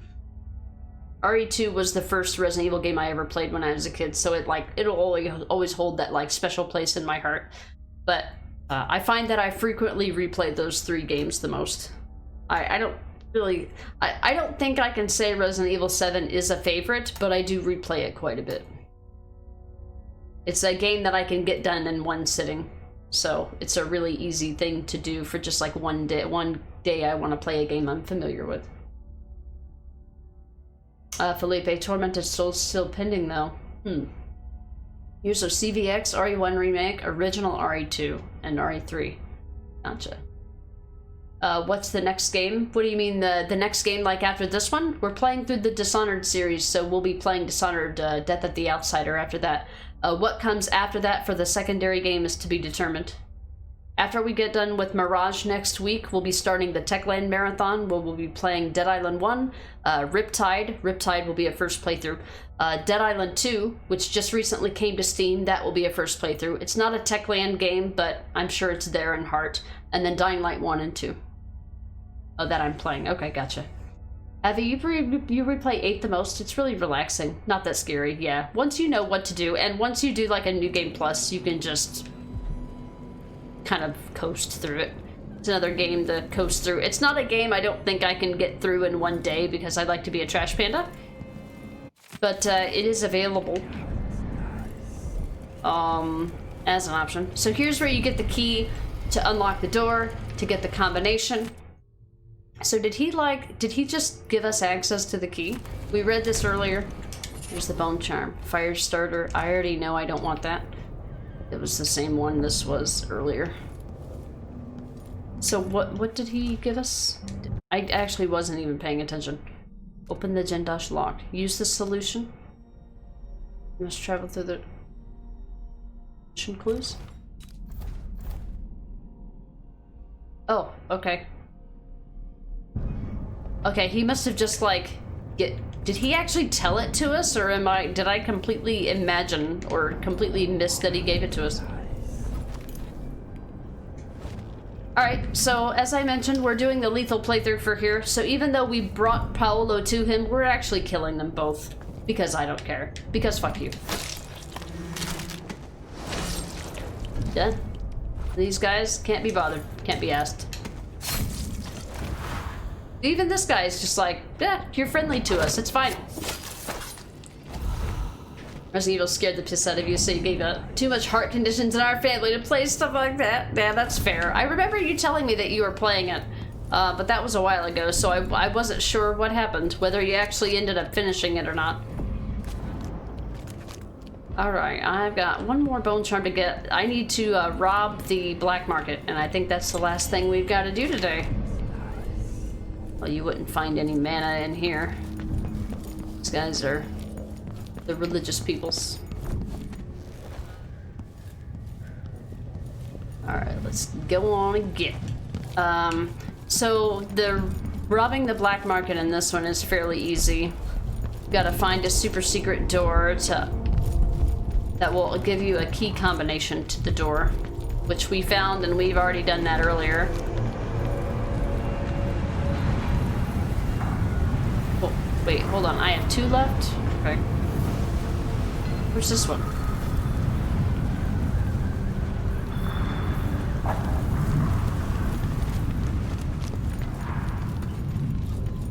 I missed one?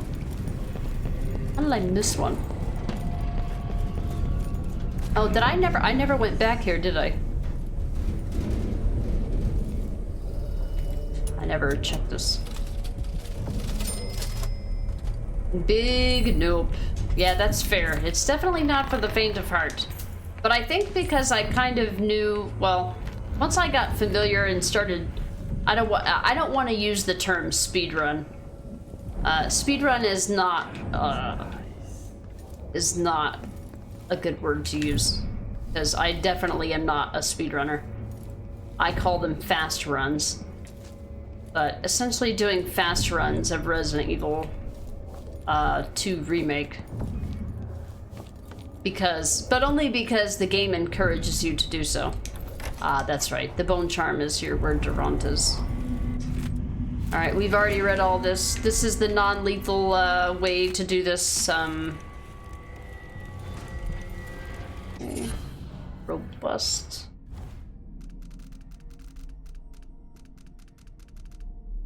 I hate that it doesn't automatically take you to the one that you just picked up.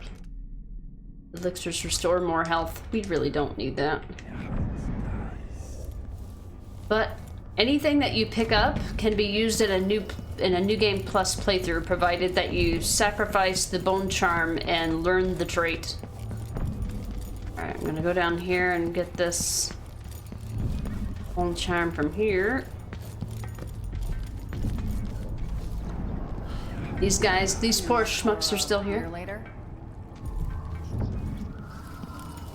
Let's see. Oh, before we rob the black market, let's... Some wise ass has been robbing black market shops. Who that Hope to find out who. Nope. Alright, a sticky grenade and double release. Each spring razor works twice. Gotta make sure she doesn't have anything else I need. Upgrading your equipment. This will allow me to buy the master work. Blinds enemies, causes wolfhounds to flee. I think wolfhounds are probably more important. Take that deal.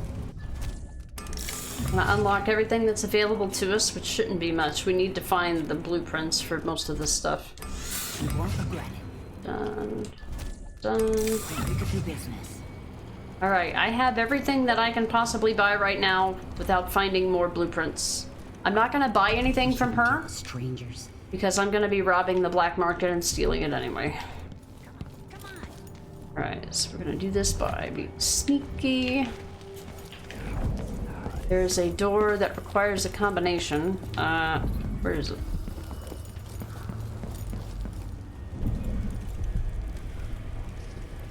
On the other side? Alright, here we go. He was not expecting you to kill him. Yeah, he was just standing there. Like, you know, we're buddies. We're friendos now, right? Alright, so I had this unlocked, so we're just gonna open it. Wonder who's been robbing the black markets. I know, what a dick move. The only people I do leave alive are the poor shopkeepers. They're the only ones I knock out. Everybody else dies. You're just in the wrong place at the wrong time. Everybody else hates me. But the shopkeepers, they don't. Spirit water? Wish it would tell you which ones were new and which ones weren't. I still missed it. Spirit water. Drinking from a fountain restores mana.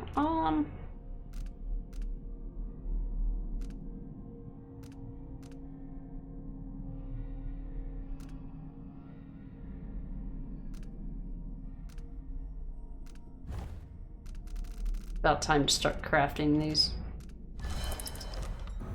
They're everywhere. Free refills? Hell yeah. Like getting free refills at the... Whoa, wait, what? I'm full on crossbow bolts? I'm surprised. Don't really use much. Surprised I'm not full on these. Of Aramis Stilton's home. Story, don't care.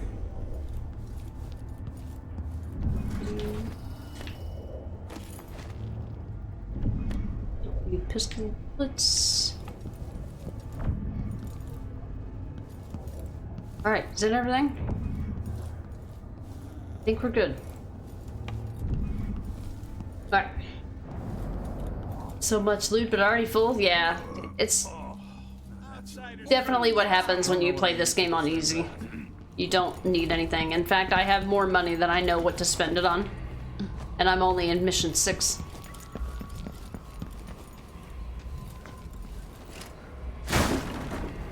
We've already been in here, I'm pretty sure. Yeah, that's fine. I don't need any money anyway. Alright, let's get out of here. I need to start mission 7. Alright, let me see if Megan is still back here to talk to.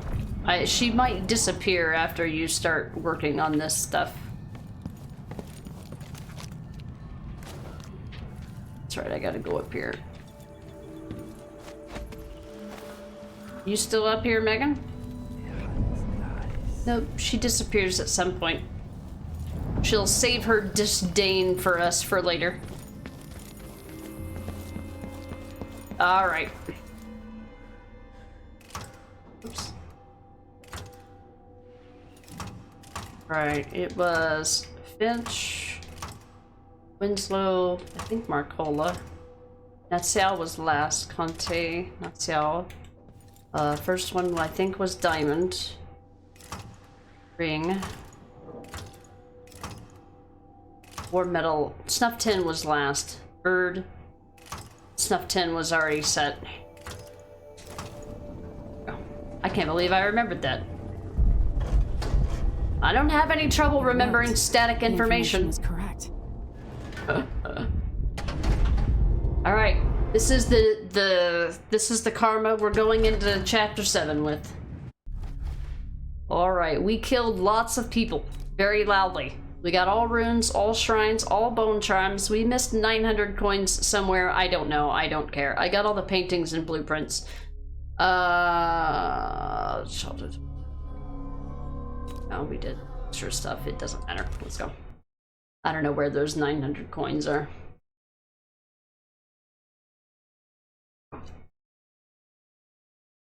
I must have missed an area.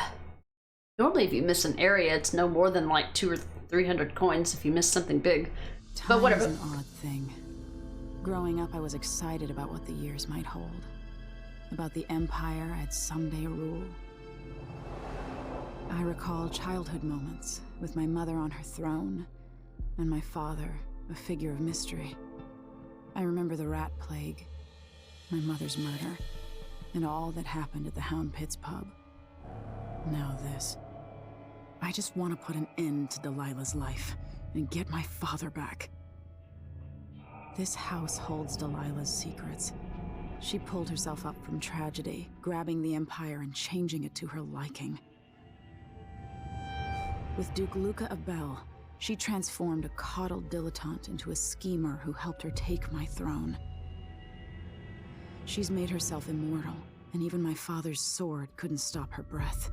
I'm going to find out how she did these things. The next time someone shoves a sword through her heart, it'll be me, and I expect her to die.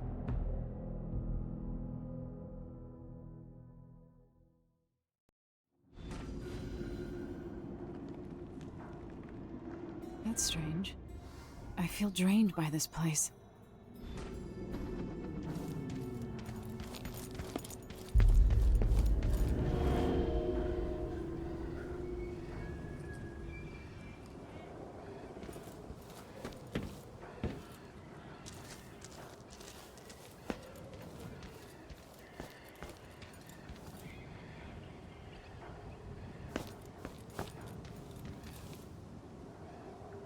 Stilton's sealed off from the rest of the district.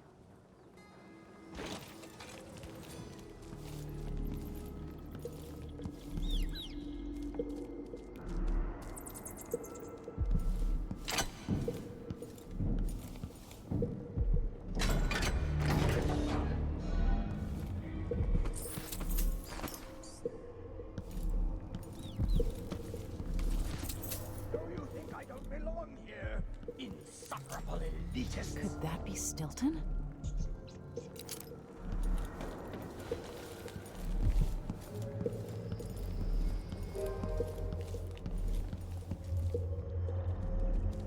They drop food for me, in and out, like the wind. I think they're afraid.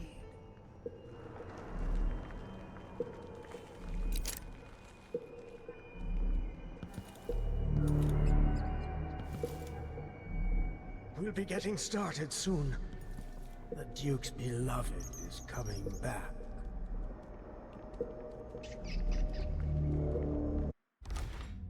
Alright, so let's talk about this for a minute. This is the beginning of Mission 7. In this game, they take away all your powers. And you have to do the entire chapter without any way to see enemies through walls or see loot. You do still have the heart. The heart does work. But yeah, so one of those obligatory stealth games, take away all your shit and figure it out. But they add another interesting mechanic that we're going to see in just a minute. That was honestly impressive. I don't even know how I could have missed 900 coins, Babs. I can't even think of where I might have missed, but with as many reloads and stuff that I had to do in order to get dialogue and stuff, it's no surprise. How you doing, Crocotoad? Welcome in. I am having a good one. Any day that I don't have to work is a good day. That means I can drink. How are you doing today? Did you manage to get through your incentives yet? I'll get to that question as soon as I use the restroom. I'll be right back.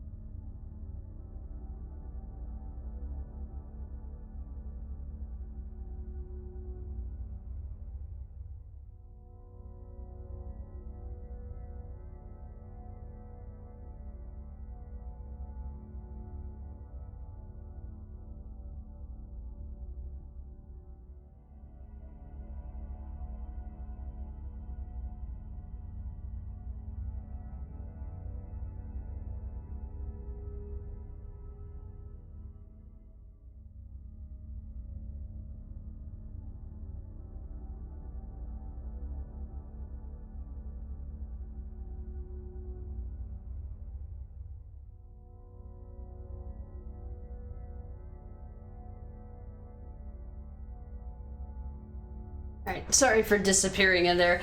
I just got done with mission 6 and I had to use the restroom for like 10 minutes. I was finally waiting on the cutscene and to start mission 7 before I would go, so just weird timing is all. Crocotoad, heck yeah, nice day for you then. Yep, any day I don't have to work is a fantastic day. Crocotoad, so not quite yet. You haven't got through all of them. There's still a lot more to go. Okay, but we're getting there. Last of Us 2 and Elder Scrolls 1 are the two that you're looking forward to the most, though. Gotcha. Are you playing The Last of Us 2 on PS5. Hope Dishonored 2 is going good for you. It sure is. It's going a little slower than I thought. I've got 3 full chapters to do and like 2 streams and some change to do it in, and I think I might end up having to do an extra stream to finish the game this weekend. Abby, feel like I'm in an AC mood right now? Which one should I play? Origins or Odyssey? What are you going to be doing in each? Are you going to be starting a new playthrough, or are you going to be going in and just kind of mindlessly doing stuff? Odyssey is one of the funner games, the more modern games that I like, honestly. I tend to I feel like the gameplay is really fun. New playthrough. I would say new playthrough, I would say Origins. If I decided whether or not I wanted to replay Origins or Odyssey, I think I would probably replay Origins.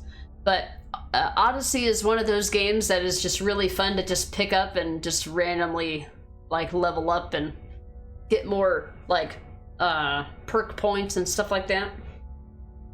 But I like Origins story. It's a lot more compact.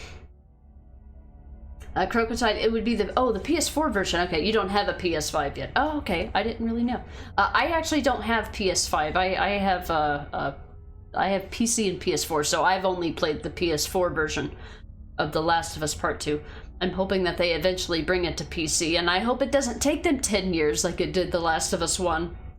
Yeah, I played it on PS4. Wonderless, you're re-downloading Skyrim. Bored with games right now? Well, something you gotta have a go-to. Skyrim is one of those games that just...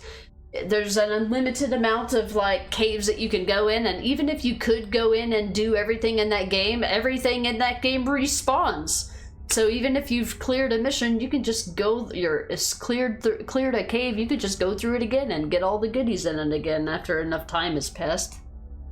Good old Skyrim, right, Babs? The dependable comfort game.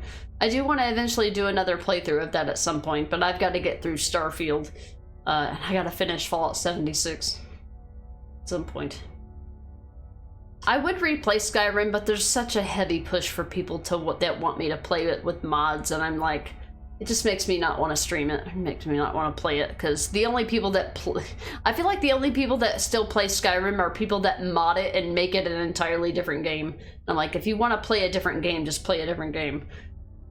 I like to play games like vanilla, so I don't really like my old familiar to change. I remember loving the ability to start wars in Odyssey. Yeah, that's true, yeah. I mean, it's never ending. Like, you could never paint the whole map red or blue, because it would eventually just, you know, turn over, and it never had an end. I didn't really participate in the wars. I did the ones that were required for the main story, but I didn't go out of my way to try to... They're good, like, XP and stuff, but I didn't do much of them myself. Good old Skyrim. Felipe, not that much into Skyrim, but planning on to get to Dark Souls sometime. I mean, I don't think the two are really comparable, but yeah, I feel like Skyrim is one of those games that like just everybody on the planet has played, whether or not you typically play open world games or not. And then there's people like Crocodiles. Speaking of Crocodiles, there he is. There's people like Crocodiles who have still never played Skyrim, and it's been out for like 15 years. I mean, that's an exaggeration. It'll be 15 years at some point. That's funny you say that, Cricket. I was just thinking that when you popped in. You with me, Babs? Have vanilla Skyrim, yeah. I modded Fallout 4 one time, and I think I probably did myself a disservice by being modest with it, but at the same time, I feel like I really didn't want to do it. It's like something that I did thinking that maybe, hopefully, it would change my mind. But ultimately, it didn't change my mind. You know what happened? I played a modded playthrough of Fallout 4 on very hard difficulty, not survival, because I didn't want to worry about losing the save file, for fuck's sake. You know what happened? I played Fallout 4 with mods, and you know what I did? I immediately started a vanilla playthrough after that and put more time into the vanilla playthrough than I did the modded playthrough. So, like, it was just more of a... I thought my mod playthrough would convince me to try more mods, but it really just convinced me to just play more vanilla. Cricket, that's the reason I didn't play it yet, because reading other experiences, it seems like I should be missing out. Because you should be missing out not using mods, but I'd rather play vanilla too for a first playthrough. Yeah, I mean, now this is coming from someone that it just really isn't all that open to new experiences, so you can take my opinion with a grain of salt, of course. You guys know me. You know, I tend to play most games vanilla. Now, a functionality mod, like the statistics page in Dishonored 1, that's something that doesn't change your gameplay, really, so... It's not aesthetic.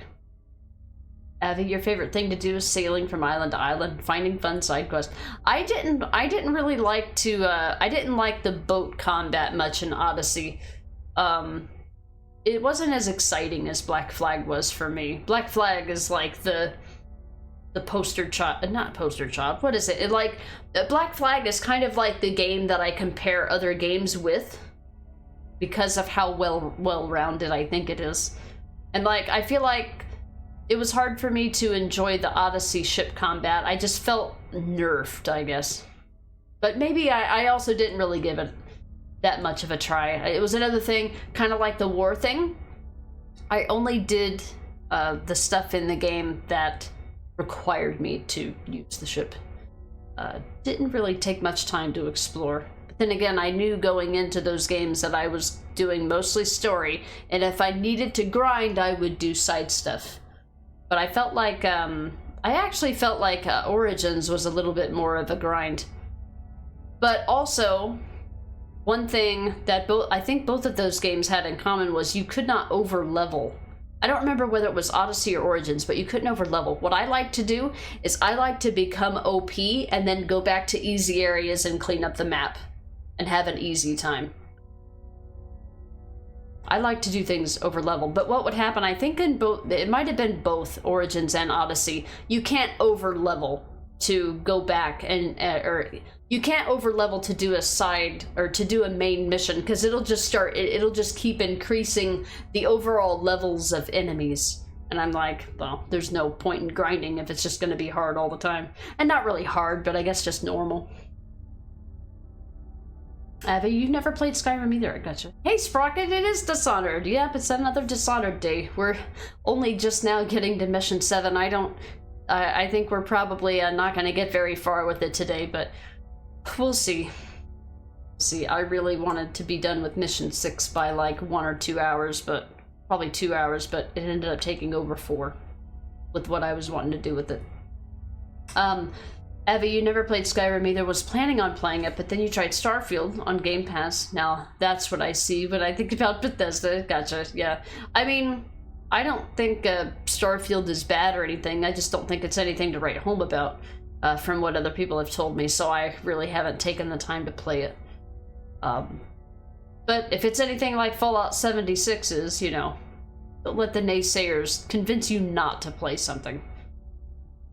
Wonderless Strike does that, currently doing that in Valhalla. That's what I like to do. I like to over-level and then have an easy time. I'd rather spend more time doing easy things than spend less time doing hard things. Casper, if they had made Starfield a quadruple A game, the price would have been €80. That's all they had to do, if they just add another A. Oh, hi Sprocket. I hope your week's been going well. It's only Tuesday, but it feels like it should be a Friday for me.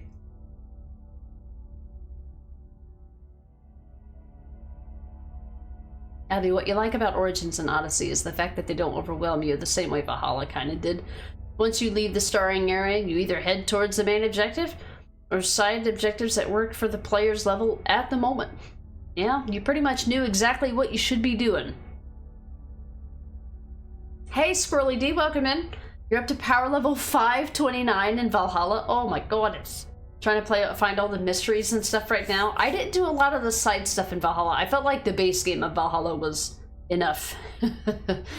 More than enough. I think by the end of Valhalla I was like power level 80 something maybe. I know this is a Dishonored stream, but give me a second. Oh, it's Ubisoft.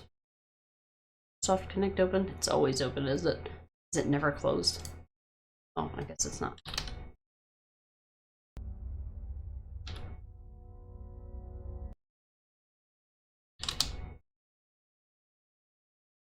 We will get started on mission 7, guys. I'm sorry, it's just been really busy in here today. Oh, that's, oh, it's Dwight. I gotcha. Welcome in, Dwight. Welcome in. Gotcha, Wonderless. It said it was a first-time chat, so I wasn't familiar with the username. Sprocket, exciting times. Transplanting the first cabbage outside tomorrow. That's right, it's gardening time, isn't it? Oh god, Ubisoft Connect's gotta upgrade. Hold on. It's gotta ask me, it's always gotta ask me 3 times. It's like Mustafa in A Spy Who Shagged Me. Can't stand to be asked the same question more than 3 times. Every time Ubisoft Connect has to update, it has to give me 3 Windows update prompts in a row. Oh, do I have to sign in? Oh no, they gave me the new beta. Now I gotta find my games. Okay.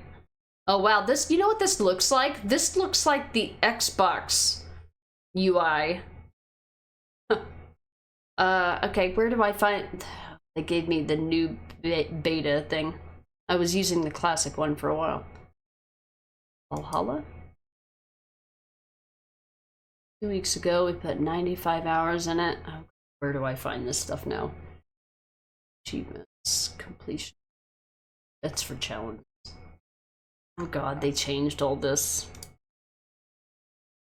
Where can I see my information about it now? It used to tell me the percentage, the number of hours that I played, and where is all that? Wow, thanks for the show more. Shit. Well, I don't know where to find it now. They've... Whatever, I guess that means I'll just never fucking open it again. Okay, good job, Ubisoft. You've rendered yourself obsolete. Thanks. Anyway, I don't know what power level... I used to be able to look in there and see what power level I was, and now I can't. Anyway. Haran, that's what you did when you played Dying Light 1. Reached Legend 250 and then went back and played on normal level. Went on a viral killing spree. Hell yeah. It's so fun to go back and it just be OP. Now, once I got to Legend levels, it started turning a bit into a grind. But that's because I ran out of story content to do. Abby Valhalla was like, find the dots, and do you want to see the Alliance map? The map that shall not be named. Oh, Squirrely, you change your name on here. You've only really used Twitch once before. Oh, okay, gotcha. That's why it says it's a first-time chat, because it's a new username. I see. Yeah, I've heard Haran say that the Forgotten Saga is good stuff, and I like roguelite stuff, so I might try it out sometime. Sounds fun. Does anyone know of the Avatar game? I've heard good things about it. I think it kind of came and went really fast, because I saw a bunch of people playing it, like, at first, and then it just kind of disappeared. Made by Ubisoft Massive, though, who makes good games. Wonder if it's worth buying. I heard good things, so I don't know how replayable it is. You tried the Forgotten Saga? Wasn't really loving it, but don't think I'm good with that style, where you don't have a lot of choices for weapons and stuff. That's fair. Yeah, the idea behind roguelikes is that you replay them to do different things, try different things, and then slowly you get to keep certain little bits of progress with you as you go. If I understand right, that's what I think it is. I missed audio. Okay. Alright, guys. Let's get this going here. There's somebody put a bucket over Stilton's head. The Duke and I were hunting, but the deer had faces. Broken balls. Right. We need to go find Stilton. Get this cutscene with the outsider here. Not gonna bother to look around until I am able to. Oops. I might as well pick that up while I'm here.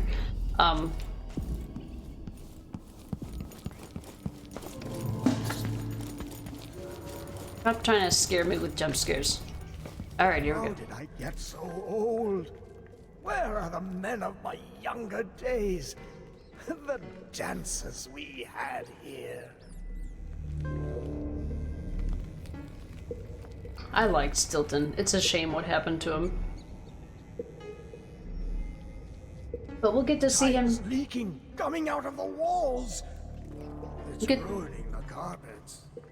Get to see him in his refined glory eventually. Time for some killings. Good luck, Abby. I hope you have good fun with it. And tell the Empress that the Duke is in the garden digging up corpses. And he has learned how to sing. She'll know what you mean. I will. Alright, time for me to hush. It's time to go back into the game real quick. Aramis Stilton? Warm the quilts, will you? I feel... 3 years ago, something inside Aramis Stilton snapped like a cheap lock.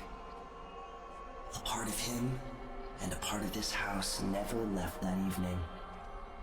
The Duke's inner circle are still gathered here, setting their grand plan into motion. Delilah's plan. And a part of Aramis Stilton is always here, still breaking. The Void is not exactly a place, and it's much older and stranger than you could ever know. It watches you from within. And at the heart of Stilton's house, the Void is leaking through a pinprick left behind by Delilah's little trick. Even magic is perverted here, and things don't work like they should. Take this. Imagine it's a kind of timepiece. Go and watch the Duke and Delilah. See for yourself what they did.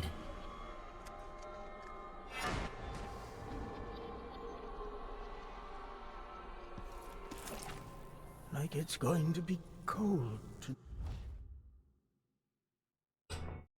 Alright. Hey, Funkadella Chica, welcome in. Hey, hey! Happy Tuesday. Squirrely, you love going to Jotunheim and how they use the magic to make whole areas appear when you approach them from the right angle. I don't think I don't know if that's in the Forgotten Saga or not. I've only done the base game, and I didn't actually finish going through all of the visions. I did not 100% it, and I wanted to finish it because I played it for 90 hours. So I ended up watching certain things on YouTube at the end of it instead of adding an additional day or two to the stream time. But overall, I thought it was okay. It dragged out a bit, and I was a little underwhelmed by the story. I kind of expected more, but it says more about me than it says about the publisher, I think. Alright, so this game, this chapter introduces what they call a timepiece, which allows you to change back and forth between two different time periods in the same place. We can't use our void abilities, our outsider abilities, like dark vision or teleport. We can't teleport anything, but we can go back and forth between two different time frames, and the present day version of this mansion is dilapidated and falling apart, but the past time, which I think is just a few years ago, the place is immaculate, and it actually has living, breathing people. And what you do in the different time frames affects the other time. So they introduced something, and it's only here for this chapter. So you won't see me obscuring the whole screen with dark vision, but you will see me looking through most of this chapter from a tiny little lens, because reasons. The good thing is that we're not doing in the present day, it doesn't matter, because we don't have to worry about being detected by anything until a certain key event happens in this chapter, which we will not get to today. It's not happening. I'm going to be setting up this chapter to where we can go back and forth between the two places, or the two times, and get the bulk of the story or the chapter tomorrow. Well, when I say tomorrow, I always mean the next stream, which is actually Thursday. So I'm going to go down here and loot things and stuff, and I'll get dialogue when I can during the past and present, but most of the chunk of this chapter is going to be on Thursday. Just fair warning. Bayek's voice actor. He really is, Avi, and he's very serious. I feel like Odyssey is like kind of a humorous type story and character, whereas, you know, Bayek I take a lot more seriously. Bayek is probably somebody I would hang out with in real life if he was alive today.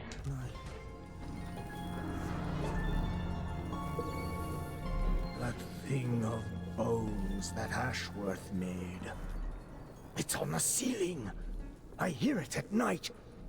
Bones from the deep, far beneath the waves. Right. Is there bad news from the mines? I can sense it. How many dead? This can't be right. Who has been fooling with the clocks? I'll have their pay docked. The days are burning. Can't you smell it? Right up in smoke!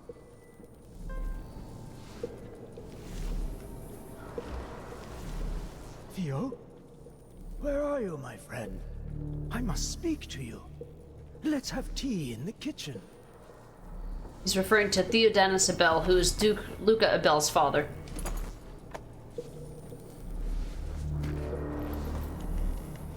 That is a giant piano. It's got 3 rows on it. He looks like he's a professional playing it too. Mary had a little lamb. I think I heard something under my shirt. I remember that night, sitting out waiting. I knew it was wrong. We will be seeing that exact instance later. Nothing. So the choices that you make in this chapter have a ripple effect for the rest of the game. And it's absolutely amazing to keep track of. I'm going to take this timepiece, which is a new item that we have, and I'm going to make it my primary piece here. We do still have the heart. We can... Put that thing away, will you? Grotesque. Yes, yes, I can see it. The others can't, can they? Nope. Just for me. Before this, he was so worried the old money people would laugh at him. They What time is it? Is it the time I think it is?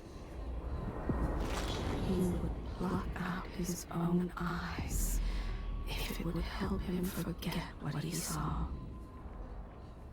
Someday I'll play the piano for you, Theodanis. Stilton looked deeply into the void. He cannot unsee what he has seen. The night this terrible thing happened to him, What's wrong? he wanted to meet with Megan, Where are my guards? to confide in her. My servants. Am I alone in here? I'm never alone. Or I'm always alone. Stryker, we must save Stilton's sanity, thus saving Megan's arm. And yeah. So Stryker, what's funny, and this is heavy spoiler stuff for, well, not heavy spoilers, it's immediate spoiler stuff for like the next chapter or two, but this playthrough is full of spoilers. Just a heads up. So what I'm going to try to do here is I'm going to knock out Stilton before the seance so that he never sees the ritual that the others perform.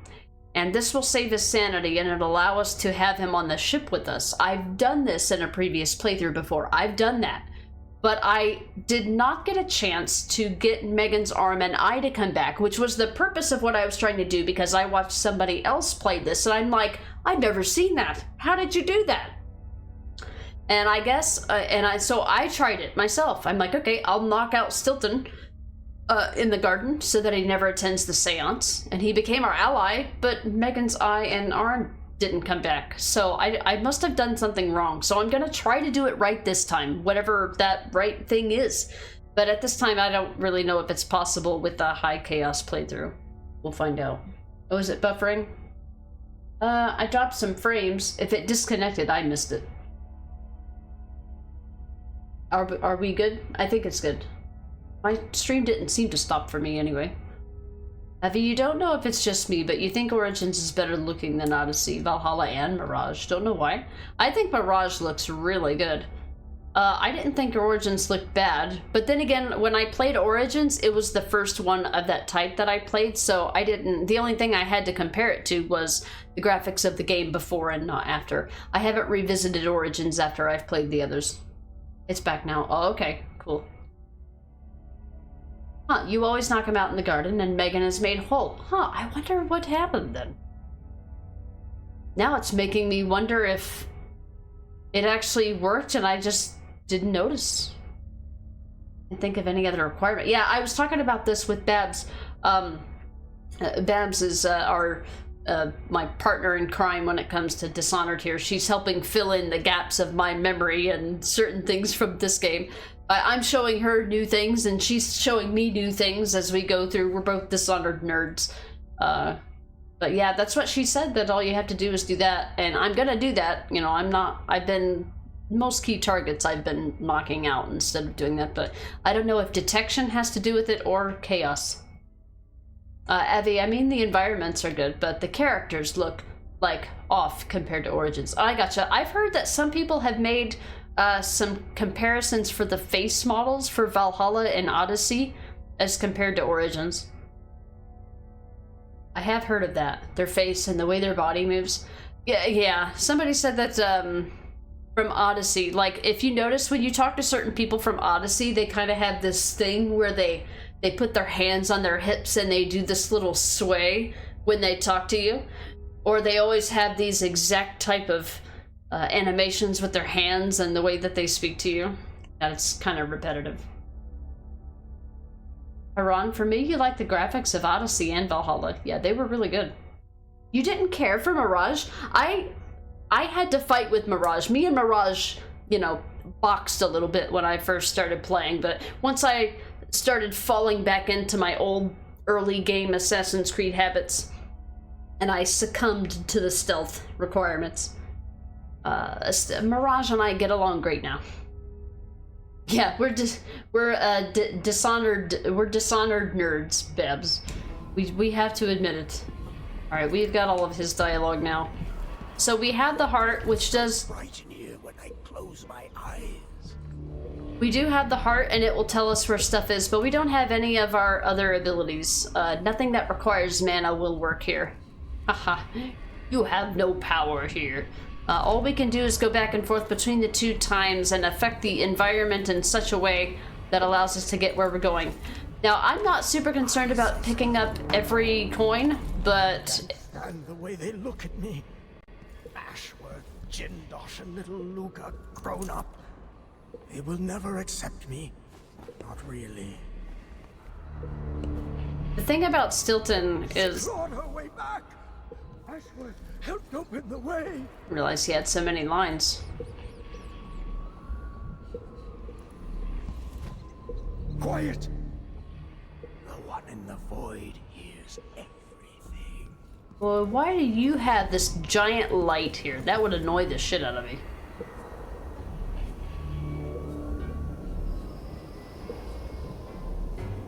I do love Aramis Stilton, and I want to give him the time for his lines.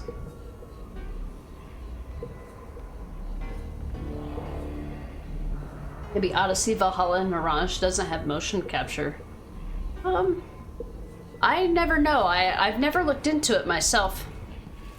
If they don't have motion capture or do have it, I don't know. I just assume that almost every modern game these days has motion capture. Alright, here's the timepiece that we're going to be spending most of our time in.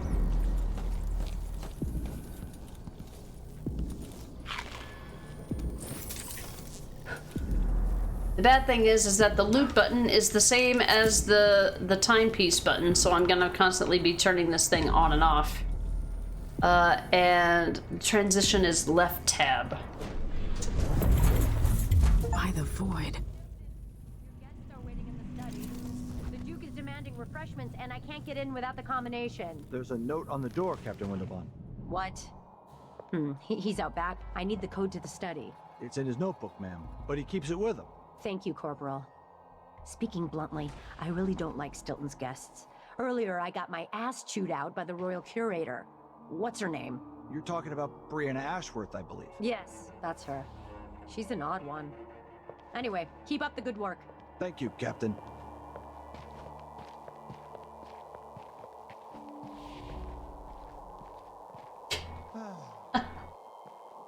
Babs, you've done some research, and it should be totally be possible. Yeah, I don't know what I could have done incorrectly in my previous playthrough.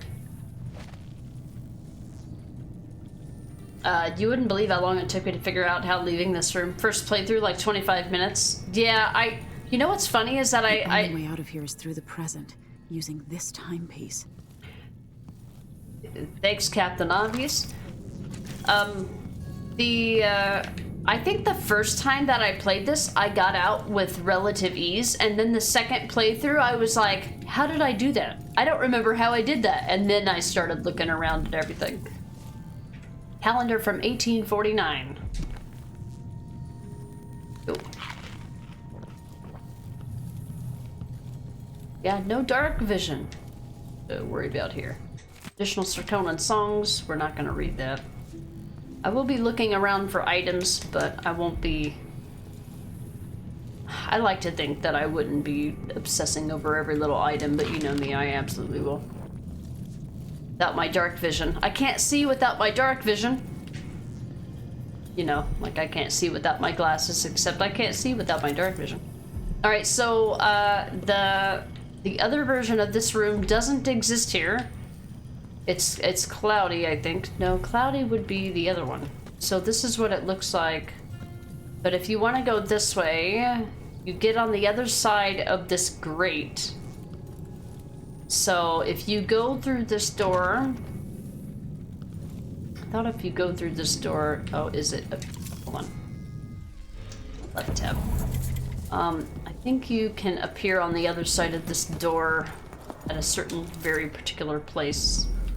Oh, the same piano is here. Anyway, this whole chapter is like a little puzzle here. So, if you go through and go to the present... Okay, the master. I thought I remembered going out this door with relative ease. Yeah, this is one of those things where it's just like, I don't understand. I did this really easily on my first playthrough. Why am I suddenly dumb?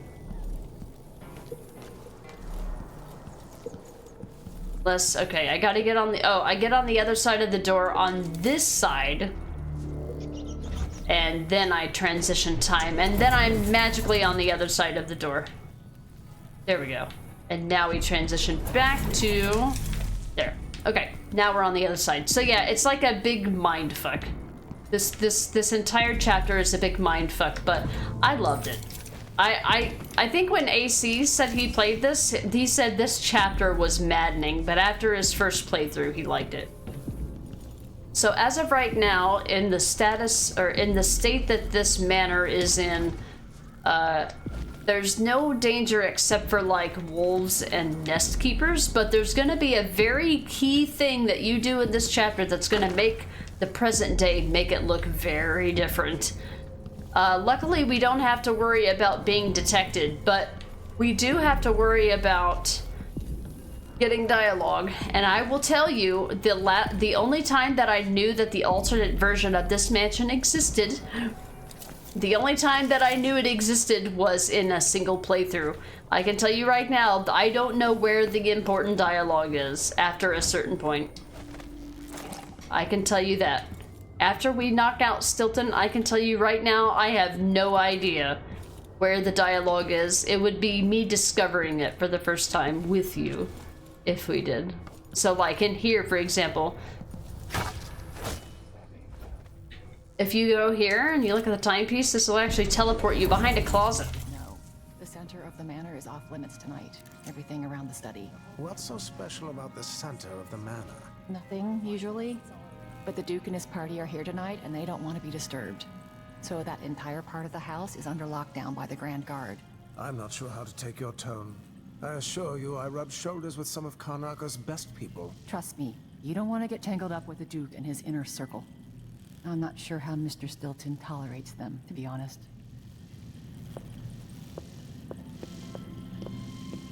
I heard there's a new AC coming out, set in Japan. That's exciting. Lost off at the last minute because he's got more important guests?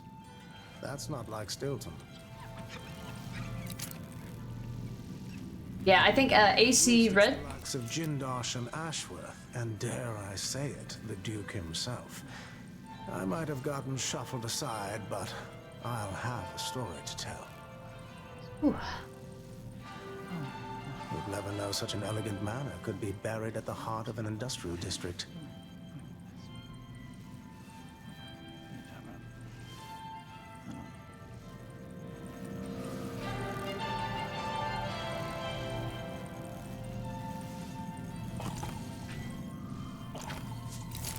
I don't even like to hear them talk.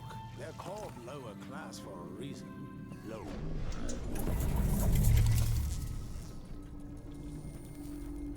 Hear what it means from physical gaming. Still, I think it'll be fun. It'll probably be fun, I'm sure. Depending on how much you have to pay to play it. Have you ever played Ghost of Tsushima? I have not. It's a console exclusive game, and while it is available on PS4, I wanted to play it on PC because of the graphical difference. I've heard that it's a beautiful game. So I have not got it on PS4. I want them to bring it to PC so I can play it proper. That's what I want. Will it happen? We don't know. Alright, so we got some dialogue here. Something's annoying you, dearies. I can feel it. So I don't care about detections here. I don't care if we get detected by the nest keepers. Bloodflies don't matter. Wolfhounds don't matter. The only thing that matters is detection in present day. There is a... When no one keeps the rooms clean and dry, a house goes to rot. So there's people in here. I do have Shadow Kill. I want to make sure I get the dialogue, but I gotta be careful about when I appear in the future and when I don't. Are you gone? Good. Gotta be really careful about it.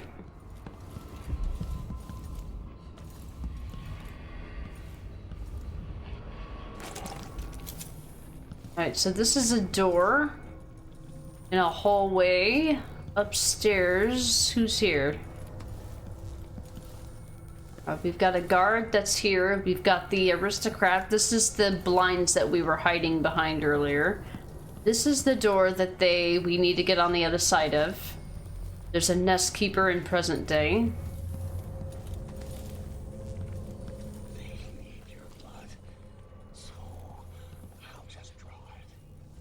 But as long as you exist in the past, they can't see you in the present. Alright, does this have anything in it in present day? I think I'm going to just transfer here. Pick up the items.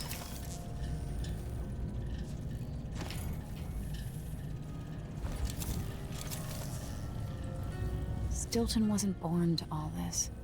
Allegedly, he started as a miner. It's true.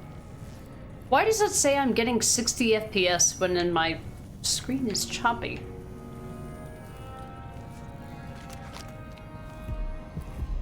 Alright, nothing here.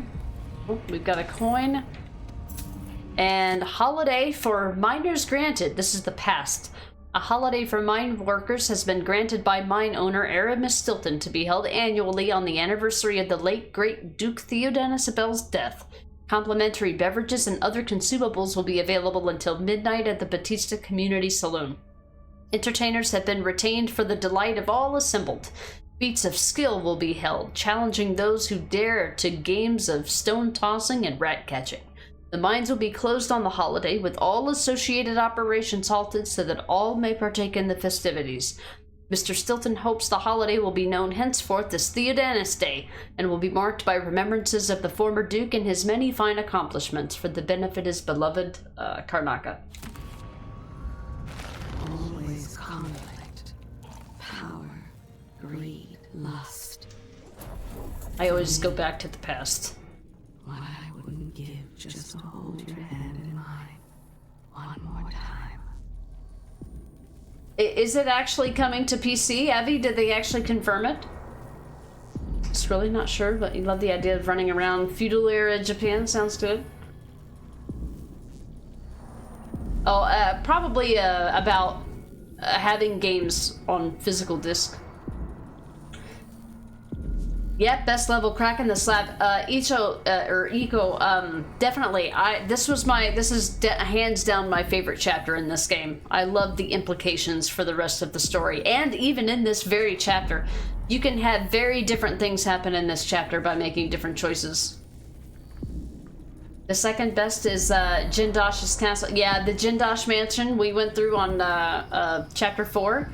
We explored that. We got the lethal. We ended up doing the non-lethal takedown for him, which is hilarious as hell. And when we did fight him, we got all of his dialogue.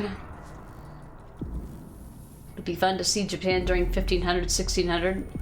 Well, so the thing is for me is that I don't really know what Japan looks like in any other year, so it'll just, I'll just probably think it's just Japan.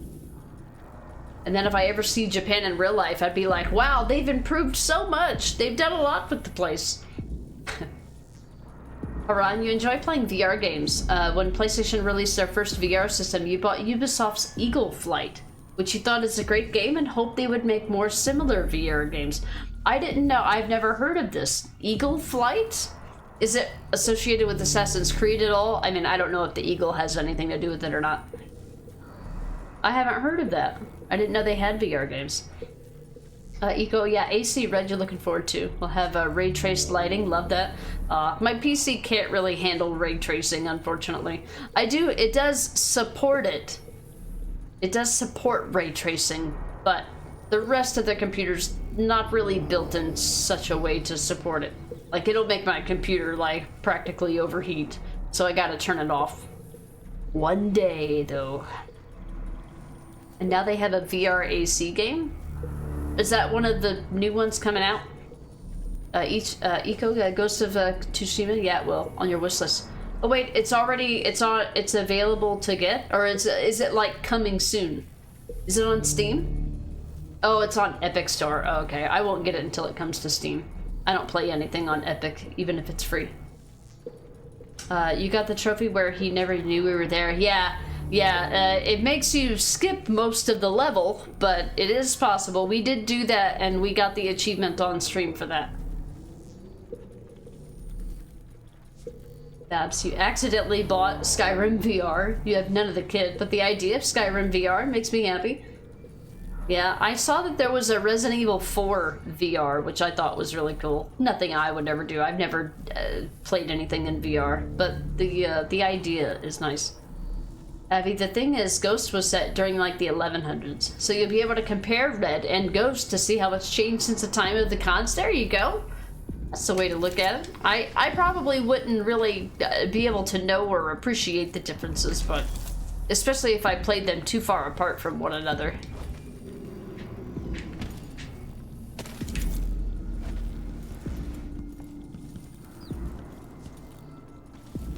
So I heard...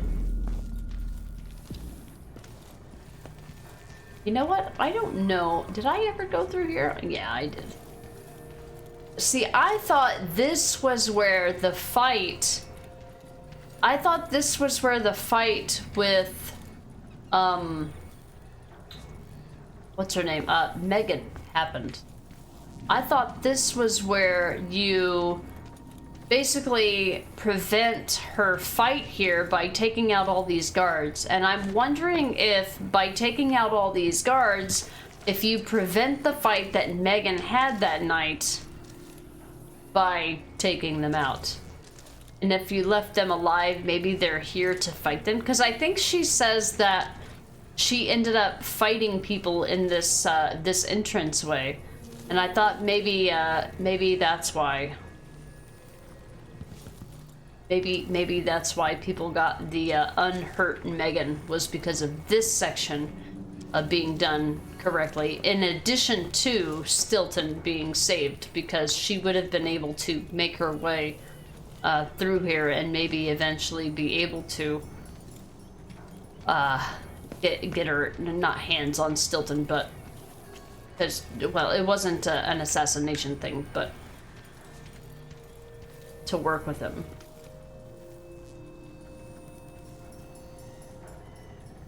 Did you imagine playing AC Nexus? I get all three of them mixed up, and every time if somebody tells me what they are, I forget them all over again. I'm assuming the Nexus is the VR thing.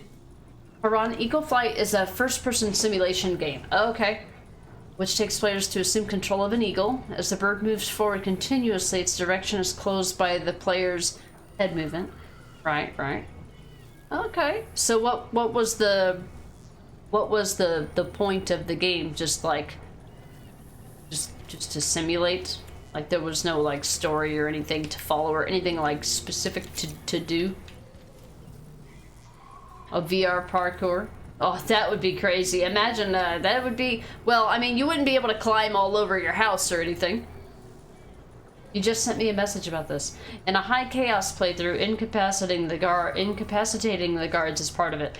Because that's what I was thinking. I didn't pay attention to what Megan said until I started mentioning and doing this in-depth playthrough.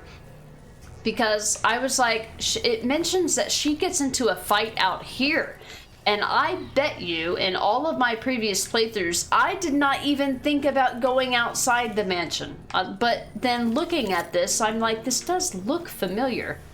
So whether you're killing them or incapacitating them shouldn't matter, right? I shouldn't have to do anything about non-lethal knockouts or kills. The reason I say that is because if I kill someone, their body turns to ash. But if I knock them out, their body remains and I have to hide it.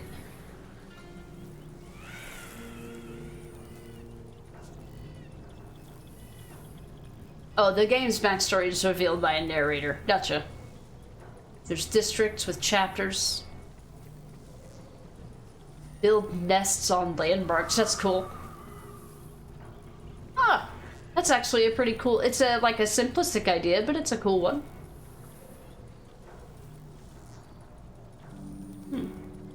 Okay, so the only thing that matters whether you're non-lethal or not. Alright, I still have quick save. Alright, I gotta make sure this... I mean, does it even matter? Do these guys have dialogue? God, I'm so overwhelmed by the idea of having dialogue to get for these guys. I think they only have dialogue if they're set in predetermined situations. Like, if you see two guards next to each other facing each other, then that means they're having a conversation. I think we might be able to just go in here and just murder everyone with reckless abandon. It doesn't look like any of these guys have special dialogue. Let's, I would say hide in a bush, but there's no hiding in a bush mechanic. You can hide in a bush, but they will see you. It doesn't provide you any cover. Locker before coming out. Last time I left it open, someone left a hagfish in my jacket pocket.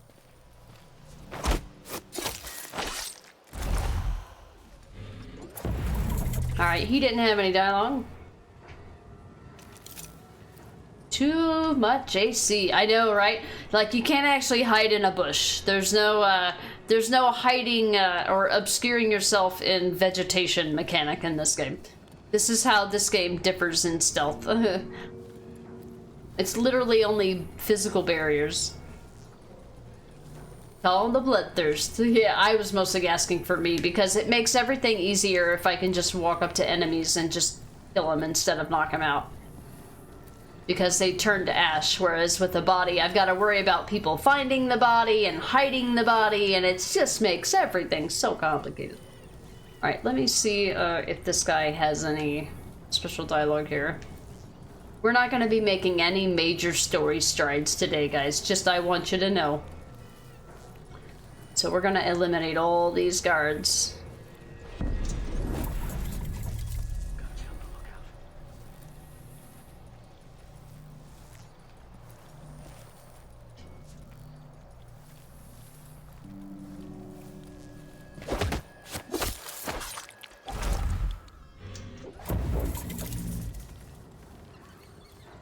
So if we eliminate all these guys, then these guys will not be here.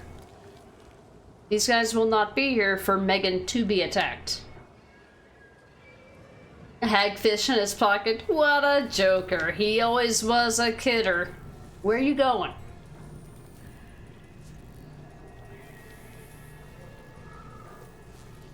Do I kill the hound or the lady first? I don't want them to be witnesses to anything.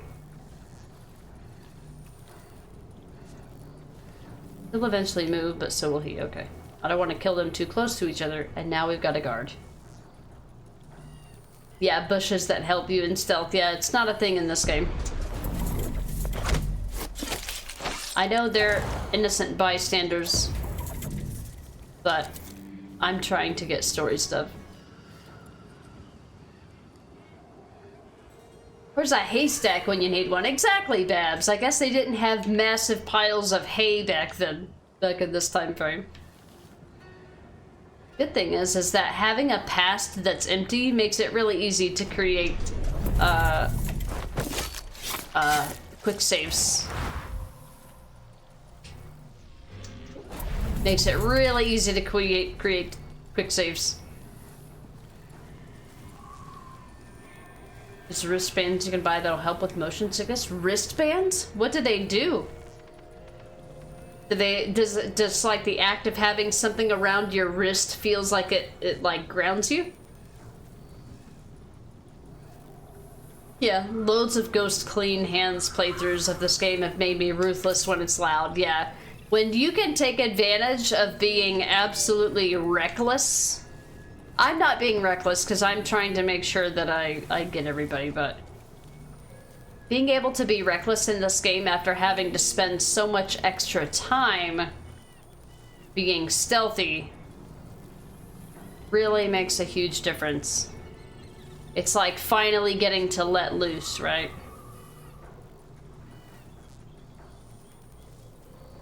Did that feeling? Play God of War 3 made me mad brutal in every single game after that. Hell yeah. Yeah, when you've got to be careful for so long. You think it's acupressure points that that help in that kind of wristband. Oh, okay. When somebody said wristband, it made me think of the wrist supports for it made me think of the wrist supports for like the Wii controllers. That's what I thought of. Dog, dude, you're really cramping my style right now.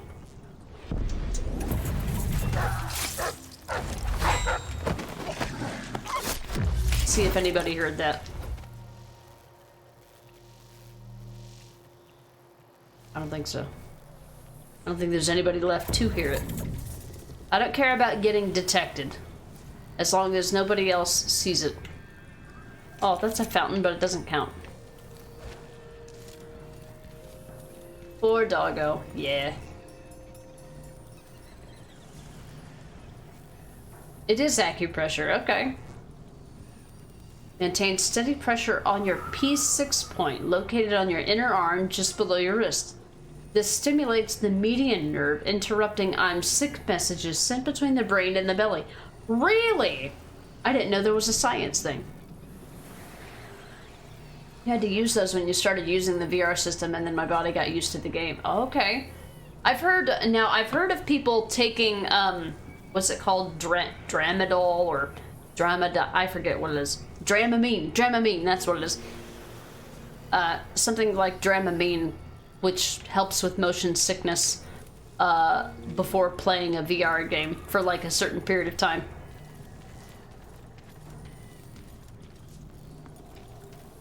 Alright, anybody else? Leading all the way back to the entrance. Everybody must die. There's no dialogue. So I think this is the difference between getting the Megan arm back and not. The fact of the matter is that I probably never went into this area after going back and forth between the present, because I don't remember taking out these guards. But then again, I might have left them intact and not knocked them out or anything. I could have just been like, there's nothing out here that I need, what do I care? I thought I remembered taking care of that maid, but maybe I just didn't take care of all the guards.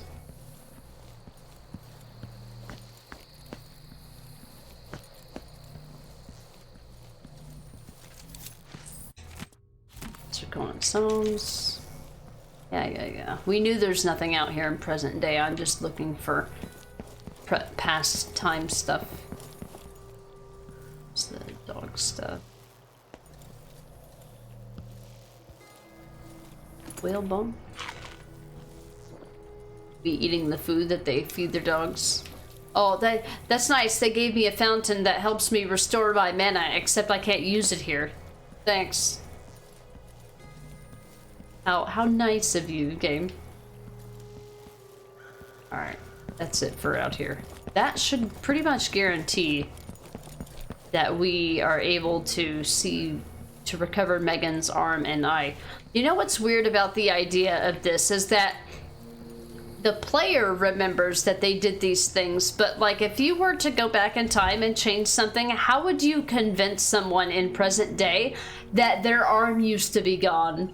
Without sounding like a complete nut job. Never killed John Wick's dog. I've heard of that.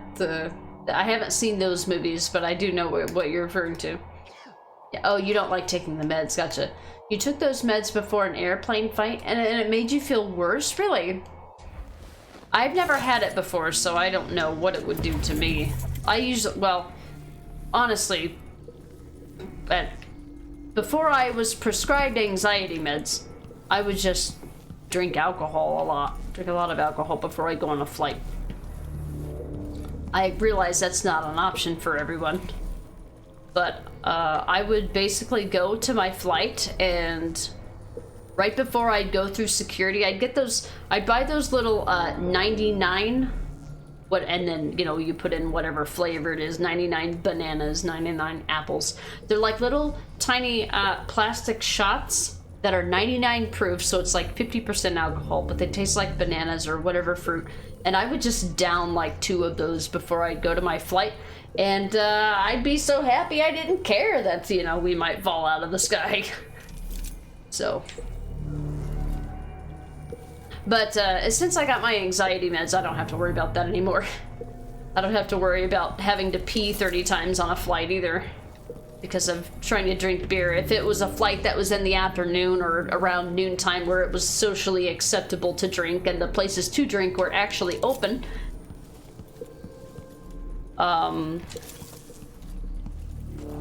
yeah, I would just, you know, drink beer or whatever. But then, like I said, I'd have to pee every 30 minutes.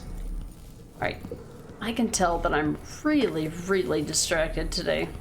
I'm gonna explore this place in terms of present day, but I think this might be where we call it.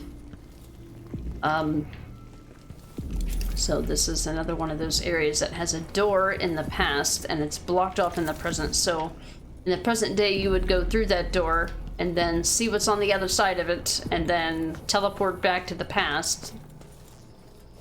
But I want to explore the second floor here really quick to make sure I got everything that I can get without having to intermingle with present day peoples. I don't have any supernatural powers available during this mission, so I have to actually look for loot with my eyeballs, which is why it probably appears like I'm walking around lost, because I actually am.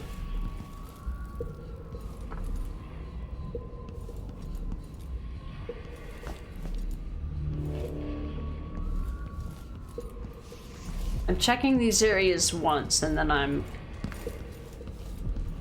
I'll wait until my full immersion playthrough or my next playthrough to fully immerse. If I feel like streaming tomorrow, I might, but there's no guarantees on that. I'm probably gonna just finish off whatever it is on the weekend. Because I don't think I can get through chapter 8 and 9 in one stream, even if it is a long stream. Alright, this is like you basically have to play in the past day in order to get anywhere. Alright, well, I'm just gonna have to leave that be. I do have my double jump, so that's cool.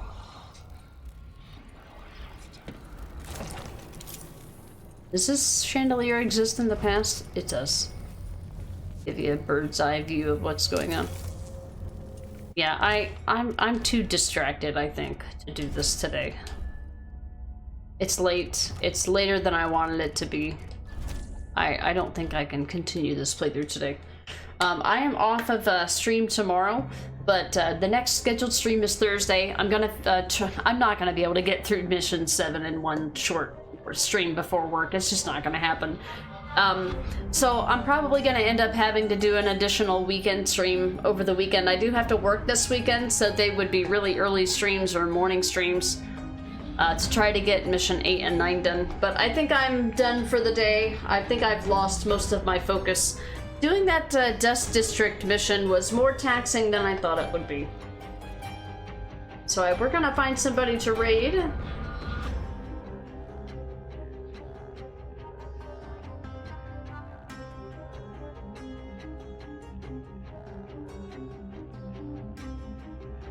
Oh shit, Bakba Soup is doing a new Brutal RE4 mod? But I told Ginger I'd be there. Bok doesn't need my viewers. For anybody who might be knowing, apparently Bakba Soup is doing a new... he's doing a new mod for RE4. Wearing one of his merch shirts today. It's there. But we're actually going to be raiding over to the ginger bearded one. He's currently playing through Cult of the Lamb for the first time. I know that he was working on at least the 3rd boss. It might have been the 4th boss, but he's getting I'm sure he's over halfway through Cult of the Lamb, but I want to see how he's progressing. I will be back on Thursday to continue Mission 7. I'll try to do Mission 8 and 9. I doubt I'll even get Mission 7 done by Thursday. Expect an extra stream this week. I hope you guys have a great rest of your evening. I am going to catch you guys next time. Thanks, guys, for being here. Haran, Sunshine Soda, Wonderless, thank you again. Dr. Casper, thank you for the resub, Dwight. Appreciate that. Or the prime sub, sorry, that's what I mean. Yeah, Babs, have a good one. Thanks for the GGs, of course. Schillerlock, have a good day. Avi, you as well. I hope you enjoy Origins today.